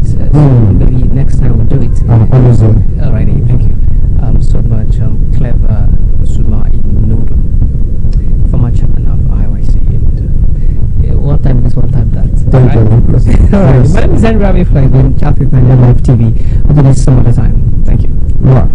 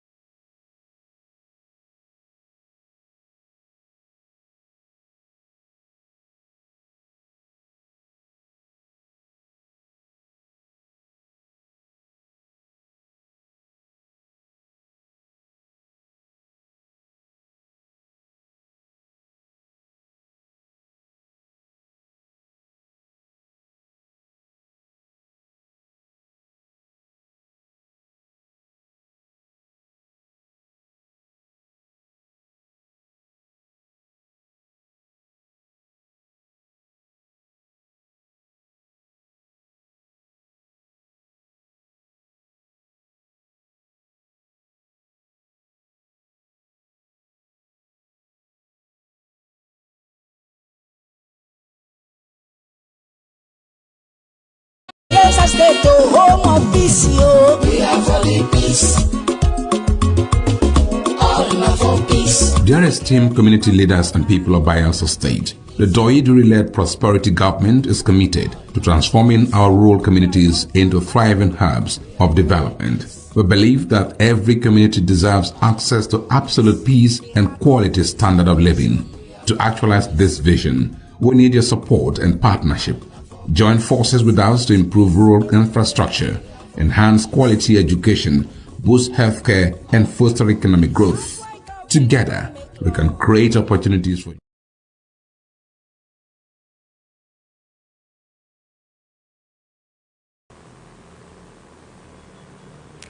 Hello there, you're welcome to Chat with Naija Live TV. My name is Barbie Umparu and I'm joined by Perry Robinson. All right, welcome to the program, Perry. So real quick, we're going to be talking about a very interesting topic. I mean, that has so many, it is in the mouths of so many Nigerians, young and old. It is about Japa or stay. So we're going to be delving deep into the Japa or stay confusion amongst Nigerians. So yeah, let's get straight into it. So Perry, you see, we have some classmates. Personally, I do have classmates who we went to same secondary school here in Nigeria, but I'm now seeing that some of them are abroad, African countries, American countries, others scattered around the globe, of course. So I want to hear from you. What do you feel are some of the challenges that they face that is beyond the nice Instagram pictures they post, the cute Snapchat videos they post and all of that? What do you think is actually a challenge that they face that they do not post? I would say loneliness. Because most people on Instagram, on Facebook, on TikTok, they post about their trips, they post about the snow, they post about people they have met, they post about their apartments, they post about a lot of things. But they don't post about being lonely because you're 100 miles away from home. On your birthday, you're home alone. Your big achievements, you do these things alone. So I would say loneliness. They don't post about how they are trying to cope in a new environment, in a new country. They don't post about the double shifts they take. They don't post about how they are going to new food, new everything. They don't post about unlike Nigeria, where you can loudly play your music, drive and honk as you like. So many new rules and all. So they don't post about this, and they just post about the good things, but they don't post about the things that worry them in their own home. Let's now also talk about for those that are in countries that have the whites, racism is not yet a thing of the past. It's still happening every now and then. And then we now see like the one going on in South Africa, as xenophobic attacks on Nigerians and some other African country people, So it's now going beyond just racism and being white and feeling unsafe there, So I feel that's one of the challenges they also post. They also do not post about. So yeah, that's the thing about the Japa or stay. Would you rather Japa or stay? All right. So Barbie, I want to ask you a question. Sure. If you stayed, what's one thing you gained that Japa people lost? If you stayed in Nigeria, what's that thing you have that these people that Japa lost? All right. So personally, between the Japa or stay saga exactly, I would pick to stay in Nigeria. I feel Nigeria is a very beautiful country. We have beautiful land. We have nice tourist attraction sites. What you just need in this country is money, so that you'd live a very comfortable life. So for those that jackpot now, I don't know if that's an English jackpot. Well, for those that traveled, right, just like you mentioned, they're going to the loneliness. You have your huge graduation party and your African family members, or your family members are away from you. You're just having some strange people that say, oh, congratulations, and then your people are telling you congratulations via video chats, unlike the one that I am graduating and my people are here with me. Everybody, to get visa to some countries is very difficult. Very, very difficult. So how do you now book for all of those your family members? I know Nigeria families, so many. So many people. How many Thank do you want to you. pay? Who would you pay for? Who is For going to come and who is not going to come? You know. So that's one of the luxury that I would enjoy staying in Nigeria. Then I don't have to face these one too many rules. Oh, you don't shout on the road. You don't play music. You don't loudly. play loud music. You don't go to this place. You don't feel go me? to that restaurant and many more. You have to do. I wouldn't want that restriction. I want to be my African happily. I mean, if I have to go through obeying all of those their rules, oh, don't do this, oh, do that, when I'm on vacation, I know that I'm there for like a week or two, you know, but I am living there for years. I'm staying with these people for years. No, I don't think I want to take all of those plenty rules. I want, my country has its rules and I'm enjoying my country's rules. You feel me? So these are just a few things that I believe those that travel abroad have missed. Yeah. All right, so let me move the next question to you. Now, if you left, what do you miss that no one warned you about? If like, I believe you've been to other countries, so let's hear from you. If you left, what's something that you miss that nobody warned you about? I would say the little things, like I don't get to hear my languages anywhere around there. I don't get to have friends visit me over. You know, it's very normal in Nigeria for a friend to say, Pere, can I come and stay with you for 2 weeks and just chill with you? But in those places, these are new people and they don't behave like that. They just see themselves in coffee shops, in restaurants, and it's over. You don't get to have those kind of conversations. So I would say the little things, like my own language. I'm going to start hearing jazz. I won't get to start hearing Ijo from a random person. It'll be very, very difficult. Yeah, it'll be very difficult. And again, I will miss my mom's food. Oh God, she's a good cook. I will try to want to start getting used to their own food. And again, I won't want to be going to a restaurant and start explaining, I want to have banga and stash, and they'll start, what is banga? That? Yes, what's that? So do you understand? I won't get to... I would say I'm going to miss the very, very little things, like things that you think that is normal, these are ordinary. I'm going to miss those things. Funny thing now is catching up with, to have those catch-up gist with maybe your secondary school mates, your primary school mates. You remember that teacher that was stoning her butt with paper and all of that? You wouldn't really be able to relate. Those persons would not be able to relate with you. So I feel you. That's what are the things you the little things, the little things that is ordinary, and I'm going to miss those things. All right. Interesting. So, Barbie, next question is, if peradventure you left Nigeria, what do you miss that nobody would warn you about? Is that my question? Say, okay. Is winning even about location, or is it about peace, money, or purpose? I don't care if I'm going to get dragged for this, but I keep saying it. Money is very important. Good health, purpose, yes, peace, yeah. But money is everything. To be very honest, winning is having money. To win is to have that money. Okay, I am in Nigeria. I have won by having money because I can afford good estate security. I can afford good security. I can afford good food. You feel me? I can afford a whole lot of things. That, like I said, Nigeria is a very beautiful place. But when you have your money, it makes it more comfortable for you. Definitely. We have people that are in Nigeria that cannot even relate to some of the bad things that we say are happening in Nigeria. There are some people in Nigeria, some children that have grown here in Nigeria. If you tell them, oh, if you're walking on one street, somebody will say, give me your phone, and take your phone. They wouldn't relate to that. Yes. You feel me? So, and too many other things, you know. When you have money, a lot of things would not even affect you. So winning, I'd pick the money. With that money, I can buy the peace. I can buy, what other things did you mention? The purpose. Do you feel me? Because with the money, I can also pay for those very intelligent persons to surround me. And together, we can build a very purposeful achievement, a very wonderful empire. You feel me? So that's my view. All right, my own question for you.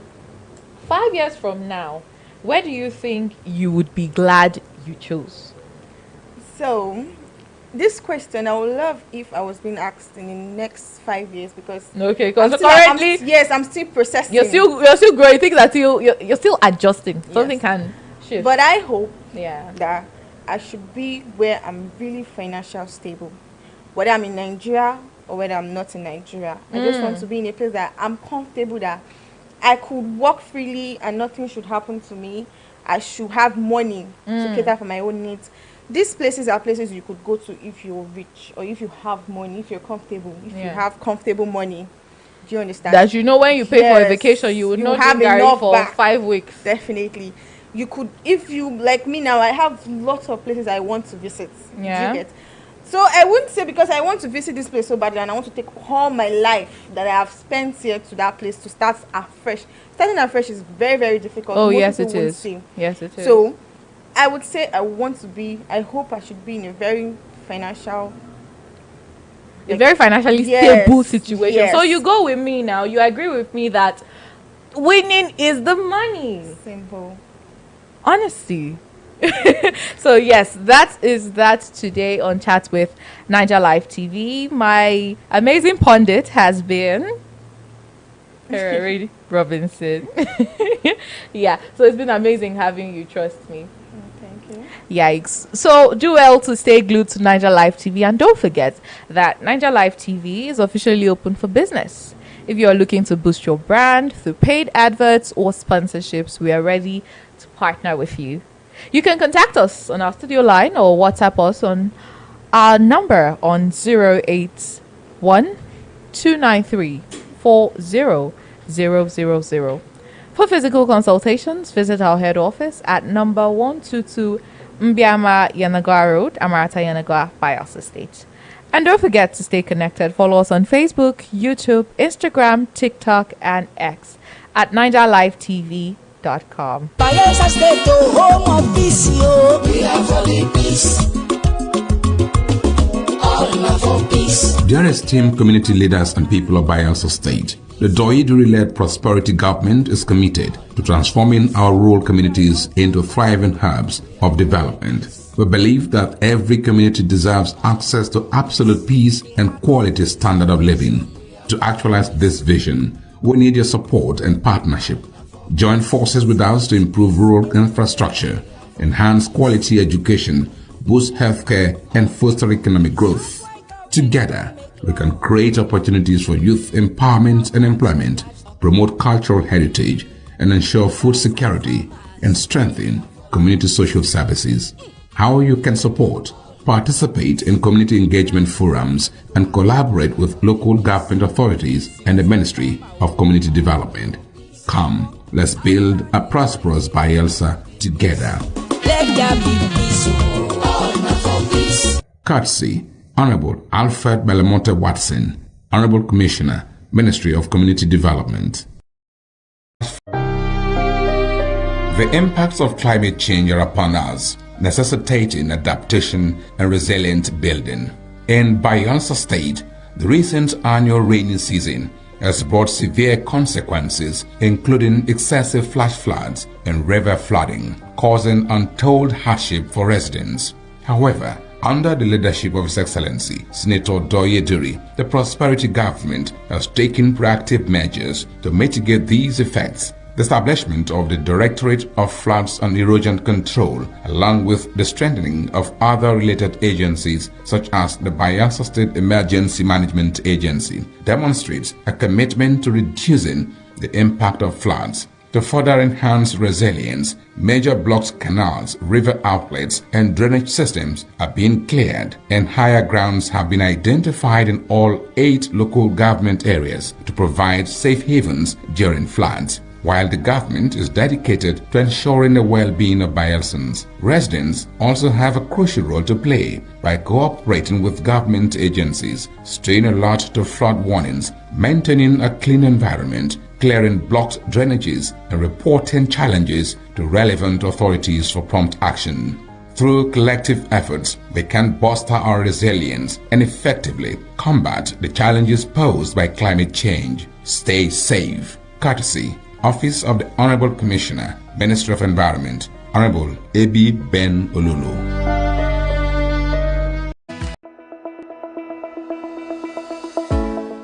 Every ripple starts with a single drop. In Bielsa, that drop is the Education Development Trust Fund Board (EDTF). From the moment a child sits down to a nutritious meal to the day a scientist steps into a brand new laboratory, EDTF is there, turning challenges into opportunities. 5,000 meals served daily in our model boarding secondary schools. Biological sciences laboratory equipment delivered to Niger Delta University. 1,000 teachers and school leaders trained with the British Council. Special education teachers graduating from Ignatius Ajuru University under EDTF. Scholarship research grants fueling innovation in our state-owned tertiary institutions. TVET, science labs, water facilities, culinary kitchens, and clinical labs springing up across Bielsa. Vocational scaffolding trainings and a computer-based testing center at UAT Tororua. These are not just projects, they are ripples that spread across classrooms, communities, and the entire state. But a ripple grows stronger when more hands join the water. So whether you're an organization, or a corporate partner, or an individual who believes in education, you can be part of this ripple. Support EDTF and help us expand Ripple. Donate, partner, or volunteer today. Together, let's transform our educational landscape. EDTF, building futures and putting smiles on faces.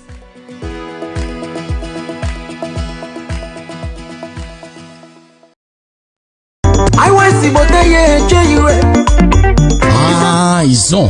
Yes, so Ijaw Youth Council Worldwide (IYC) Resurgence Mission 2026 don't come o. Now tested leader, a seasoned administrator, and strong voice for Ijaw Nation. Barrister Ayibakura Igbeta, PhD, former legal advisor of the Ijaw Youth Council Worldwide, former SA Media and Publicity to MD CEO of NDDC, former SA on Youth Affairs to Deputy Governor of Bayelsa State, and Naimi currently Secretary General Bayelsa State Center for Youth Development. In vision, they very clear: unity for the council and protection of Ijaw people rights for all Niger Delta. The support for Tantisa Security Initiative and make government put better money for Niger Delta agencies, plus opportunity for all Ijaw youth for inside job matter and development. Yes, so time is for us to select the correct secretary. We go pilot the affairs of the Ijaw Youth Council Worldwide (IYC) 2026. Oh yeah, we make a vote Barrister Ayibakura Igbeta, PhD, for Secretary General Ijaw Youth Council Worldwide. Vote wisely. Ado Alua Onua.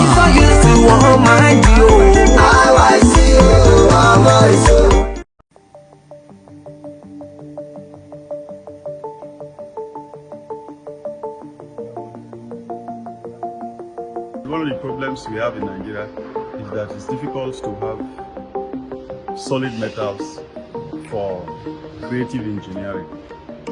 So what you basically have in this country are tubes for building of houses and erection of structures and all that. But when you come to real metals that you can carve to engine block, metal that you can carve to a shaft or gear, there is nowhere to get in this country. So a country that does not have a shop for metals to cut can never develop. If we had shops where you can go and buy all kinds of grades of metals, it would be easier for the young to get the metals and come to a place like us, and then we will carve it for them, cut, bend, and then do all that. This country will develop, but we don't have. We have to look at China or any of those countries to bring those things to us. So that is the story of Nigeria.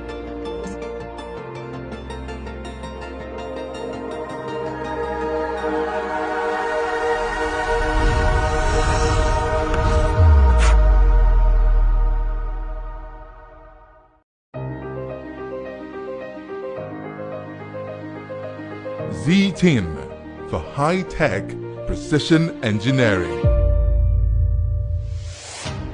A technology and heavy-duty industry. Original spares for automotive, locomotive, aviation, marine and agriculture. Research and development for automotive engines and electric cars. Heavy-duty off-road equipment. Reverse engineering. Technological development. academy for innovators and impressionable minds.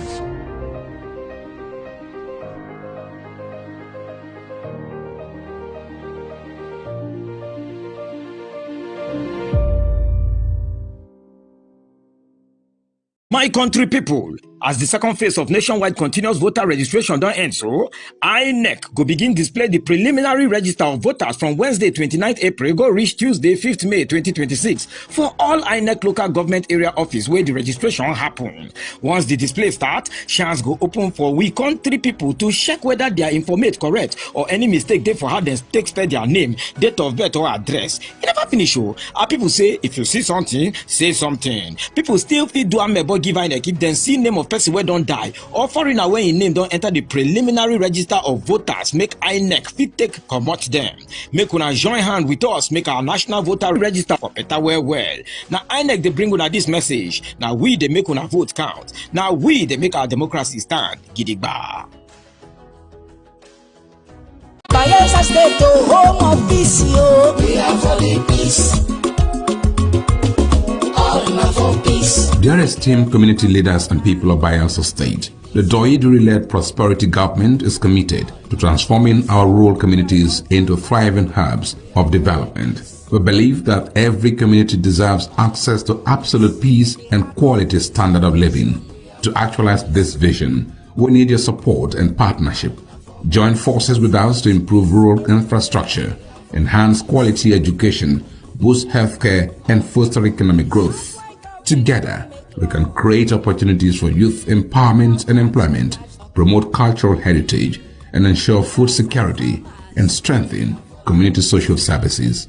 How you can support, participate in community engagement forums, and collaborate with local government authorities and the Ministry of Community Development. Come, let's build a prosperous Bayelsa together. Let there be peace, all for peace. Courtesy, Honorable Alfred Belamonte Watson, Honorable Commissioner, Ministry of Community Development. The impacts of climate change are upon us, necessitating adaptation and resilient building. In Bayelsa State, the recent annual rainy season has brought severe consequences, including excessive flash floods and river flooding, causing untold hardship for residents. However, under the leadership of His Excellency, Senator Doyiduri, the prosperity government has taken proactive measures to mitigate these effects. The establishment of the Directorate of Floods and Erosion Control, along with the strengthening of other related agencies such as the Bayelsa State Emergency Management Agency, demonstrates a commitment to reducing the impact of floods. To further enhance resilience, major blocks, canals, river outlets, and drainage systems are being cleared, and higher grounds have been identified in all 8 local government areas to provide safe havens during floods. While the government is dedicated to ensuring the well-being of Bayelsans, residents also have a crucial role to play by cooperating with government agencies, staying alert to flood warnings, maintaining a clean environment, clearing blocked drainages, and reporting challenges to relevant authorities for prompt action. Through collective efforts, we can bolster our resilience and effectively combat the challenges posed by climate change. Stay safe. Courtesy, Office of the Honorable Commissioner, Ministry of Environment, Honorable A.B. Ben Olulu.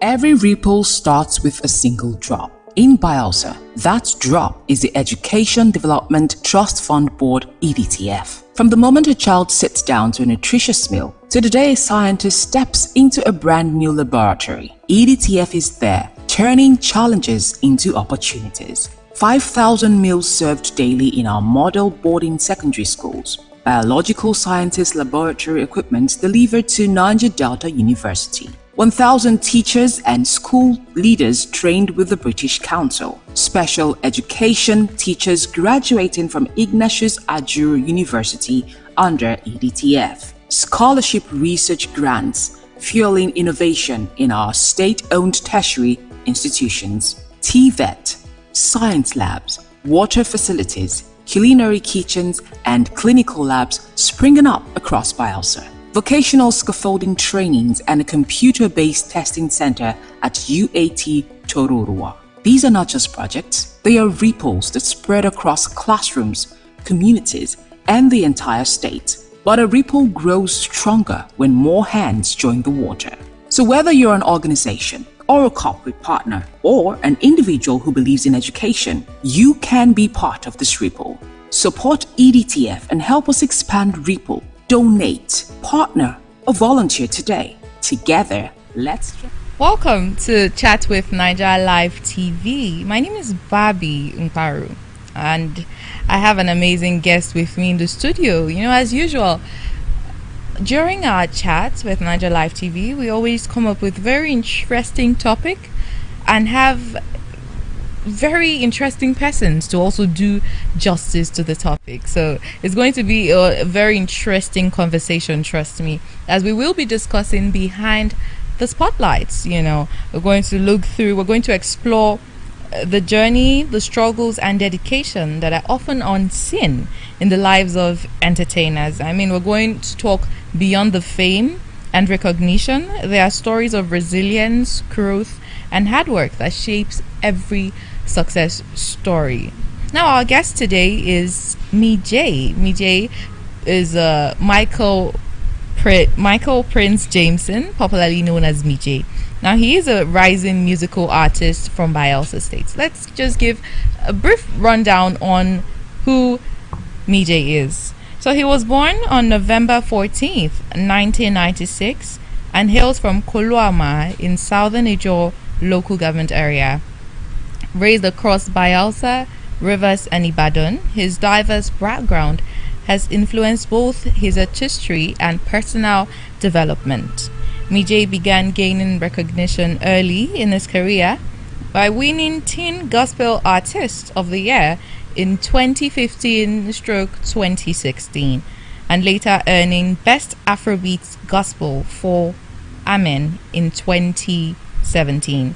Now, he is currently pursuing a degree in Theatre Arts and Film Studies at the University of Africa, Tororua, UAT, where he has continued to build his profile within the entertainment space, of course. His growth has been supported by collaborations and recognitions with both the Mass Communication Department and Students' Union Government at the University of Africa.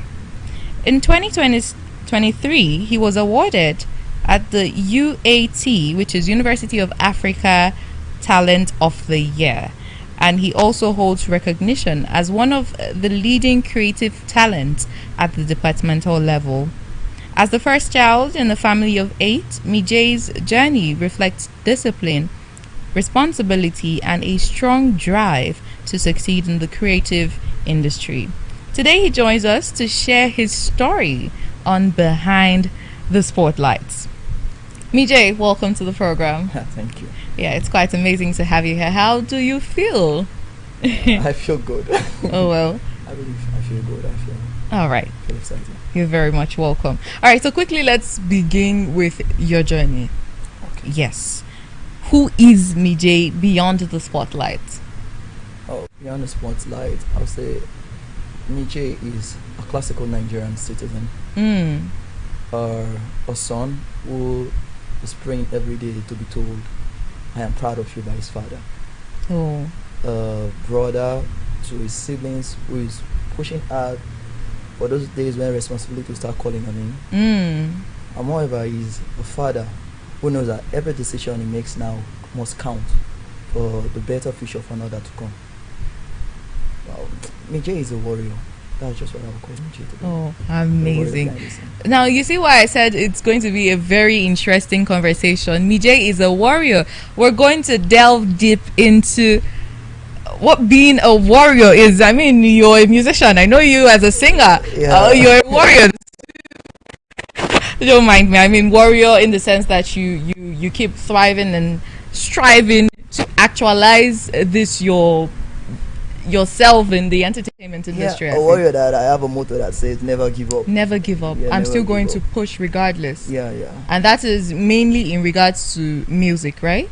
Yeah, in regards to music. Okay. And some other aspects of life. But some other aspects of life. Do you do wrestling in your village, like during festivals? No. No. Oh, okay. But apart from being just a musical artist, I write. Oh, you write? I write books. So, yeah, I have an hobby for playing football, and just that whatever I do, I have to succeed, because there are also narrative that makes you feel like, dude, you can't succeed. You can't, yeah, true. Or it boils down to you believing in yourself, and not just believing in yourself, striving to actually beat those narratives in your head first. Because what people will say is not really stronger to what you start having in yourself, self-doubt. Very true. And when self-doubt starts rising in your mind, there's a whole lot of dreams will just be washed away on the spot. You start struggling. You start struggling in making decisions, setting priorities right. Self-doubt. So that battle is always in your head. And that battle is what makes you see all the obstacles around you. Very true. So you first have to conquer that battle to actually shine outside. I see. And that is the battle that we behind the scene, Naija behind the scene, fight every day. I agree. You're a warrior. Now I get it. All right. So you said you write, you sing, you play football and all that. We also, while going through your biography, we see that you grew up in Bayelsa. There was a bit of Ibadan and then River State. Now all of these parts of Nigeria that you've been to, let's hear how all of those places shaped your creativity and music career, because I believe that the creativity comes from the things you have seen, you have witnessed, you've experienced. So let's hear about that. Okay, first of all, I discovered music a long time as just a dancer, but in Bayelsa, I was just dancing, not for entertainment sake, just for myself. I remember living with my grandma. She would take me to Anglican church, and they will have their aprons and their staff and the rest. I would just be back. Okay. So we are never inside the kids hall until there's music. I'm never there. The moment the pastor tries to preach, we are sleeping. But then when the music comes up, active. I know I have to go front and just sing. Then I was not concerned if I sound good or not. I just feel like I'm in front and I'm singing. And when you get back home, your grandma will be like, my picking ain't sing today. That kind of vibe. So first it was doing, then I got to a time I started having phones, so I could get ringing tunes and the rest. But things started changing when there was desire to be better. And I was singing. So there was this time my dad took me to Port Harcourt. Okay. So when I went to Port Harcourt, I saw the Korean life and the Ijaw life. There's difference in our accent. And there was some people would define me as an Igbo boy. Oh really? Why did that come up? First of all, they will say my accent as a normal person here does not reflect me being a Bayelsan. Okay. Then there's a way you've been close to me. There's a way I decide. My reasoning. It's critical. Very, very. So I don't just make decision like that. Even if I'm making quick decision, you know that it's been dealt with. But in Port Harcourt, it was all different. Now having some other artists come up and opportunities to explore, unlike when I was in Bayelsa, these opportunities we didn't have. There are many things that we lacked, starting from the church, because we all started from the church. Of course, so starting from the church, we have all the church conventions, all this. Even in school, we have these excursions, we have activities. Activities, of course, and then you have to do sports, you have to do entertainment, you have to do creative arts, a lot of all those things. Lots of extracurricular activities. But you have to be the best, because if you come back home and your parents are like, other people are there and you're not there, there's a big problem. You might not have you don't want to see your dad frown, of course, or your mom yell, because the dad does not yell, but the mom so you have to pass through that. Then there was this time in junior, then I found out that I could actually sing almost every music I like, lyrics to lyrics. But then I didn't think I was going to be a musician, because I was busy playing football. I'm never at home. 4 o'clock I'm out. You've moved. So but during 2010-11, after my junior YEC, when I had to go stay with my mom's mom at Ibadan. Okay, that explains the Ibadan relationship. Yes, okay. So when I went to stay at Ibadan, and I didn't have to come back again. Wanted to just focus at Ibadan because they took me to Ibadan government school where they were showing me Wale Soyinka. They just wanted to see, since I was too much of creative, writing everywhere, doing everything. And they took me to private school for tutorship first to just meet up the standard there because the standard was higher. Of course, there's a saying that the Westerners are like the most intelligent in Nigeria. So there's a saying, but there's also something about UI University of Ibadan being the baddest, best. But what I can say about the Westerners is discipline. Discipline. Now, my timing in going out, my timing in greeting, everything I have to do must be detailed. You can't greet standing. You can't do everything. So all of those shaped you. When I went to the school, I saw different singing. You see people who sing as though they are chanting. You see different types of things. But when I brought mine, they were like, I was different. I was totally different. I didn't know anything that was different about me. I liked theirs, but they liked mine. And I started having this vibe. In class, we'll be eating decks, and that's how growing. Then one of those days, I came back home and I like, there's this what the day I changed was this day they were asking this thing we do in school is, what was it called? It's called Occupation Day. Okay. Yeah, everybody would dress and you aspired to be dressed that way. Tell you the truth, that particular what did you day, wear? My parents did not even plan anything for me. I just wore my normal outfit. I just went out and they asked me they didn't even ask me what I am. They just call me musician, don't come. Really? And as at then you were okay, then you had a bit of music in you from church vibes and yeah, but I've never really taught the music. So when I came, musician don't come. I'm a musician, one be. So I was like, okay, I'm coming. Yeah. So before you know, the name was Michael Jamison. So I do Jamison. Some will call me Jamison. Okay. My lecturers, I'm using lecturers now. The teachers then they will be like, Ayo Mije. I was like, Ayo Mije. Moi Mije. Okay. So they were like abbreviating my name for me. For you. Instead of the Michael Jameson, they were like Mije. Yeah. So then I put Ayo to now like make it sound Yoruba-ish. Not just that, they were proclaiming joy to my life because I'm never happy. Oh, I see. I'm never happy because I know. Oh, I see. At all time, there's something. Why would you be happy? People that overthink are not always the happiest. I mean, they are stressing themselves over things that you're just supposed to go with the flow, but then you choose to stress yourself and critically think. How are you supposed to be happy that way? I was scared of decision making. I didn't want to make a decision that would mess you up. Yes. But each time you try to avoid wrong decision, you make wrong decisions. Yes. At the ending of the day. But that was where it started. Then start beating up. I started having fan base in school, outside. But then in my mind I was like, these guys, they are good though. But they are like, I am good though. So I started working on it. At the ending of the day, it became my peace. Music became everything. It became my obsession, my addiction, everything. And I brought that to my craft. Instead of just writing, I started writing songs as well. I started by writing about me, then writing with God. So I started doing gospel songs because we were in the church. But there was something inside of me that didn't want to do gospel songs. Oh, okay. Okay.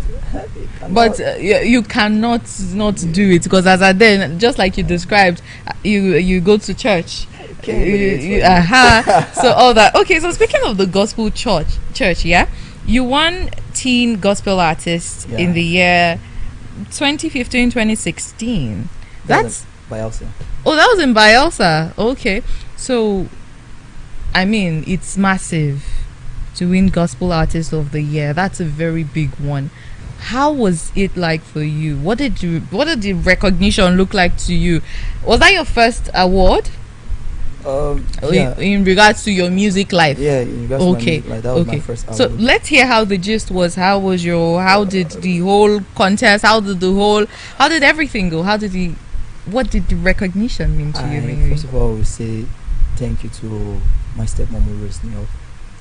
Okay. She gave me the platform to sing. She saw while my dad was busy wanting me to be a different son. As a politician, my stepmom wanted me to keep on the creative person that I am. That you are. She believed in it more than, of course, she's mother. She's always there. She's always, of course. She knows me better. Even when I didn't know myself, I thought I was a footballer. I thought I was see Ronaldo do the effort and everything. Oh my goodness, really? I do see Ronaldo vibes, and she was like, go sing. Go sing. Yeah, you're very creative. Use that to tell your story. She was one reason why I did the theater also. So she was like, go sing. So, but then there was Christ Embassy. They gave us this platform, Teens Ministry. We had Becky, this rest, and also we all come this crew. We call ourselves superstars. We just kill this crew and we just sing. Those guys, they have nice vocals, but none of them were writers. I was really one. You were the one who actually writes. And for long, I don't sing because I felt they were better than me. So I just write song. And then they sing the choir sing. I just write song. They sing. Wonderful. And there was this time we were supposed to go to Lagos and I just wrote the song. And that day I was told to sing. Not that I wanted to sing. You were told and you just had to. I should sing. But there was no song. So just like jump into this beat and I did it. I didn't know it would be able to use in IPBC and all those kind of things stuff. And that's how I started going. And next day I saw so I don't come outside though. Wow. A huge congratulations to you. Now your song Amen, either way, won Best Afro Beat Gospel in 2017. Tell us about that song. What inspired that song? We believe that you see creativity, you see nature, things that most persons would just look at as normal. You look deep into it and make it creative. Tell us about Amen. What inspired it? Actually, Amen was it had purpose. I didn't just sing it; it was intent. It's an Afrobeat, but then in church we do a lot of worship, lift around and everything. But I was bored. That was not just your style. Like I said, in me, we're doing the church, but there was something. But there was something beyond that. I can't do that because of Cain. And now there's this. You go write WAEC, you go do all this kind of thing. You have to come back better. And now I had a brother who was assumed to be far smarter than me and the rest. That's what I was told. So we went and we wrote our exams, and it's not like I wished him bad, but I came out better in everything.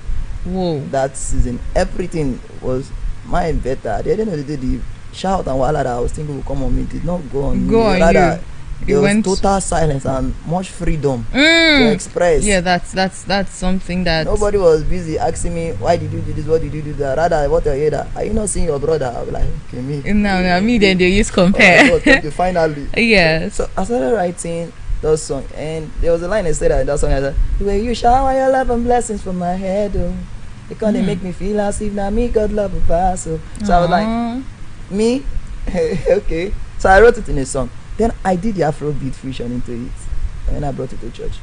Originally, church they used to condemn some kind of beat, Afrobeat. Yeah. This is vibe, and my pastor just looked at me. He was the one that came to say, "Keep writing. Don't ever stop writing." I was like, okay, I should keep writing.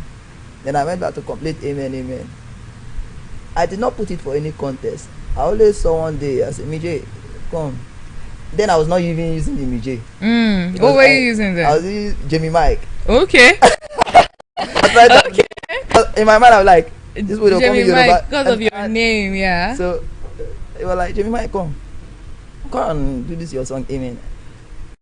I also myself performing in headquarters and the rest. Next day I saw awards, celebrations, small cash came and certificate. I was like, so I brought it home and my dad was like, my dad that doesn't really appreciate the music part. Music, but no, not that his son is a musician. I saw him. I was inside kitchen watching play because I sing in the kitchen and in the bathroom. And next time I saw him, he's vibing. He was the one playing the song. I'm like, oh boy, this is your song, good.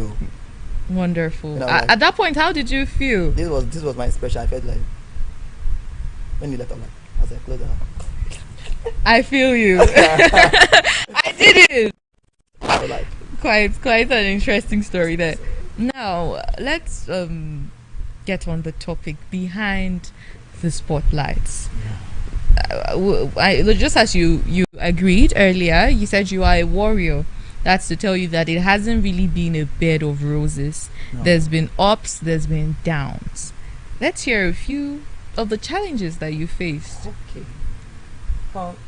Now, like I was saying earlier, like you guys said earlier, that I had more of my fame in UAT. But those 4 years in UAT, that brought more spotlight to me has been so much battle that I've been dealing with that people don't see.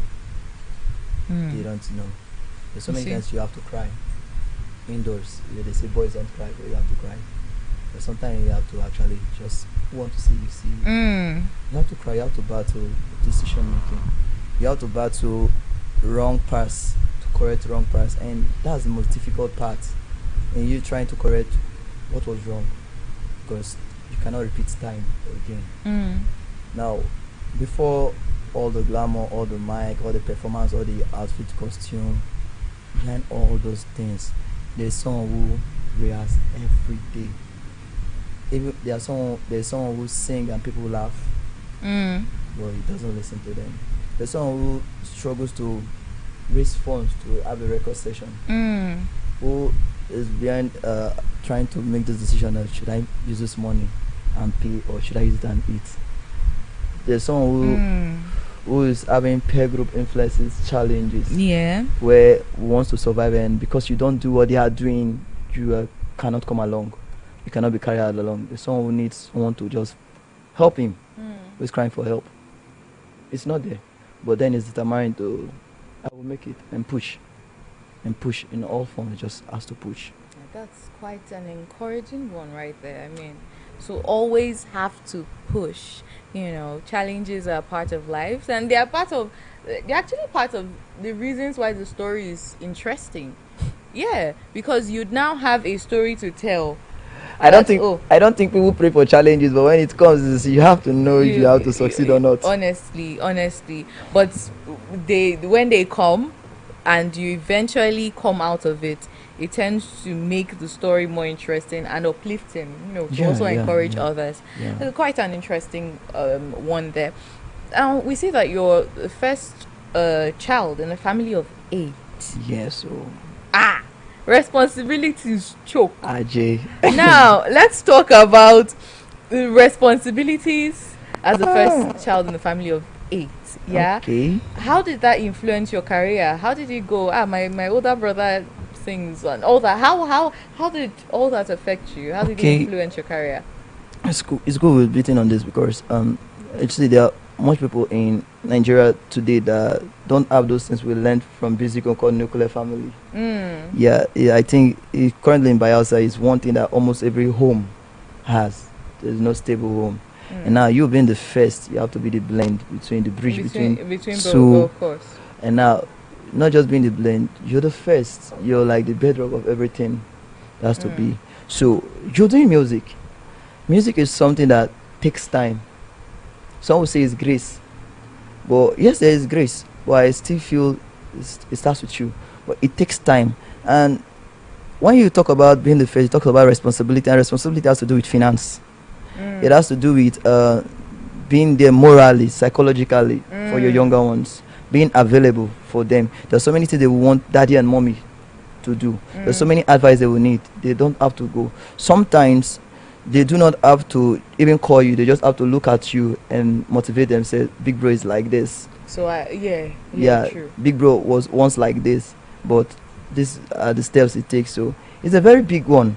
Now the choice of music I make, there's this thing I do because I know I'm an elder brother and there's a generation I'm looking forward to be in the future. I also be very careful at my lyrics whenever I'm writing the content.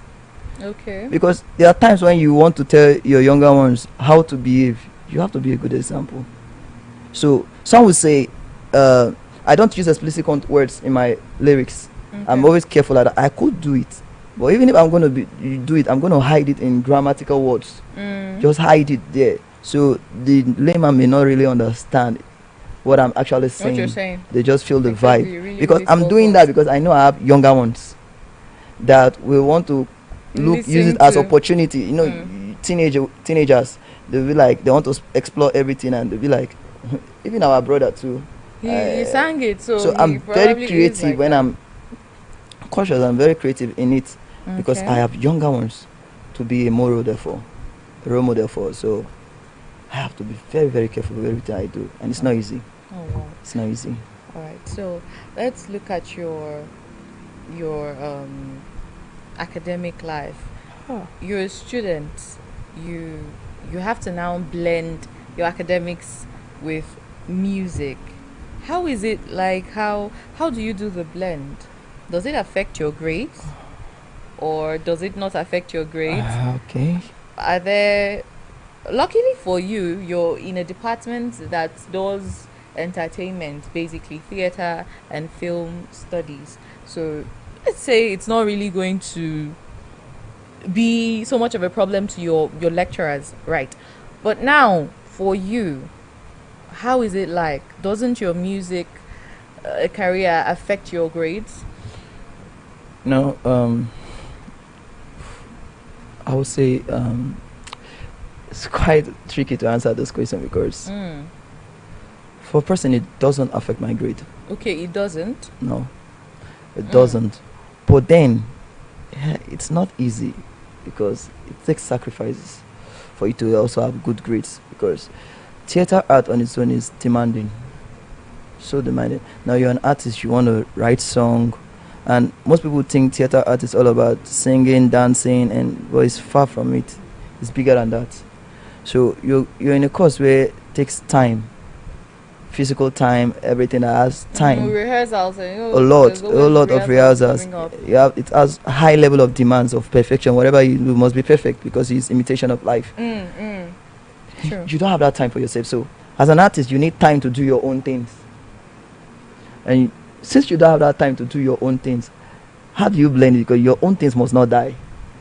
Yeah. You went to the school to get grades, to improve yourself. The school has their curriculum. They don't really care about your extracurricular activities. It's none of their business. How you blend it is your choice. It's your choice, true. Now you are doing a course where it's not like some other course that will close by 4 and you go home, you relax. Whatever you do by that time, you're doing a course where you have to wake up 6 or 5 and meet up by 6 and 7, and by the time you're done for 4, you could also have. I did some courses from theater arts, and I know that we had to do, because of theater arts, all night. We had to do all night rehearsals. Thank you. That was it. All night rehearsals. It was very, very annoying, to be honest, because what are we rehearsing all night for?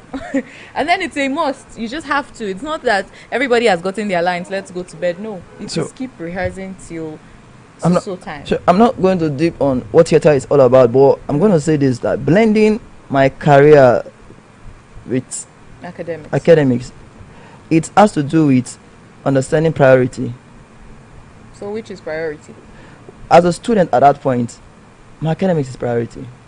The music is in me. Okay. I'm actually going to go back home and sleep. I'm actually going to go back home and eat. I'm going to go back home and have time to play football. It is my choice with what I do that time. Okay. But once it's academics, it's academics. Once there's assignment, I have to deliver. Because at the end of the day, I'm the one that's going to have a certificate. And I'm the one coming out with a degree. There's not going to be an excuse. If you fail, you'll be the one explaining. If you succeed, there's people going to celebrate you. Of course. So it's something you have to know. So being in school, I know I'm in school. Well, I cannot exhaust the whole 24 hours. So I have time. So priority. These are holiday period.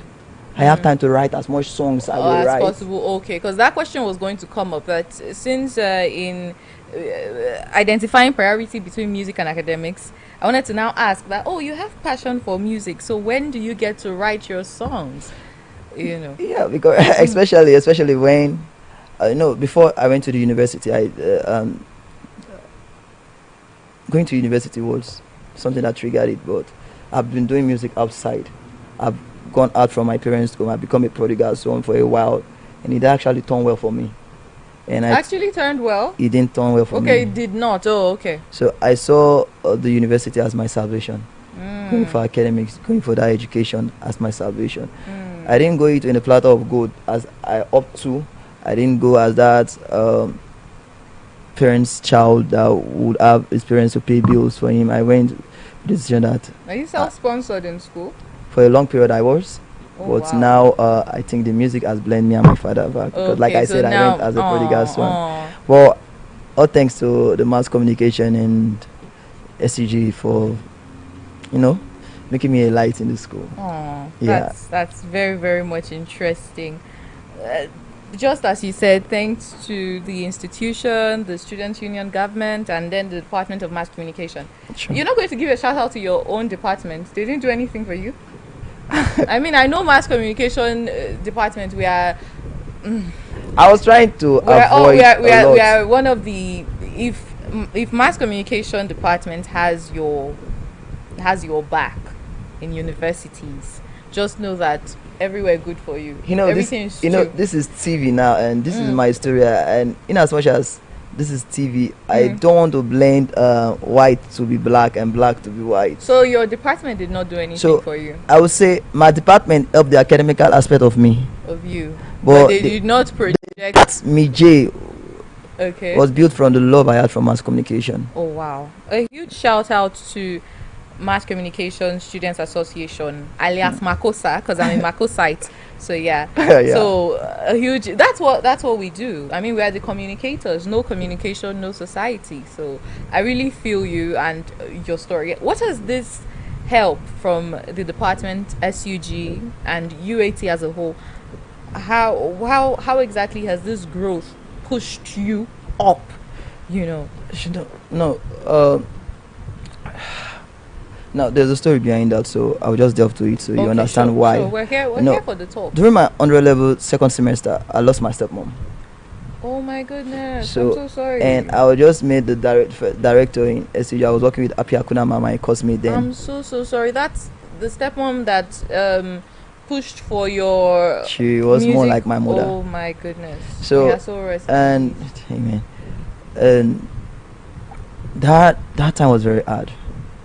I didn't think I would be doing music at that point, because there was just one person I wanted to see me on that stage, and she'd be like, "That's my son." No. I have a question. Have you done a song for her yet? Yeah, I did. Oh. Okay. And it's called Peace. It's online though, and that was my best song. Okay, so when I had that call, she just kicked, and it was very, very hard. I think I was working with Pius. And That's Pius, the then Makosa president. yes, the then Makosa president, and one other Pele. We're working together, and I was standing with Pius and Pele when Dr. Guana Jami came in, and he was doing this newspaper stuff, and next thing Pius turned to me and was like, "Mijay, you're an artist now." I was like, because I knew I saw IE and some other artists, some other students in the institution, the ones that had gone for Nigeria Boys, Nigerian Idol, yeah. And I was like, IE Too Real was a Nigerian Idol. And I was like, me, low self-esteem came up, and Dr. Jami was like, "What do you do?"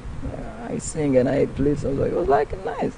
I say he brought it to this English lecturer, Professor Demola. So, okay. And they listened to it and they were good. And next thing I was told that there was newspaper publication. I should bring my data and the rest. So that's what started coming. Then there was this Makosa week. They gave me platforms. They just started carrying me in. Now I see. Everything, and I was just there. So while I was going through with them, I started. This is like I had friendship. I had people outside my home, because at that point, my stepmom was my best friend, my everything, but she was not there, and I just laughing, playing. So I was alive again, writing songs and everything. Wonderful. And I started going out. Jamie would just call me and like, "There's so thing, go." Whatever they were doing, they would carry me along, and I was just growing. I was just exploding, and I saw myself as me just came phenomenal in the school, and I like, wow, it went outside the school. So I was like, oh, Mijay traveled beyond, far from UAT, and was just going out. But I remember everything started with Mascom giving me this the platform. Yes. Oh my goodness! A huge shout out to Makosa again. So let's look at winning talent of the year at the University of Africa in 2023. Sounds like a very big achievement. I mean, you've gotten a whole lot of awards from the look of things. How did that go? Like, let's hear. I believe you were not the only person in the category. I wasn't. Others were nominated. I wasn't even expecting that I would be nominated. Are you serious? Yeah. And I said 2023. What level were you in? I was in my 200 level. Okay. 200 level, but I wasn't expecting to be nominated. Like I said, because I wasn't having the nicest of clothes. gangs, all those kind of things that people go with. Is The it- aura. Oh, okay. Is that really what it is about in universities when it comes to award giving? Shouldn't it be not that, your but entertainment in song, general. your sound? Entertainment in general, people look Packaging at matters. a lot. Okay. A lot. It's far beyond your voice. Your attitude, your charisma, voice, everything aura. matters a lot. Okay. So, and I was just that guy that I felt like I don't fit in. Well, at the same time, I don't want people to know that I'm feeling it. Yeah, okay. Okay. But when I saw my name, I think this channel Galaba or whatever, I just saw my name inside. I wasn't thinking I was going to be good, because when I looked at it, there was someone from mass communication. I think they have the numbers. And I don't see theater doing anything, because theater are always doing their own things. Which is their rehearsals, and true. They don't have time. But I was living in the hostel, and for an hosteler, I come outside, I play, I do it. So hostel community has, when you have hostel community. Now that hostel community is one other fan base entirely, because it has a blend of students. You have the males and females, and from different departments and faculties. So if you have a good relationship with the hostelites, they might be the majority leaders in their own department or classroom, and tend to convince their course-mates about you. So having the hostel community was something massive, and it aided your victory. And I saw myself, So since then you started walking with your shoulders high. Then fame had crept in now, so there should be a change. How were you behaving then? I think because I've been exposed to life, to different aspects of life before, so I realized that I know from beginning that whatever you attain now, you can also lose again. Okay, yes, true. You have to be careful. I've seen people rise and fall. True. A lot. So I have to be very careful. And I came out from a very humble background, so it was just not part of me. I realized that all those things, one day, it doesn't really matter. It's your impact that matters, because there are lots of persons that we don't remember anymore, but there are people that created impact, and it's as though they are still living, even if they are not living anymore. Even if they're not true. So that was what is more important to me, having a legacy, than going around with the true. It's not really important. I see. Okay, so have you lost any awards, I have. All right. I have. My first year there was one I lost. My first year I came out with 4 songs. Like I said, I met IE, and so I listened to their song, and they were doing all this R&B, and they were like, in my mind I was like, those guys don't really know anything happened for Nigeria. Nigeria, I want to do this one. So I started doing my songs. I came in with 4 songs. They were playing it at when they came everywhere. They were vibing it. Well, I was thinking I was going to... like all those hangout spots on campus. But towards the end of the calendar, there was this artist called Tender. He came and he just won. I was sitting there, and Tender was winning. I was like, okay. And a lot of people... Did you listen to Tender's song? I listened to it. How did you judge him? It was nice. Okay. It was nice. Did you see that he was going to win you? Did you see I didn't see that part. Oh. I didn't see that part, because while we at Tender, we were not that close, but we were friends, and we listened to our songs together. And Tender would be like, Tender vibes to my songs a lot. So everybody was singing. I was seated there, and there's a lot of fan base that come, like Mijay win, who was praying money, all the guys. I'm just sitting to see myself win. And oh my goodness! And then you lost it. Of course, I was just like, okay. Were you really like, okay? Did you just give us a display of how your reaction was when because I believe they called out the nominees, and then they mentioned the winner. How did you, when they were calling out, okay, and then the winner is, were you already adjusting your quotes? There's this stuff like before they call the winner, and they're like, man, I'll be giving me a check. I'm like, oh boy, this is people were already encouraging you, and they'll be on phones and like cameras to like video your. Oh my goodness, ouch! Like, I'm thinking of what I will say when I go there. Oh, you even rehearsed. I've been thinking. Whoa! But there was Tender. I was very quiet, calm, like. Not so much people were around him the way they were around you. No, he had his own squad, but and there was Ned and some other person, but it was as though it's Mijay and tender one. Whoa.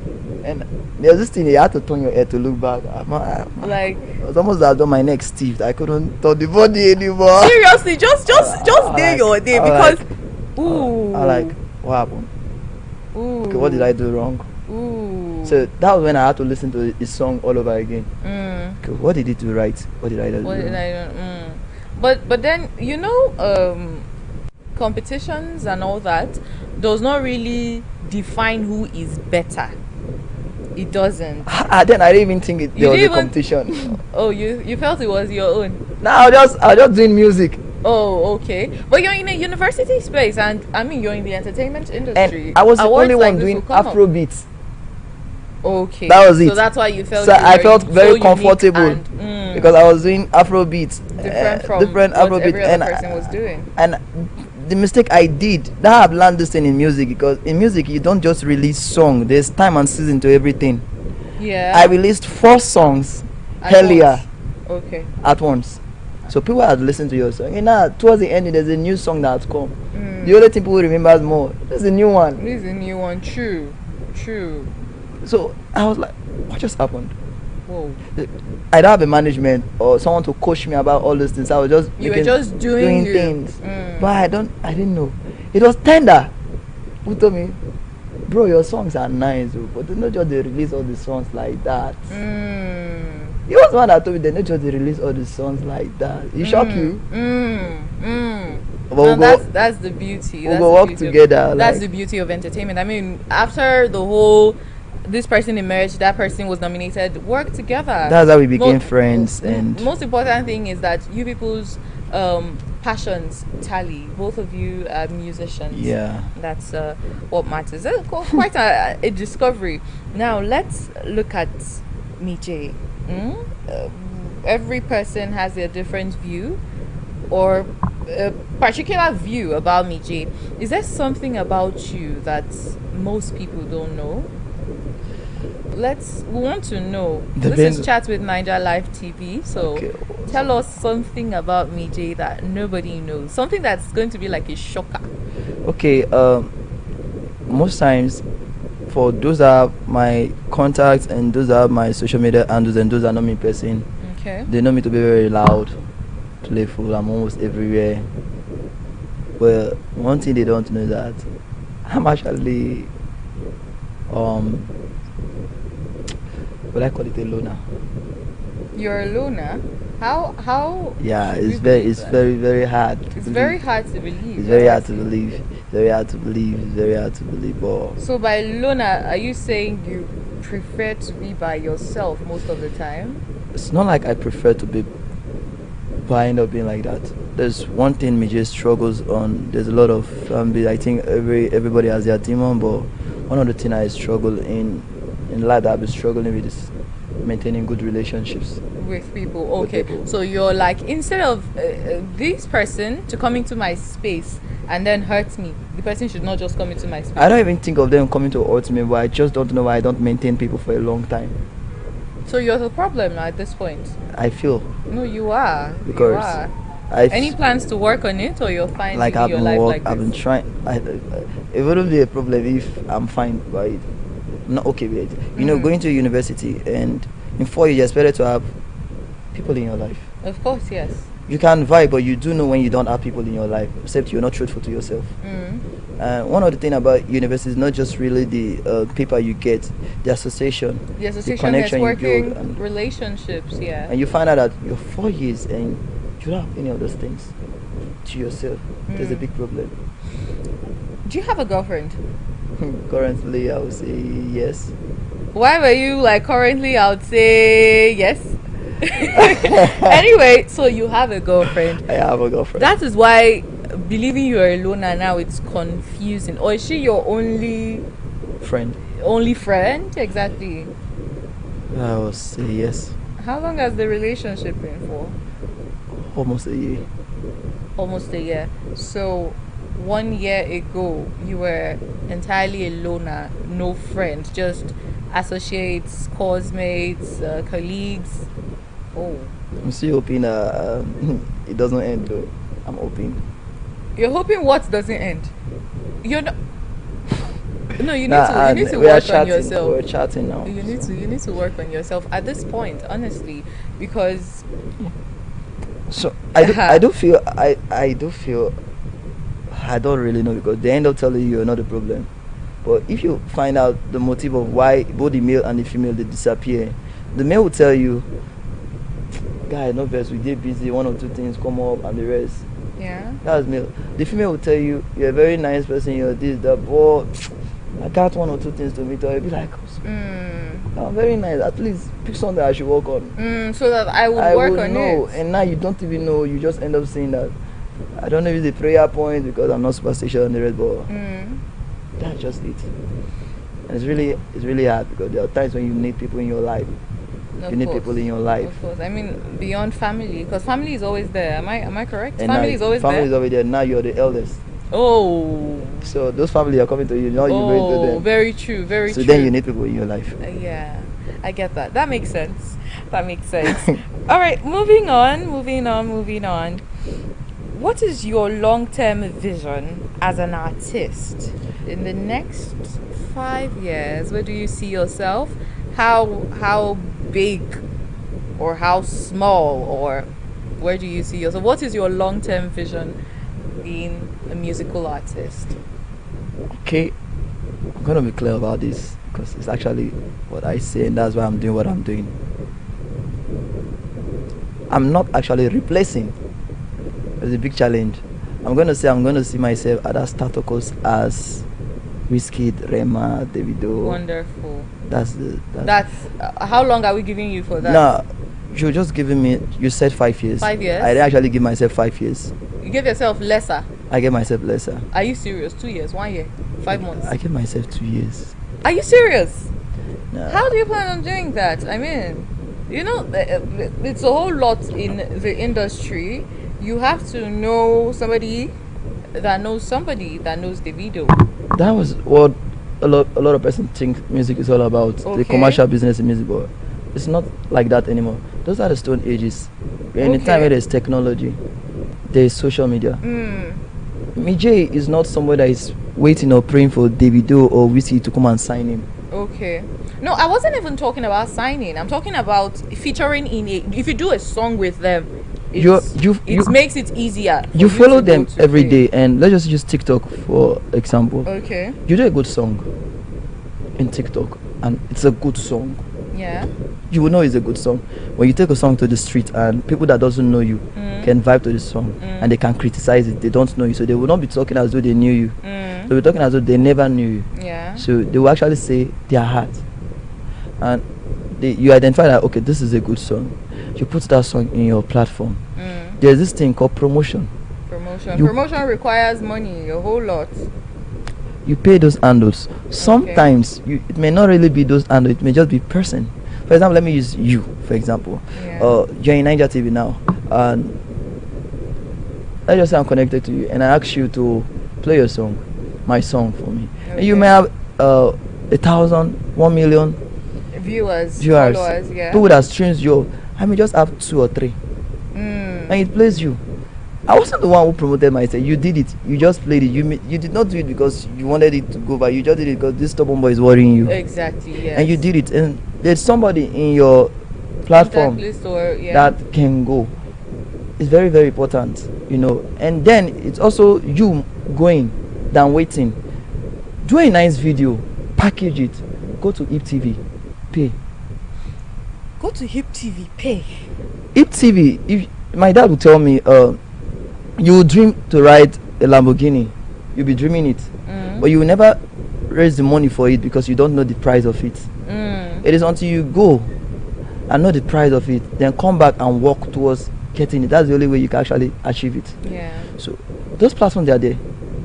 When we see Hip TV Sound City, we always think, Jesus Christ, these things are big, especially when you're not in that place where you're financially capable. Yeah. You think these are big and the rest, you will not move. But when you go, you take the extra mile and find out, you will find out that you've had this money over time. You use it for things that are not important. That are not so important. I mean, you have a very nice structure. Just as you initially said, you think critically, and I'm proud of you for that. So we're giving you 2 years. We're hoping and rooting for you. Amen. Because with all of this analysis, you are not far from the truth. What you're saying is not impossible. I mean, impossible in the first place is nothing. So we wish you all the very best, honestly. Yikes. So finally, if people see the spotlights today, what should they understand about the journey behind it? If they should see the spotlight, I will not use if. When when they see the spotlight, they should know that it's a bedrock from an art of not giving up. It comes from a long time of discipline, a decision making, and matters a lot that should count. It didn't just happen overnight. It's something that's been cooking. Like I would say, it's something that has been slept overnight with over and over again. Something that has failed several times to stand again. So what I would say is, when they see me on the spotlight, they should know that they also have chances to be better than what they are saying now. So they have to work on themselves. They have to keep pushing, especially for the young artists today, because there was one time I was singing in my father's kitchen, and today I'm in a TV set, I'm the one talking. So I'm gonna be better. So, but I got to this point. It was once a dream in my bedroom, and it's a reality. There's bigger dreams, and I'm going to achieve this. This is just motivation to me to tell myself, okay, a few years ago you dreamt of this stage, you achieved it. You're gonna get more. Just keep dreaming and keep pushing. So it's the same advice I would give to people out there. There's nothing that is. There's no limits to what you can achieve. Just believe in yourself. And apart from just believing, move. It's a verb is an action word, right? Yes, it is. It's an action because there's something doing. You're doing something. Keep making a move. My dad once advised and said, when I was actually feeling like I'm not going, he said, slow progress, it's still progress. It might be slow, but there's progress attached to it. Of course, it's at least there's a shift. You've moved from a particular point to another. And you can only know those is when you have an heart of gratitude, when you can actually look back and appreciate the baby steps. And also everything that's happened in your life, rather than condemning and complaining. So appreciate and comparing yourself with others. Comparison is a thief of joy. That is a very true statement. Instead of saying, looking at yourself like wanting the big things to happen now, start with the small things. Start with the small things. Start with the small platforms. I started with not having a dime, not anything, but I'm getting booked now. That doesn't mean if a platform comes where I don't have to get booked, I won't do it. Yeah. Because I have someone to inspire also, and it's also a platform for me. So, but start small and keep pushing. The spotlight that you see is all the journey behind. There's a lot more, but you have to. Every artist, I think Yemi Alade once said something that she attended 3,000 shows for free. 3,000. And I've not even gone know to how many thousand. Oh my goodness. For free. But she's Yemi Alade today. Yemi Alade, global ambassador. So you know there are people that you also need to check out people's stories. It's also a way to motivate yourself. Then read books. For young artists, you know, we artists, they do this thing. We say we are artists. We dress anyhow, behave anyhow. You're an artist does not really require you living. Be a rascal. An artist is someone that is creative. Is an icon. To be an artist, you create. So create your future wherever you are right now and work towards achieving it. That's just the thing. Quite a very interesting moment. Thank you so much for your very, very heavy and encouraging words there. And that concludes Chats with Naija Live TV today with our topic behind the spotlight, and we've had an amazing guest who is a musical artist. His name is Mijay. Thank you so much, Mijay, for coming. Everybody name. So do have an amazing one. Stay glued to Naija Live TV, as we are always here and open for business and partnership to have a peaceful and productive day. We will be bringing you World Desk very soon. Thank you for watching. Bayelsa State, home of peace, yo. We are for the peace. All for peace. Dear esteemed community leaders and people of Bayelsa State, The Doiduri-led prosperity government is committed to transforming our rural communities into thriving hubs of development. We believe that every community deserves access to absolute peace and quality standard of living. To actualize this vision, we need your support and partnership. Join forces with us to improve rural infrastructure, enhance quality education, boost healthcare, and foster economic growth. Together, we can create opportunities for youth empowerment and employment, promote cultural heritage, and ensure food security and strengthen community social services. How you can support: participate in community engagement forums and collaborate with local government authorities and the Ministry of Community Development. Come, let's build a prosperous Bayelsa together. Courtesy, Honorable Alfred Belamonte Watson, Honorable Commissioner, Ministry of Community Development. The impacts of climate change are upon us, necessitating adaptation and resilient building. In Bayelsa State, the recent annual rainy season has brought severe consequences, including excessive flash floods and river flooding, causing untold hardship for residents. However, under the leadership of His Excellency Senator Doiduri, the prosperity government has taken proactive measures to mitigate these effects. The establishment of the Directorate of Floods and Erosion Control, along with the strengthening of other related agencies such as the Bayelsa State Emergency Management Agency, demonstrates a commitment to reducing the impact of floods. To further enhance resilience, major blocks, canals, river outlets, and drainage systems are being cleared, and higher grounds have been identified in all 8 local government areas to provide safe havens during floods. While the government is dedicated. Well, 2027 election is only a few months away, so there's been a lot of politicking, there's been the endorsements, there's been the defections. The political conversation has also been very hot this period, and well, we're looking to have this conversation especially around Bayelsa and specifically in Southern Ijaw constituency too. And, so we thank you plenty for staying with us on this episode of Chat with Naija Live TV. My name is Henry Armifula, and on this episode we have someone who is an aspirant, someone who's been a member of the APC before now, and well, recently resigned from the APC. So we're joined this episode by the comrade Sydney Linus. It's good to have you. A very good day to you and welcome. Thank you. Good morning, Mr. Henry. Good day to you as well. Alrighty. Welcome again to Naija Live TV and to this episode of The Problem. Thank you very much. You have such a nice place here, and I will say everyone should come here for the interviews and any program. Thank you for that. Yeah. Alrighty, let's jump right in. Southern Ijaw constituency 2. That's where you hail from. And exactly why are you seeking to be a representative of that particular area? And how would you describe development in Southern Ijaw constituency 2? Let's start with just 1999 to 2026. That's the start of the Fourth Republic, right? Yeah. Okay, Mr. Henry, I want to appreciate you for this very germane question, because the Southern Ijaw constituency 2, for sake of demography and description, we have 2 unique clans, unique people, 2 unique people. You know, we have the Oproma people and the Tarakri people. Though politically it is divided into 2 wards, that is the Oproma Ward 1 and the Oproma Ward 2. Now, you asked why I am coming in for this political exercise. It's same question, just like why do you come into politics?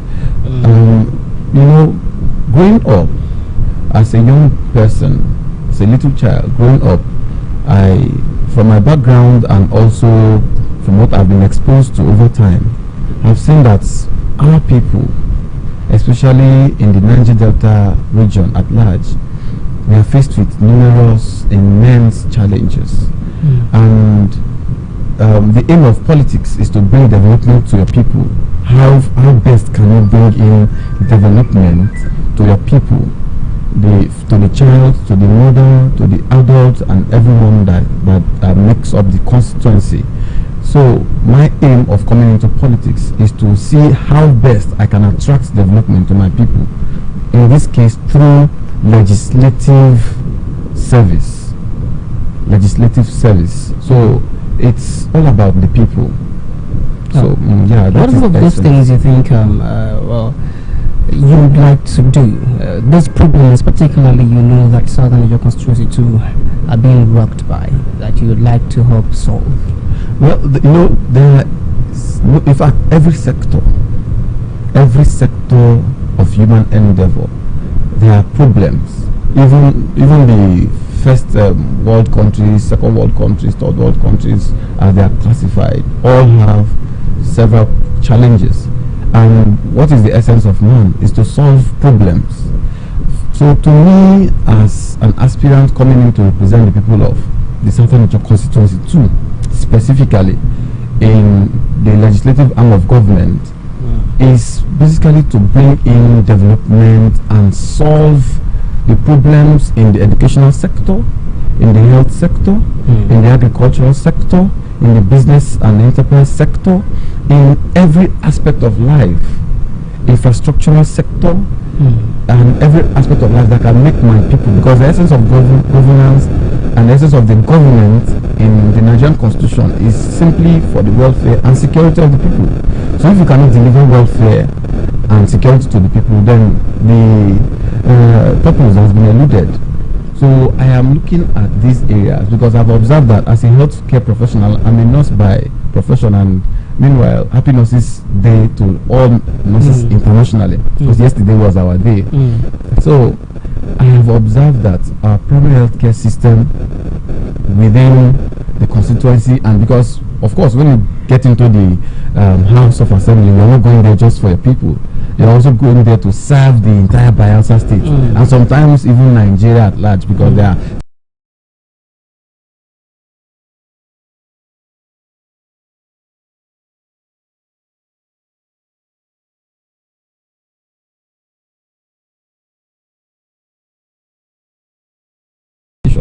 these are the core aspects of service to the people. So I am looking at these areas, using these tools, these legislative tools, to bring in development to my people. If there are no health facilities that are working, because let's for instance the health sector, we have what we call the B-Mong and the C-Mong facilities. B-Mong facilities are classified in the primary health sector system, while the C-Mong are supposed to be secondary health sector system. You know, until recently that we are having a referral system, thanks to His Excellency Governor Doyebiri for providing the Opuruma Referral Hospital, and also the infrastructure, the road, that bridge has really bridged a lot of gaps. So most of our women will not be dying from simple conditions like PPH, that is a postpartum hemorrhage that occurs sometimes because of poor handling of pregnancy and delivery system. So what am I here to do? Let me see that the basic healthcare needs of our people, because definitely I will be a member of the House Committee on Health, or I'll maybe, if God willing, I may even be the chairman of the House Committee on Health, and I'll be able to drive these policies, these laws that will ensure that our system works. Well, typically, as one who is a nurse, one would wonder exactly why a nurse would be going into politics. But then again, of course, nurses are those who care, who nurture, right? Yeah, that's a different, another way to call the nurse. You nurture, you take care of people. So typically, you're here to take care of the needs of the constituents. Exactly. So yeah, so I mean that makes sense, and bias at large, that makes sense a lot. But then, as a nurse and also one who is into the healthcare system, you'd also know that one of the problems we have in our primary healthcare system, like you had mentioned, is the fact that there are barely people at the health centers. If you check, you'd probably find that at best 2-3 communities, you must find one health center, in Bayelsa State, and also in your constituency, right? Well, there's a problem of lack of practitioners being present. There are only a few healthcare facilities, primary healthcare facilities, that are actually operational I mean, that's not having skeletal operations, properly operational. You're going to the assembly.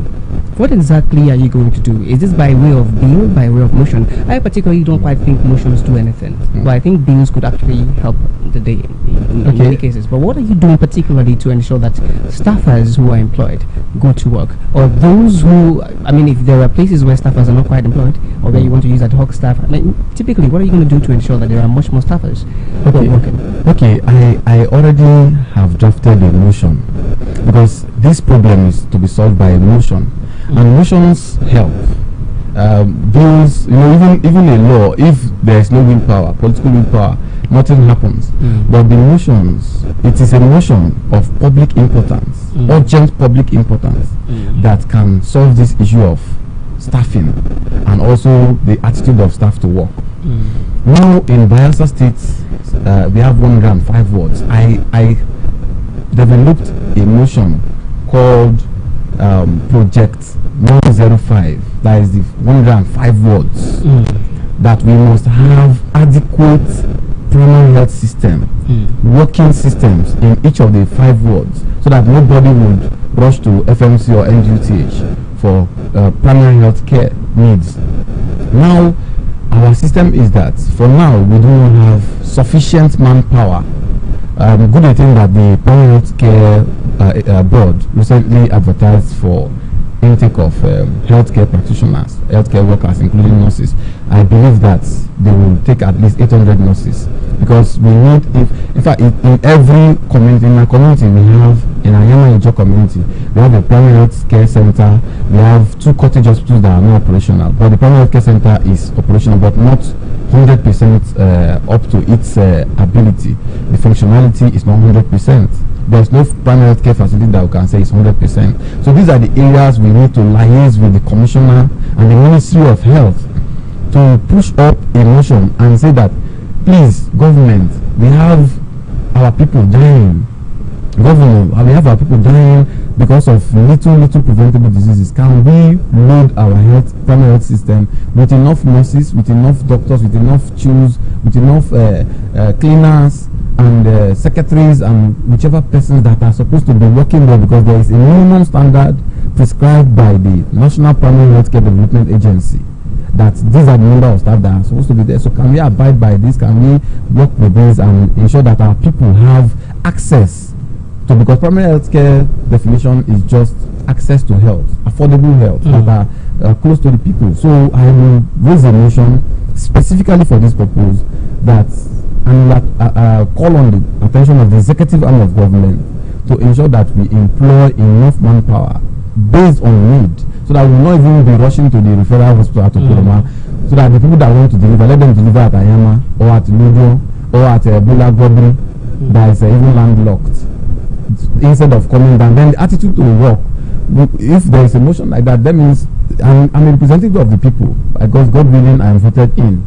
So I have to be always there with the people. I'm not in Nagua being the politician that will just stay here and be not even interact with the people. So I will go there to the health centers and follow up. Currently in River State, are you going to quit that for politics? No, that is a private, non-governmental engagement. Okay. Of course, I've discussed with my employers that I am going in for this service, and God willing, I am voted into power.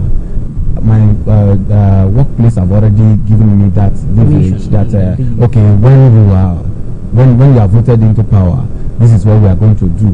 This is service. That is service, depending on the conditions of service of the employer. So it does not affect public or whatever area.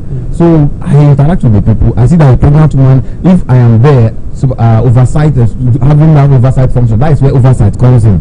So a motion to ensure that nurses get there, then oversight to ensure that the nurses are there working, or the doctors are there working. Affecting staff morale and some of these staffers, from going to the primary health care centers and to administer their services is, like you mentioned, working conditions, not enough remuneration, even where they stay in these constituencies is a problem. Some of the houses are poor. Sometimes they don't even have a house to stay, because of course, the popularity and around Bielsa see that's not necessarily Yanagua housing deficit. That's one thing that maybe you'd like to. All these things will be handled by Project 105 motion that's already in the bakery. It's already ready to be eaten. So immediately I'm voted into power, this Project 105 motion that will be raised will take care of the housing issue, because staff, if you send me to Lobia or to Okodia Zarama in a local government area, at least I should have a little house that I can lay my head and take care of, because there's what we call residential midwives. These are health workers that stay around the facility, so at midnight anytime, so far there is a pregnant woman or an emergency, they take care of them immediately, give them that succor, that immediate health attention before moving them. I'm just feeling that we are focusing on the health sector, which we have one sector. Exactly, and I love it that you have good interest in the primary health sector, because that is also that's your interest. That's my heart. That's what brings my heart. That's what I'm here. Yes, I'm here in the local level. Yes. Right? You have mentioned that Dewey has taken road there. Yes. There is a referral hospital in Okoro, but then there are problems with primary health care centers, and so we're expanding. Yeah, exactly. So the referral system, the referral hospital, is to manage only cases that cannot be handled by the primary health centers.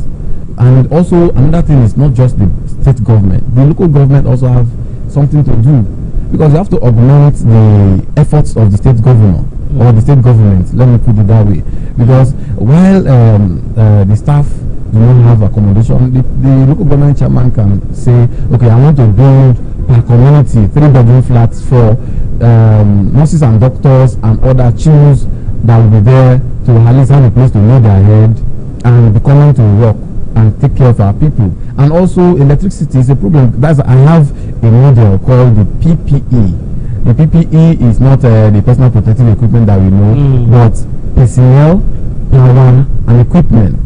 That is it. I'm just revealing. I hope my competitors will not come and steal my idea. Well, even if they do steal your idea and they use it, is it not to the benefit of the? No, the thing about idea is that he who bears the idea knows how best to run with it. Okay. That's why even the Bible says, write it down and run with this vision. So this PPE idea is about personnel. When we treat the personal issue, what about power? Now we have solar power system. I will go to the NDDC as health committee member or chairman on health in the state and tell them that please, our healthcare centers need an intervention, because it's an interventionist agency or commission.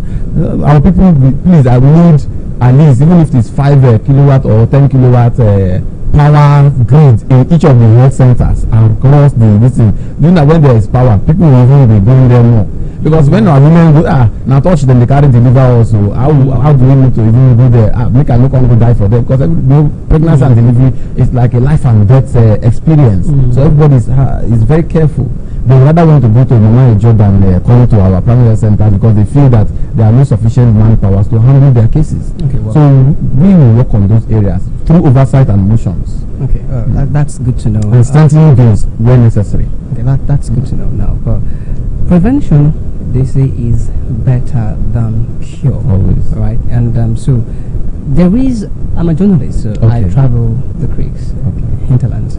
I know that there is this culture of drinking from the river, and we call it our water now. You know, to do us anything. I mean, betting on the kill African man. Well, that's a rather cliche notion, but this is one that I like to think is much more relevant. Something that we would often do. I mean, was it just 3 months ago? I saw people who would drink from the water, the river water. They say the flu. I saw it today in my community. They say the flu, and typically they scoop and they drink. Yes. And someone else is defecating somewhere. I asked the question to someone who is a health professional sometime.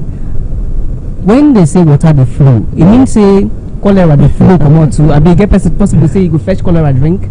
So there is this notion, first of sensitization, second of how are you going to ensure through those emotions that we have some of the facilities we need, water, low cost water, but water we can drink, portable drinking water is made available for those persons who are in Southern Ijaw constituency too? How would we ensure this? Remember that most times the focus is on Yenagoa. Yenagoa. Even when the governor says he's going to go to water after he does the power supply issue in Yenagoa, in Yenagoa, it's still in Yenagoa, not in Southern Ijaw. So in Southern Ijaw constituency too, what are the plans?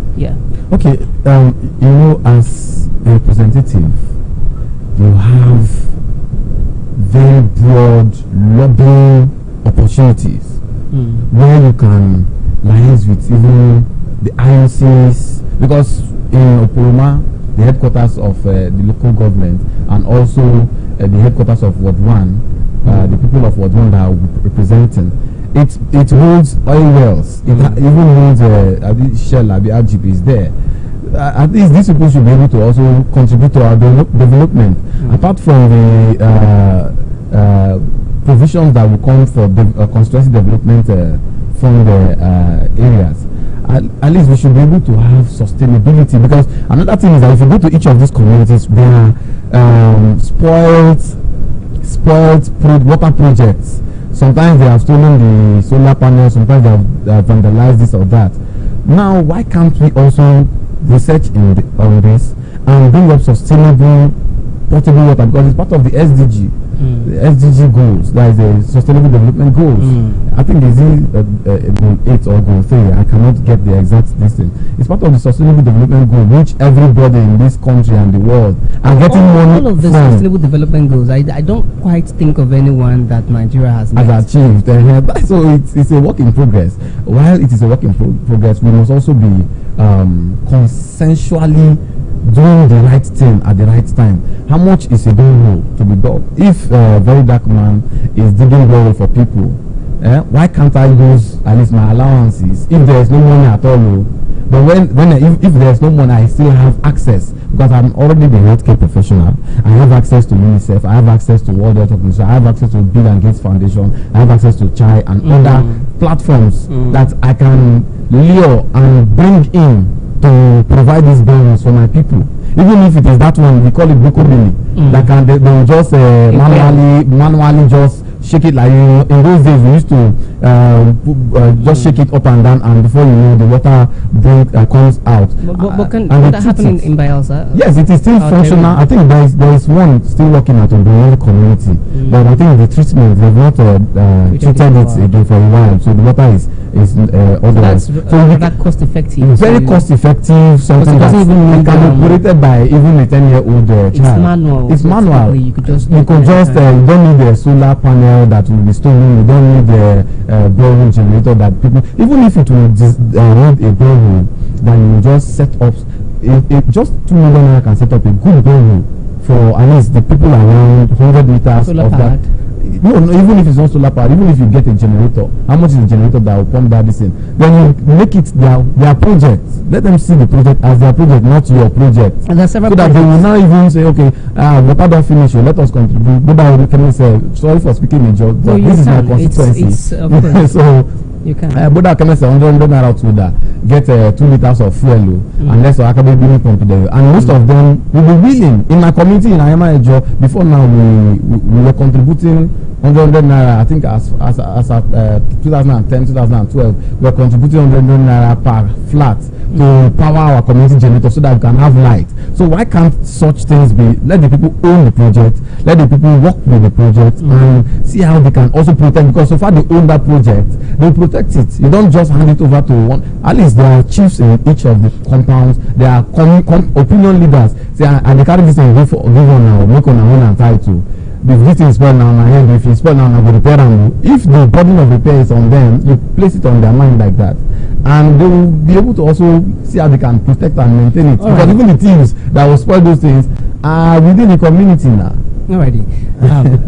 There are many persons who would ask you this question. Perhaps a tough question, but all the same, they ask you this question. You've been in the constituency, you're a stakeholder, you're one who's knowledgeable, and all of a sudden you're deciding to run for office, deciding to run for an assembly seat to represent the Southern Niger constituency too. They've had a representative all this while.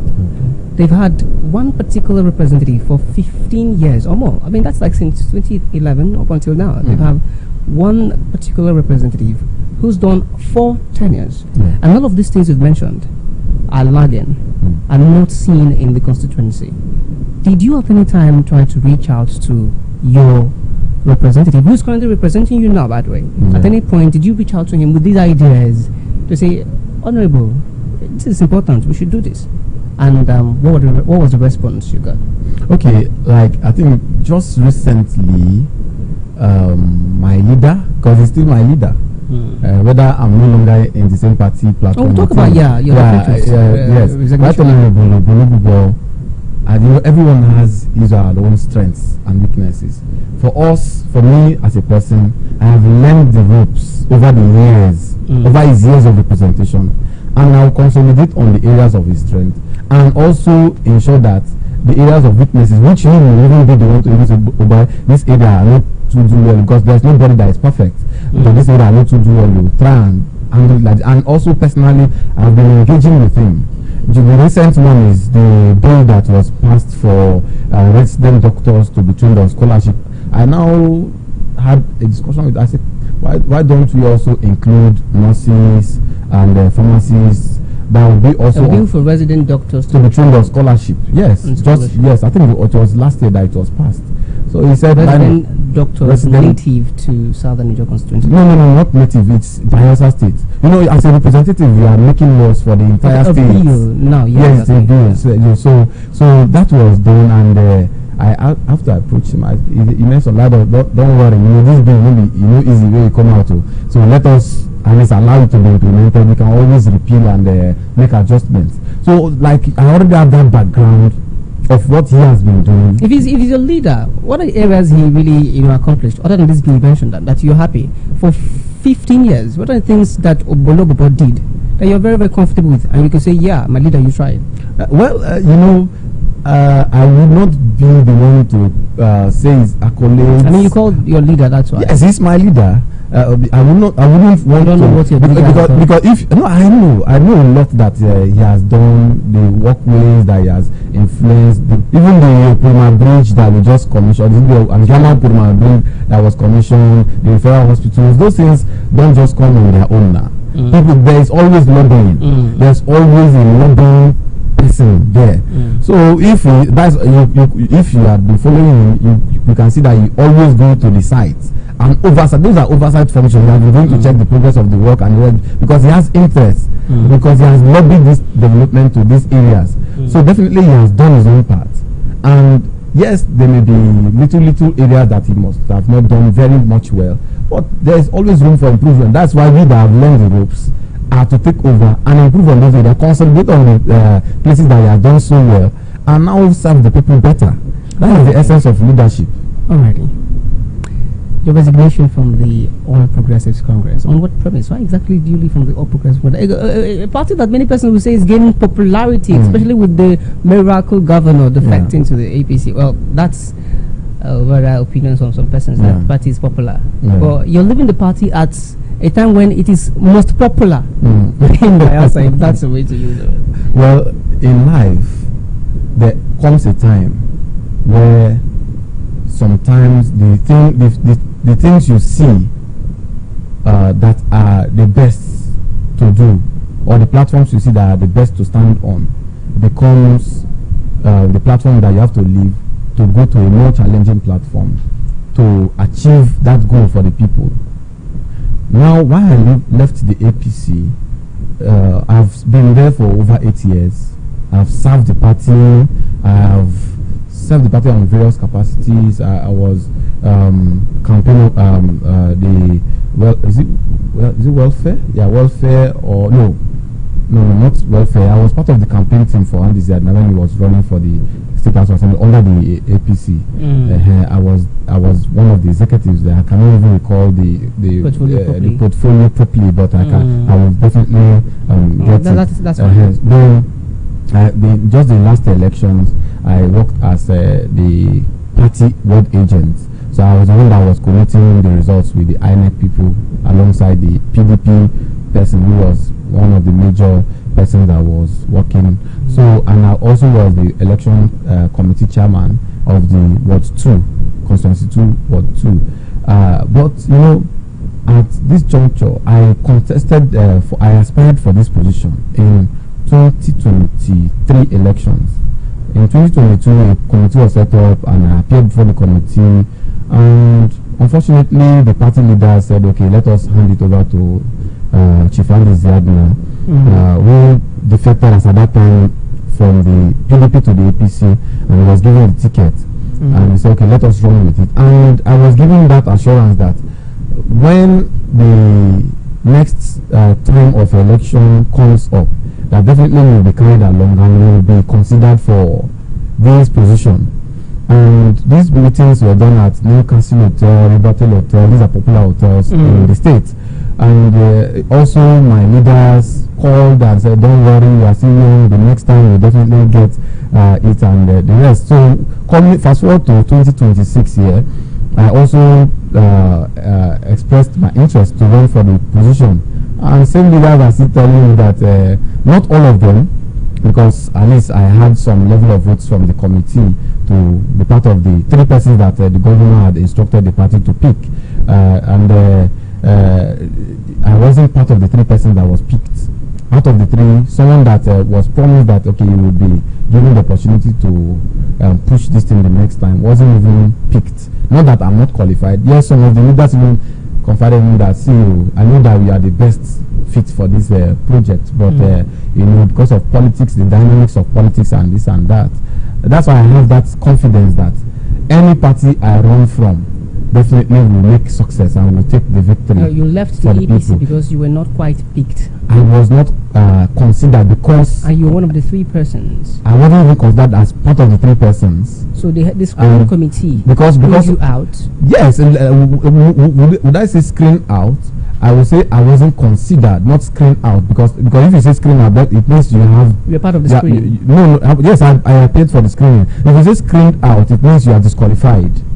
But I wasn't screened out, I was dropped, and other persons were picked. Even when some of the committee members said, were you part of the screening? Yes, we are 18 of aspirants. us. But it's the committee that, yes, it was the committee that, but I wasn't an aspirant, because until you buy form, that's when you become a legitimate aspirant.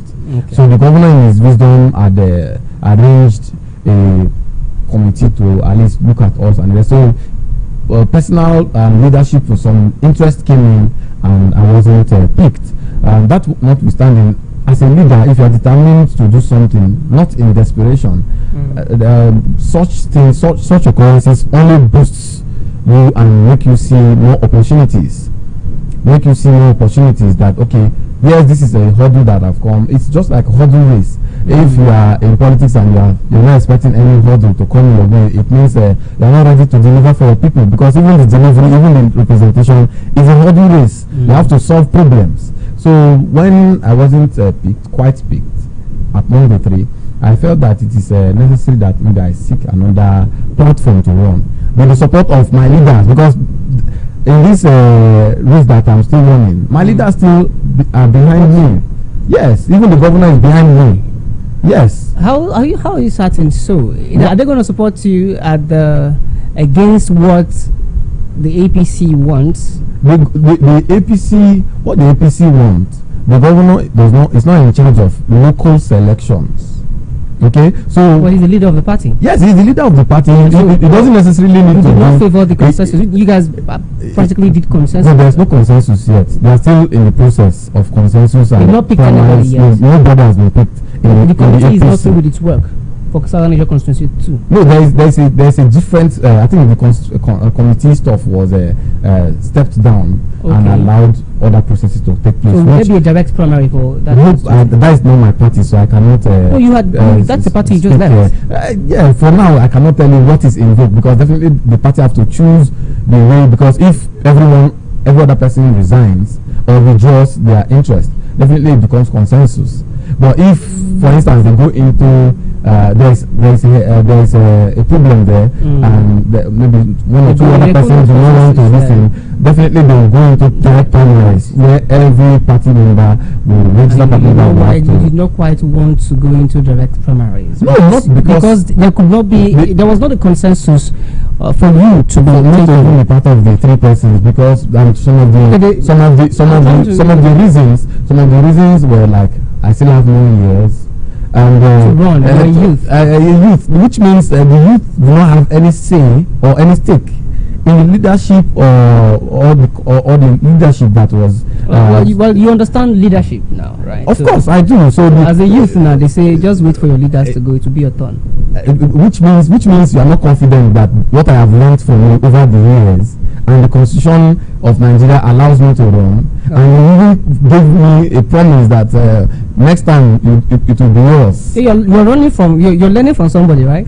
Yes, the people I am learning from is not he's going to House of Reps. He has given me the platform to come in. He has given me the platform to come in and represent our people. He has already trained me enough. He said, okay, this man is now fit. Let me live for this younger generation. That is the essence of him living. If not, it is the tenure. There's no tenure system in the House of Assembly. You would have systems of 5th or 6th or 7th or 8th tenure. But he has felt that maybe I have trained some people, the youth, to take over, because himself was in his 30s when he came into power.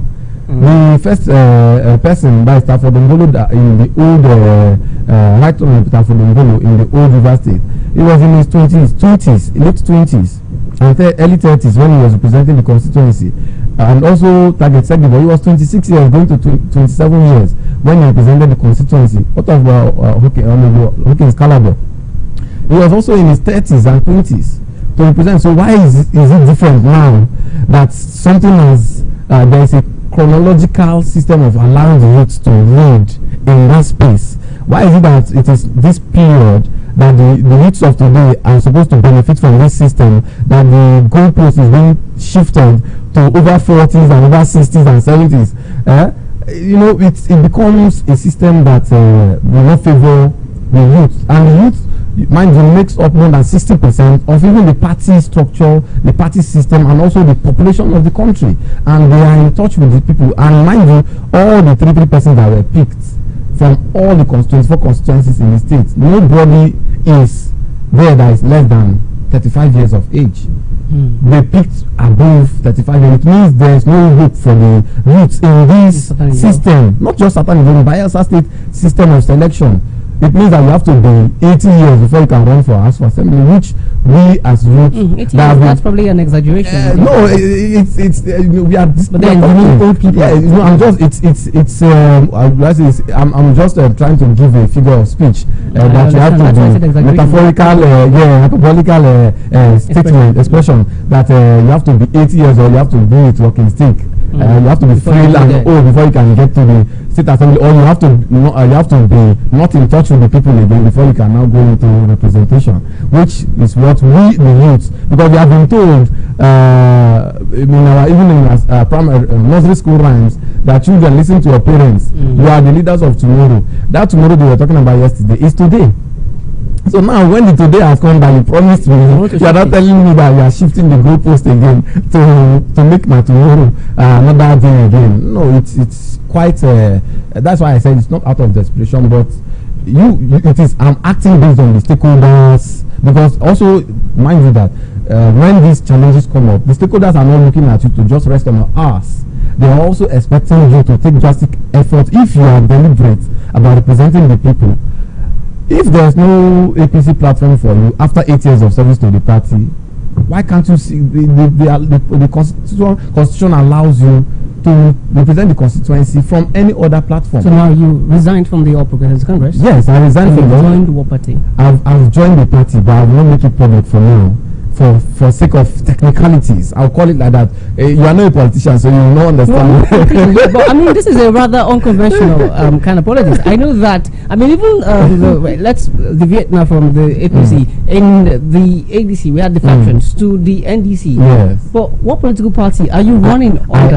I belong to a political party. The people ought to know. So they will definitely know. It means that if you say I'm a member of the AA or the AMP or whatever names there is, it just you put that in the consciousness of people, and so when you get to that time, for them to do the thumbprint, it will not be hard for them. If you tell them I'm an umbrella man, I mean, if you don't tell them you're an umbrella man and get to that, I don't know this person.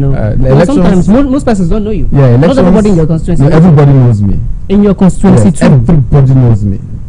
There's nobody that don't know Sikmi Linus in constituency 2 Silga, both in the Puma clan and in the Tarakil clan, both in Ward 1 and Ward 2. There's nobody. That is a very, very bold declaration. Yes, there's nobody that doesn't know Sikmi Linus. We fact check around here. Yes, please fast check me. Go and fact check. In all of the Southern Ijaw constituency 2, go and ask anyone that is of voting age, as 18 years and above. Bolo Bubo is. Do you think everybody in everybody knows Bolo Bubo in constituency 2? Have you done a research? Even yes, of course. I live with the people.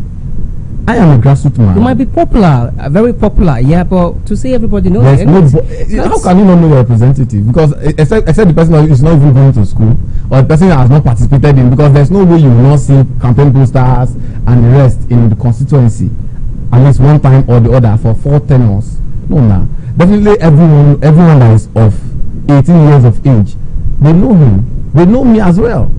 As someone that has learned the ropes, I've not only learned the ropes in the state assembly, I've also learned the ropes in the national assembly through Piri Oseki.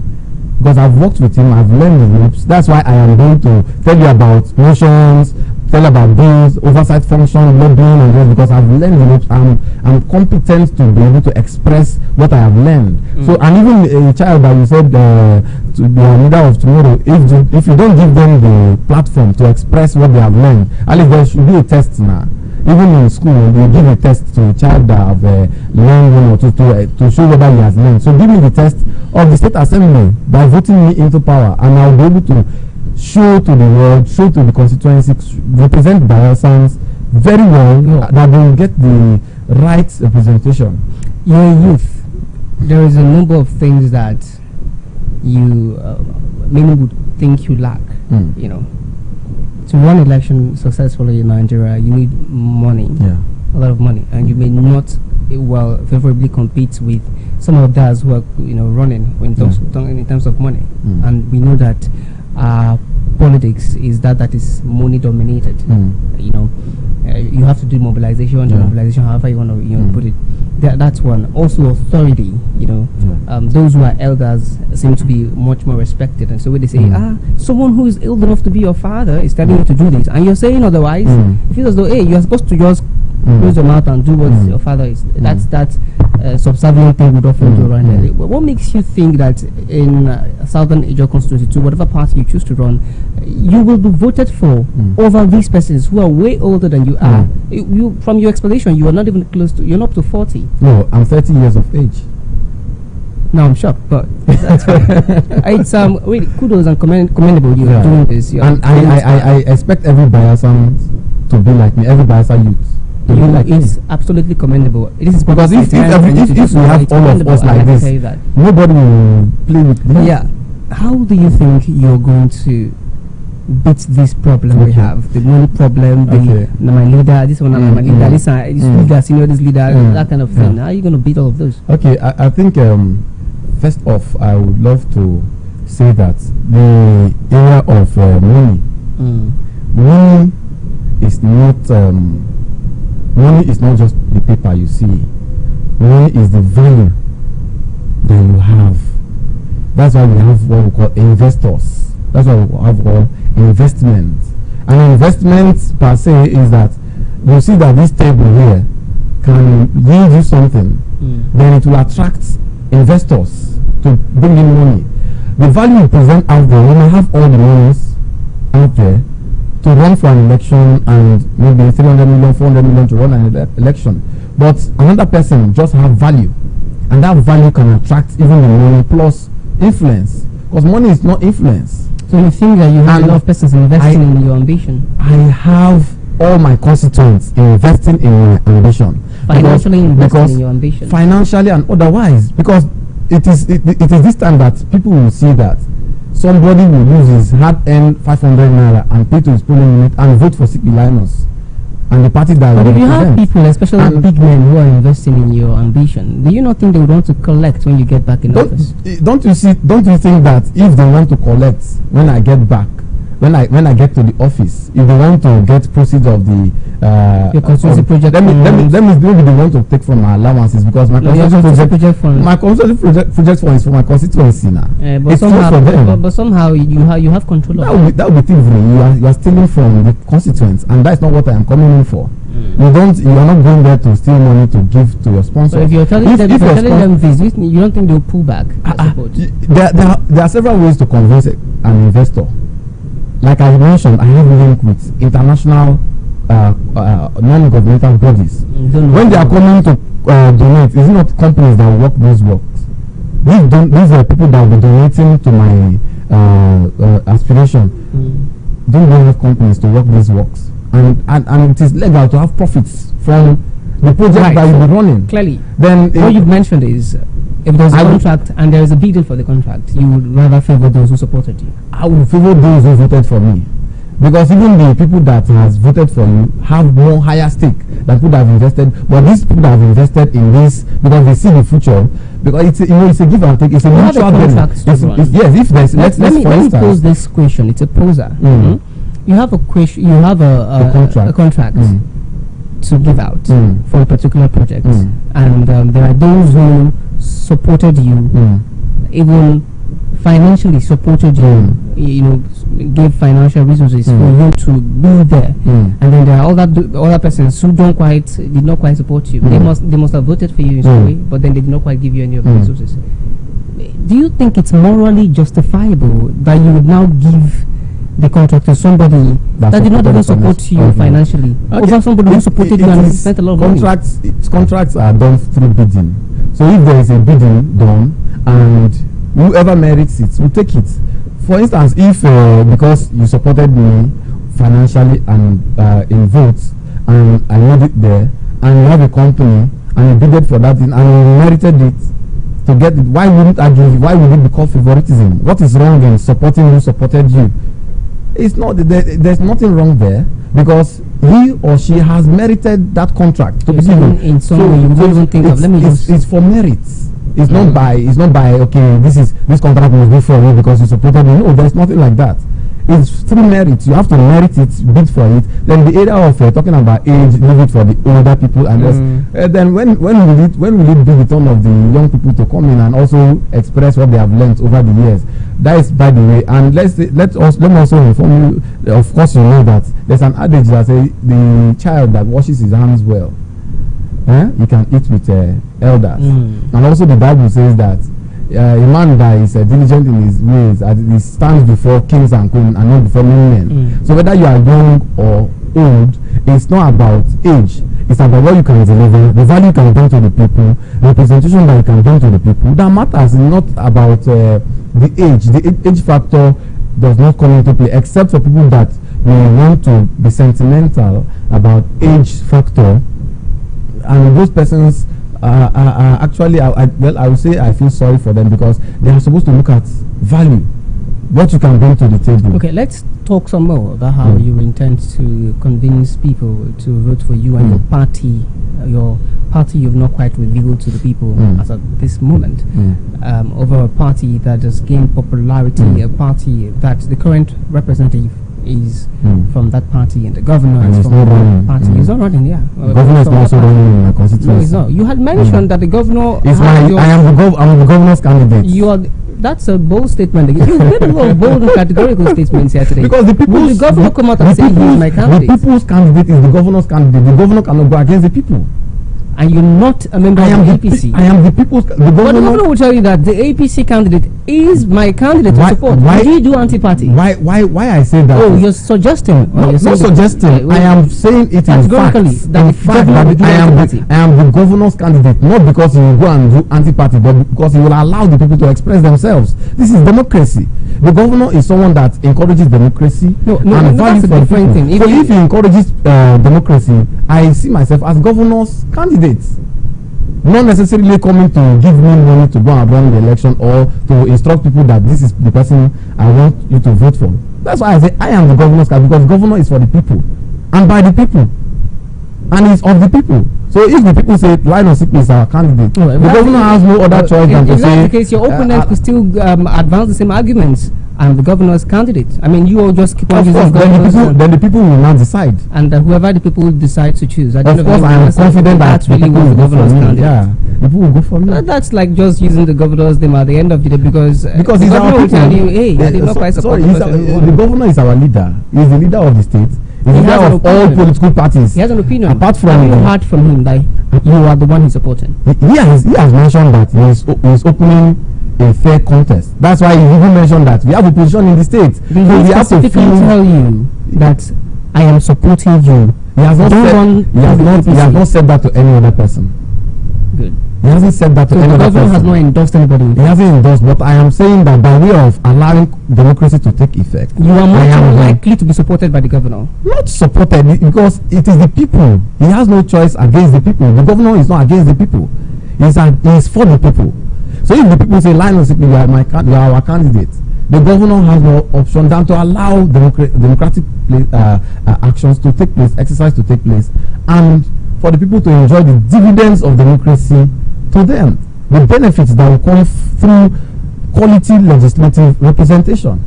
That is what I'm saying, that the governor is endorsing me, how do I say it, indirectly by allowing democracy to take its effect.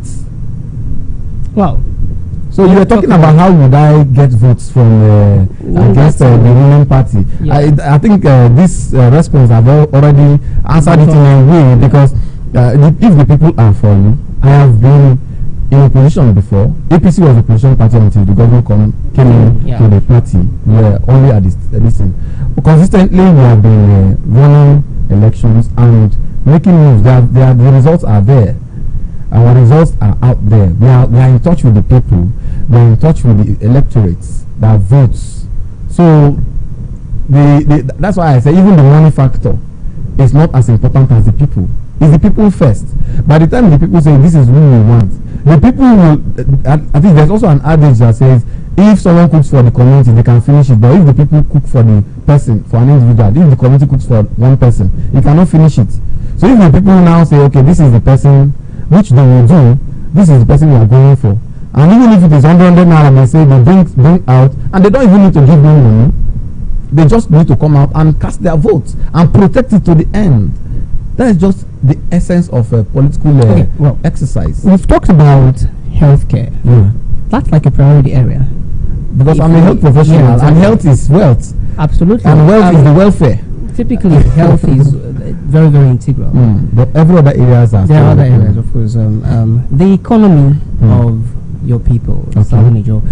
What do you reckon is something you have as a comparative advantage over others, and how do you intend to push it? Is it sugar cane? They would often say that Southern Naija has sugar cane. Is that sugar cane? I'm not getting that correctly. Anyway, I don't know, but.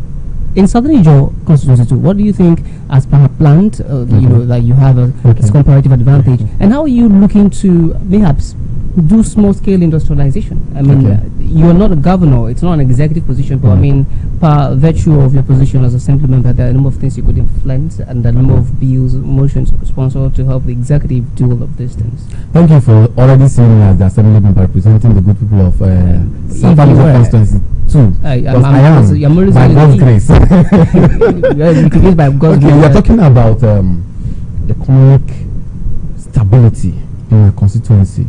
And economic stability, trade, agriculture, they work together. And I have very beautiful bills that will be statewide bills that will institute, because for now it's somewhat they are already doing the governor is already doing it from various skills and other areas that they are in. But I am coming in to legislate on this issue, on the matter, especially for women and the youth, to ensure that they have support from the government. I believe you've watched Lions Den and the Pentagon, that people come with their business ideas, present their business ideas, and you see that, okay, this one can go, this one can fly, and they will now pick it for sponsorship.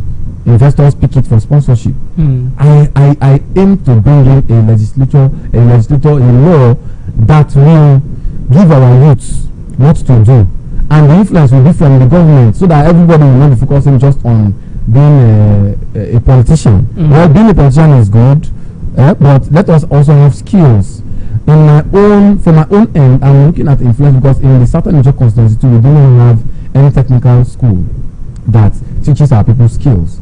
I will definitely, in my first 4 years, influence an institution that will be teaching our people skills, whether it is shoemaking, hairdressing, and these people, they are the basic crux of every economy, the petty traders. So as a person, I've looked at all these areas and carefully written a very beautiful bill that will fly and become a law, that our people will have the access to funding, because most times if you ask the youths, even someone that is in secondary school, they have all the mindset, all the ideas. Even yourself, you have very beautiful ideas, but the basic issue is capital, and capital does not just come from the air. It comes from investors, it comes from government, and maybe private support, or from your family, or maybe you save to establish such. So in my own view, I've looked at, apart from establishing this thing, immediately you graduate from there should be a sustainability plan that the executive and through the local government, because we already have what we call the rural development agencies, the areas are RODA, rural development areas. I think their job is to ensure that we engage these offices.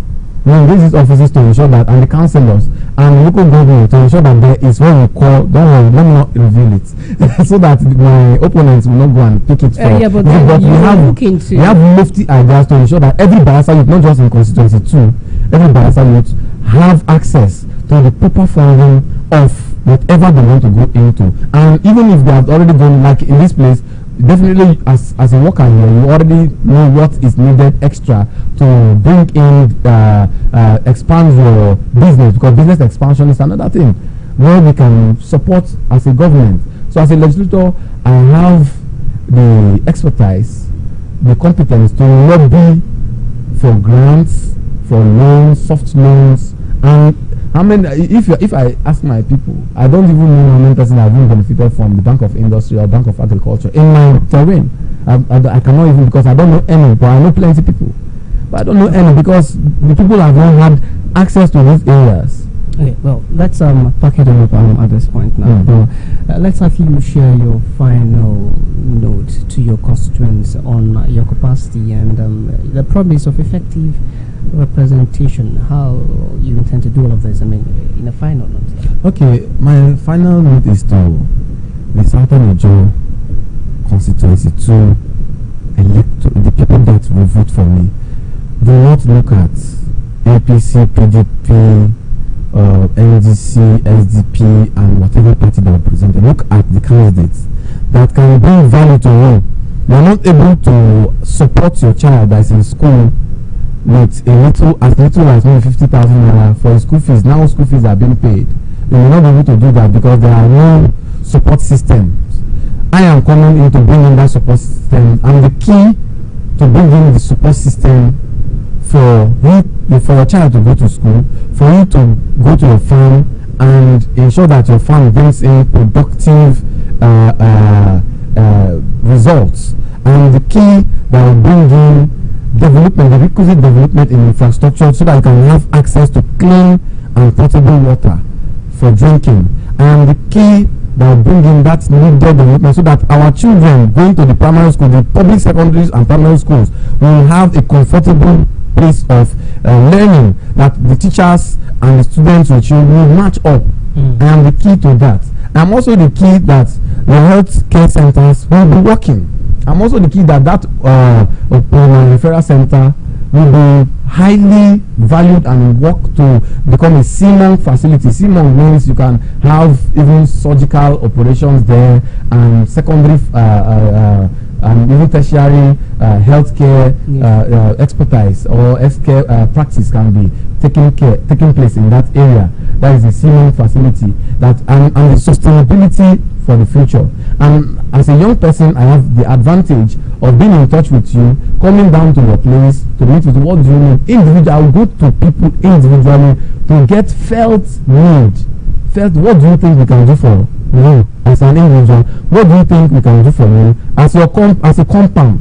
What do you think we can do for as a community, as a ward, as a clan? What do you think we need most? I am the person that can do that can bring that dividend of democracy to the people, in specific areas, in agriculture, in health, in infrastructure, in the economic boosting, a robust economy and sustainable. Let us have a constituency that will be self-reliant in the economy and the rest, so that there will be money in the pocket of the youth, so that we will also avoid vices, drug abuse, and all these other things. You cannot always blame someone with drug abuse and the rest when you are not providing him with even anything to do. We engage them, and also the mental resetting. We have to reset our people mentally. That when you engage in this way, this is where you will end up. When you engage in a productive enterprise like this is where you end up. They need to see these things. The sensitization need to continue for life. Alrighty. And we are the ones to bring in that sustainability. And we know that government is behind me. And also the people, most importantly, the people of certain constituencies, they are all behind me. Thank you very much. Thank you so much, Comrade Linus Sipi. It's been an interesting chat with you. Thank you so much. Hopefully that when you are there, you'd also come here and do this. I also bring in development to you. That's because I'm representing the entire Bayelsa State, not just my people. Well, that's because of your views, right? Yeah, so yeah. Of course, yeah. Well, yeah. Thank you so much, Comrade Sipi Linus. Comrade Sipi Linus is an Ayama-born. Well, he's not a politician, but I was going to say an Ayama-born, right? Who, of course, is the secretary of the. What's that union again? I work with Nursing Union in Rivers State. Yeah. Nursing Union in Rivers State. And he's one who looks to represent the Southern Ijaw constituency too, where there are a number of clans, like 2 clans, literally, right? Yes, basically. And there are several communities. Yeah. Well, he's talked a lot about representation and how he intends to deliver effective representation on this episode of our program. Well, my name is Henry Ahamuifula. We wish him all the best in his electoral journey, and hopefully that he becomes the representative and does all of these things. My name is Henry Ahamuifula, like I said, and thank you plenty for being on the show. Thank you so much. Please pray hard so that I will succeed. Thank you.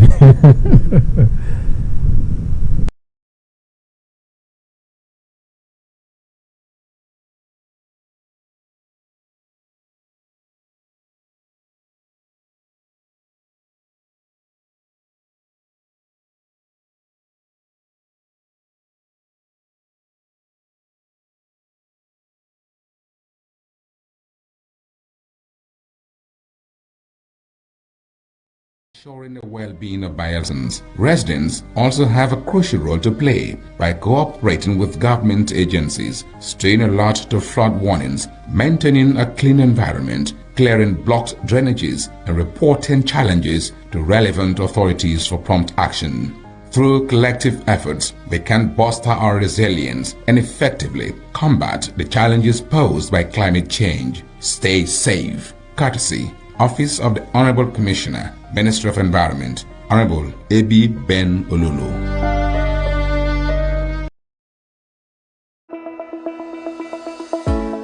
Every ripple starts with a single drop. In Bayelsa, that drop is the Education Development Trust Fund Board (EDTF). From the moment a child sits down to a nutritious meal to the day a scientist steps into a brand new laboratory, EDTF is there, turning challenges into opportunities. 5,000 meals served daily in our model boarding secondary schools. Biological sciences laboratory equipment delivered to Niger Delta University. 1,000 teachers and school leaders trained with the British Council. Special education teachers graduating from Ignatius Ajuru University under EDTF. Scholarship research grants fueling innovation in our state-owned tertiary institutions. TVET, science labs, water facilities, culinary kitchens, and clinical labs springing up across Bayelsa. Vocational scaffolding trainings and a computer-based testing center at UAT Tororua. These are not just projects, they are ripples that spread across classrooms, communities, and the entire state. But a ripple grows stronger when more hands join the water. So whether you're an organization or a corporate partner or an individual who believes in education, you can be part of this ripple. Support EDTF and help us expand Ripple. Donate, partner, or volunteer today. Together, let's transform our educational landscape.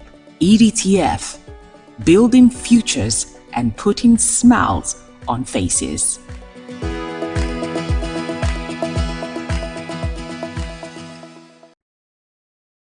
I want to see what Eyes on. Yes, so Ijaw Youth Council Worldwide (IYC) Resurgence Mission 2026 don't come o. Now tested leader, a seasoned administrator, and strong voice for Ijaw Nation. Barrister Ayibakro Igbeta, PhD, former legal advisor of the Ijaw Youth Council Worldwide, former SA Media and Publicity to MD CEO of NDDC, former SA on Youth Affairs to Deputy Governor of Bayelsa State, and Naimi currently Secretary General Bayelsa State Center for Youth Development. In vision, they very clear: unity for the council and protection of Ijaw people rights for all Naija data. The support for Tantisa Security Initiative and make government put better money for Naija data agencies, plus opportunity for all Ijaw youths for inside job matter and development. Yes, so time is for us to select the correct secretary. We go pilot the affairs of Ijaw Youth Council Worldwide (IYC) 2026. Oh yeah, we make we vote Barrister Ayibakro Igbeta, PhD, for Secretary General Ijaw Youth Council Worldwide. Vote wisely. Ado Alua Onua.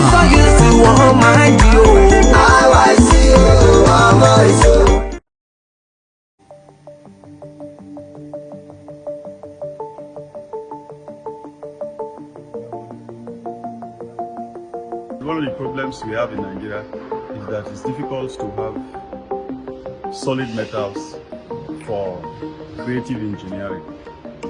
So what you basically have in this country are tubes for building of houses and erection of structures and all that. But when you come to real metals that you can carve to engine block, metal that you can carve to a shaft or gear, there is nowhere to get in this country. So a country that does not have a shop for metals to cut can never develop. If we had shops where you can go and buy all kinds of grades of metals, it would be easier for the young to get the metals and come to a place like us, and then we will carve it for them, cut, bend, and then do all that. This country will develop, but we don't have. We have to look at China or any of those countries to bring those things to us. So that is the story of Nigeria.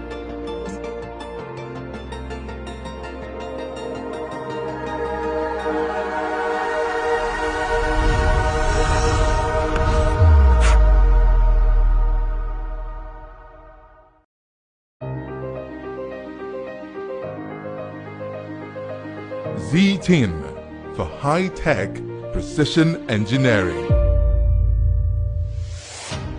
A technology and heavy-duty industry.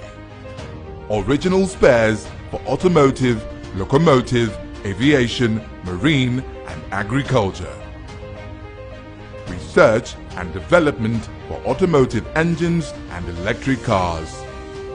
Heavy-duty off-road equipment. Reverse engineering. Technological development. Academy for innovators and impressionable minds.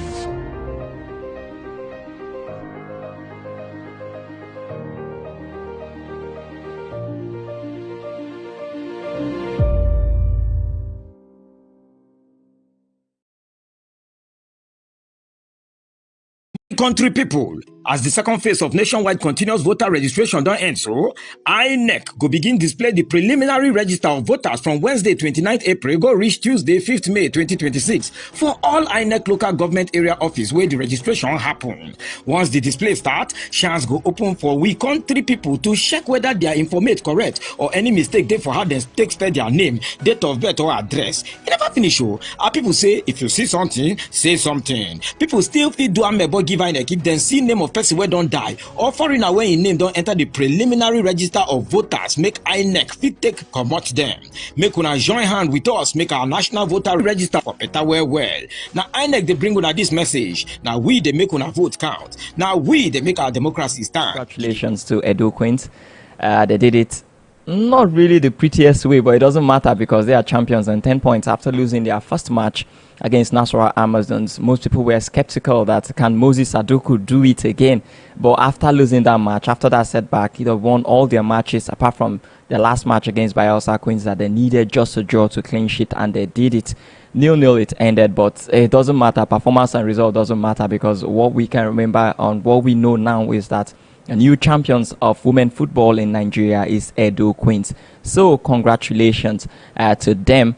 But let's move away from that and let's talk about the World Cup. That is the trending one that is happening. Yeah, for Africa, what is happening to African countries? Yeah, South Africa started off by losing their match to Mexico by 2-0, and most Africans were Mexican fans. I don't know why. Most African football fans were Mexican fans for obvious reasons. I don't want to mention that here. But after losing, we saw Morocco take on Brazil and playing out an entertaining 1-1 draw. But Morocco were the better side. They looked more like the Brazil that's of old I used to know. This Brazil, I don't fancy them yet. It's just the first match, but anything is possible, I know. And then talking about Tunisia losing 5-1 to Sweden. What is happening? The Carthage Eagles of Tunisia. That was a dismal performance. And because of that performance, they are even thinking about letting go of their coach. Yeah, they are thinking about that. But it's the first match. And if the first match is anything to go by, then I don't fancy Tunisia making it out of that group. But the country that has made Africa proud so far, Ivory Coast, defeating Ecuador by 1-0. But we'll see some other matches that would be coming up shortly where we'll see Spain take on Cape Verde. And for Cape Verde, they are very beautiful girls. You talk about beautiful girls, you just want to give it to them. But there's no beauty pageant. This is football. So let's see. You always want to fancy the Spaniard more.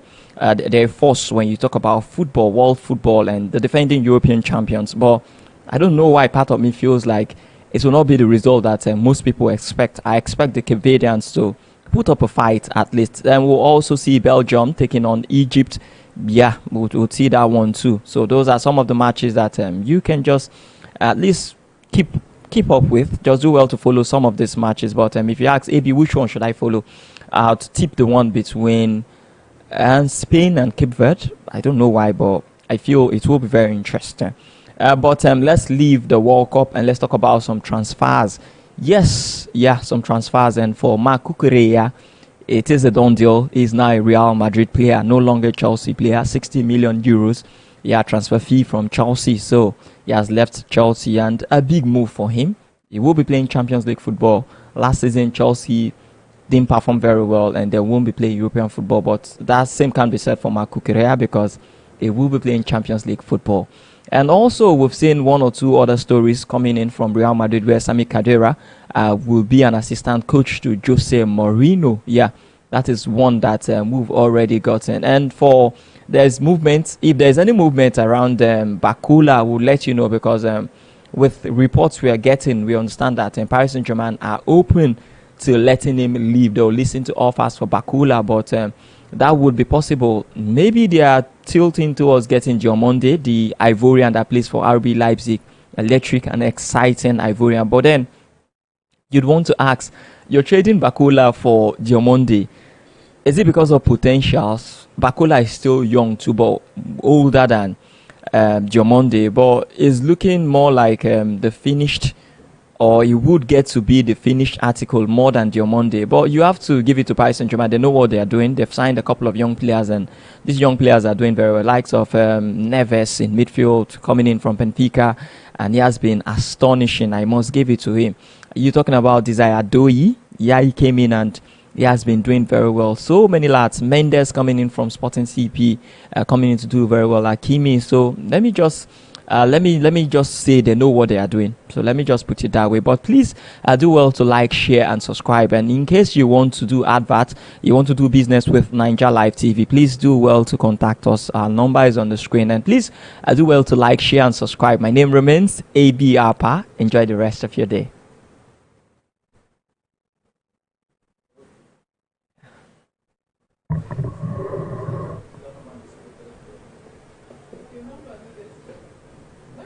Learn the number. Me that learn the number also. No, me learn number. Learn number. My papa number said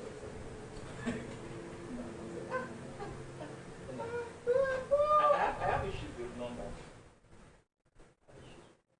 If you don't forgive our man. It is so. Now, I did this slight something we have to change we have to when you see it. But even at that said, don't look my happy list, you know. You do the opposite. He also got my record. No, normal. Normal just the ball. Normal. Because nothing really be the thing because they choose because yeah. If not for the back and forth, but remember to this is just that's when it is when it is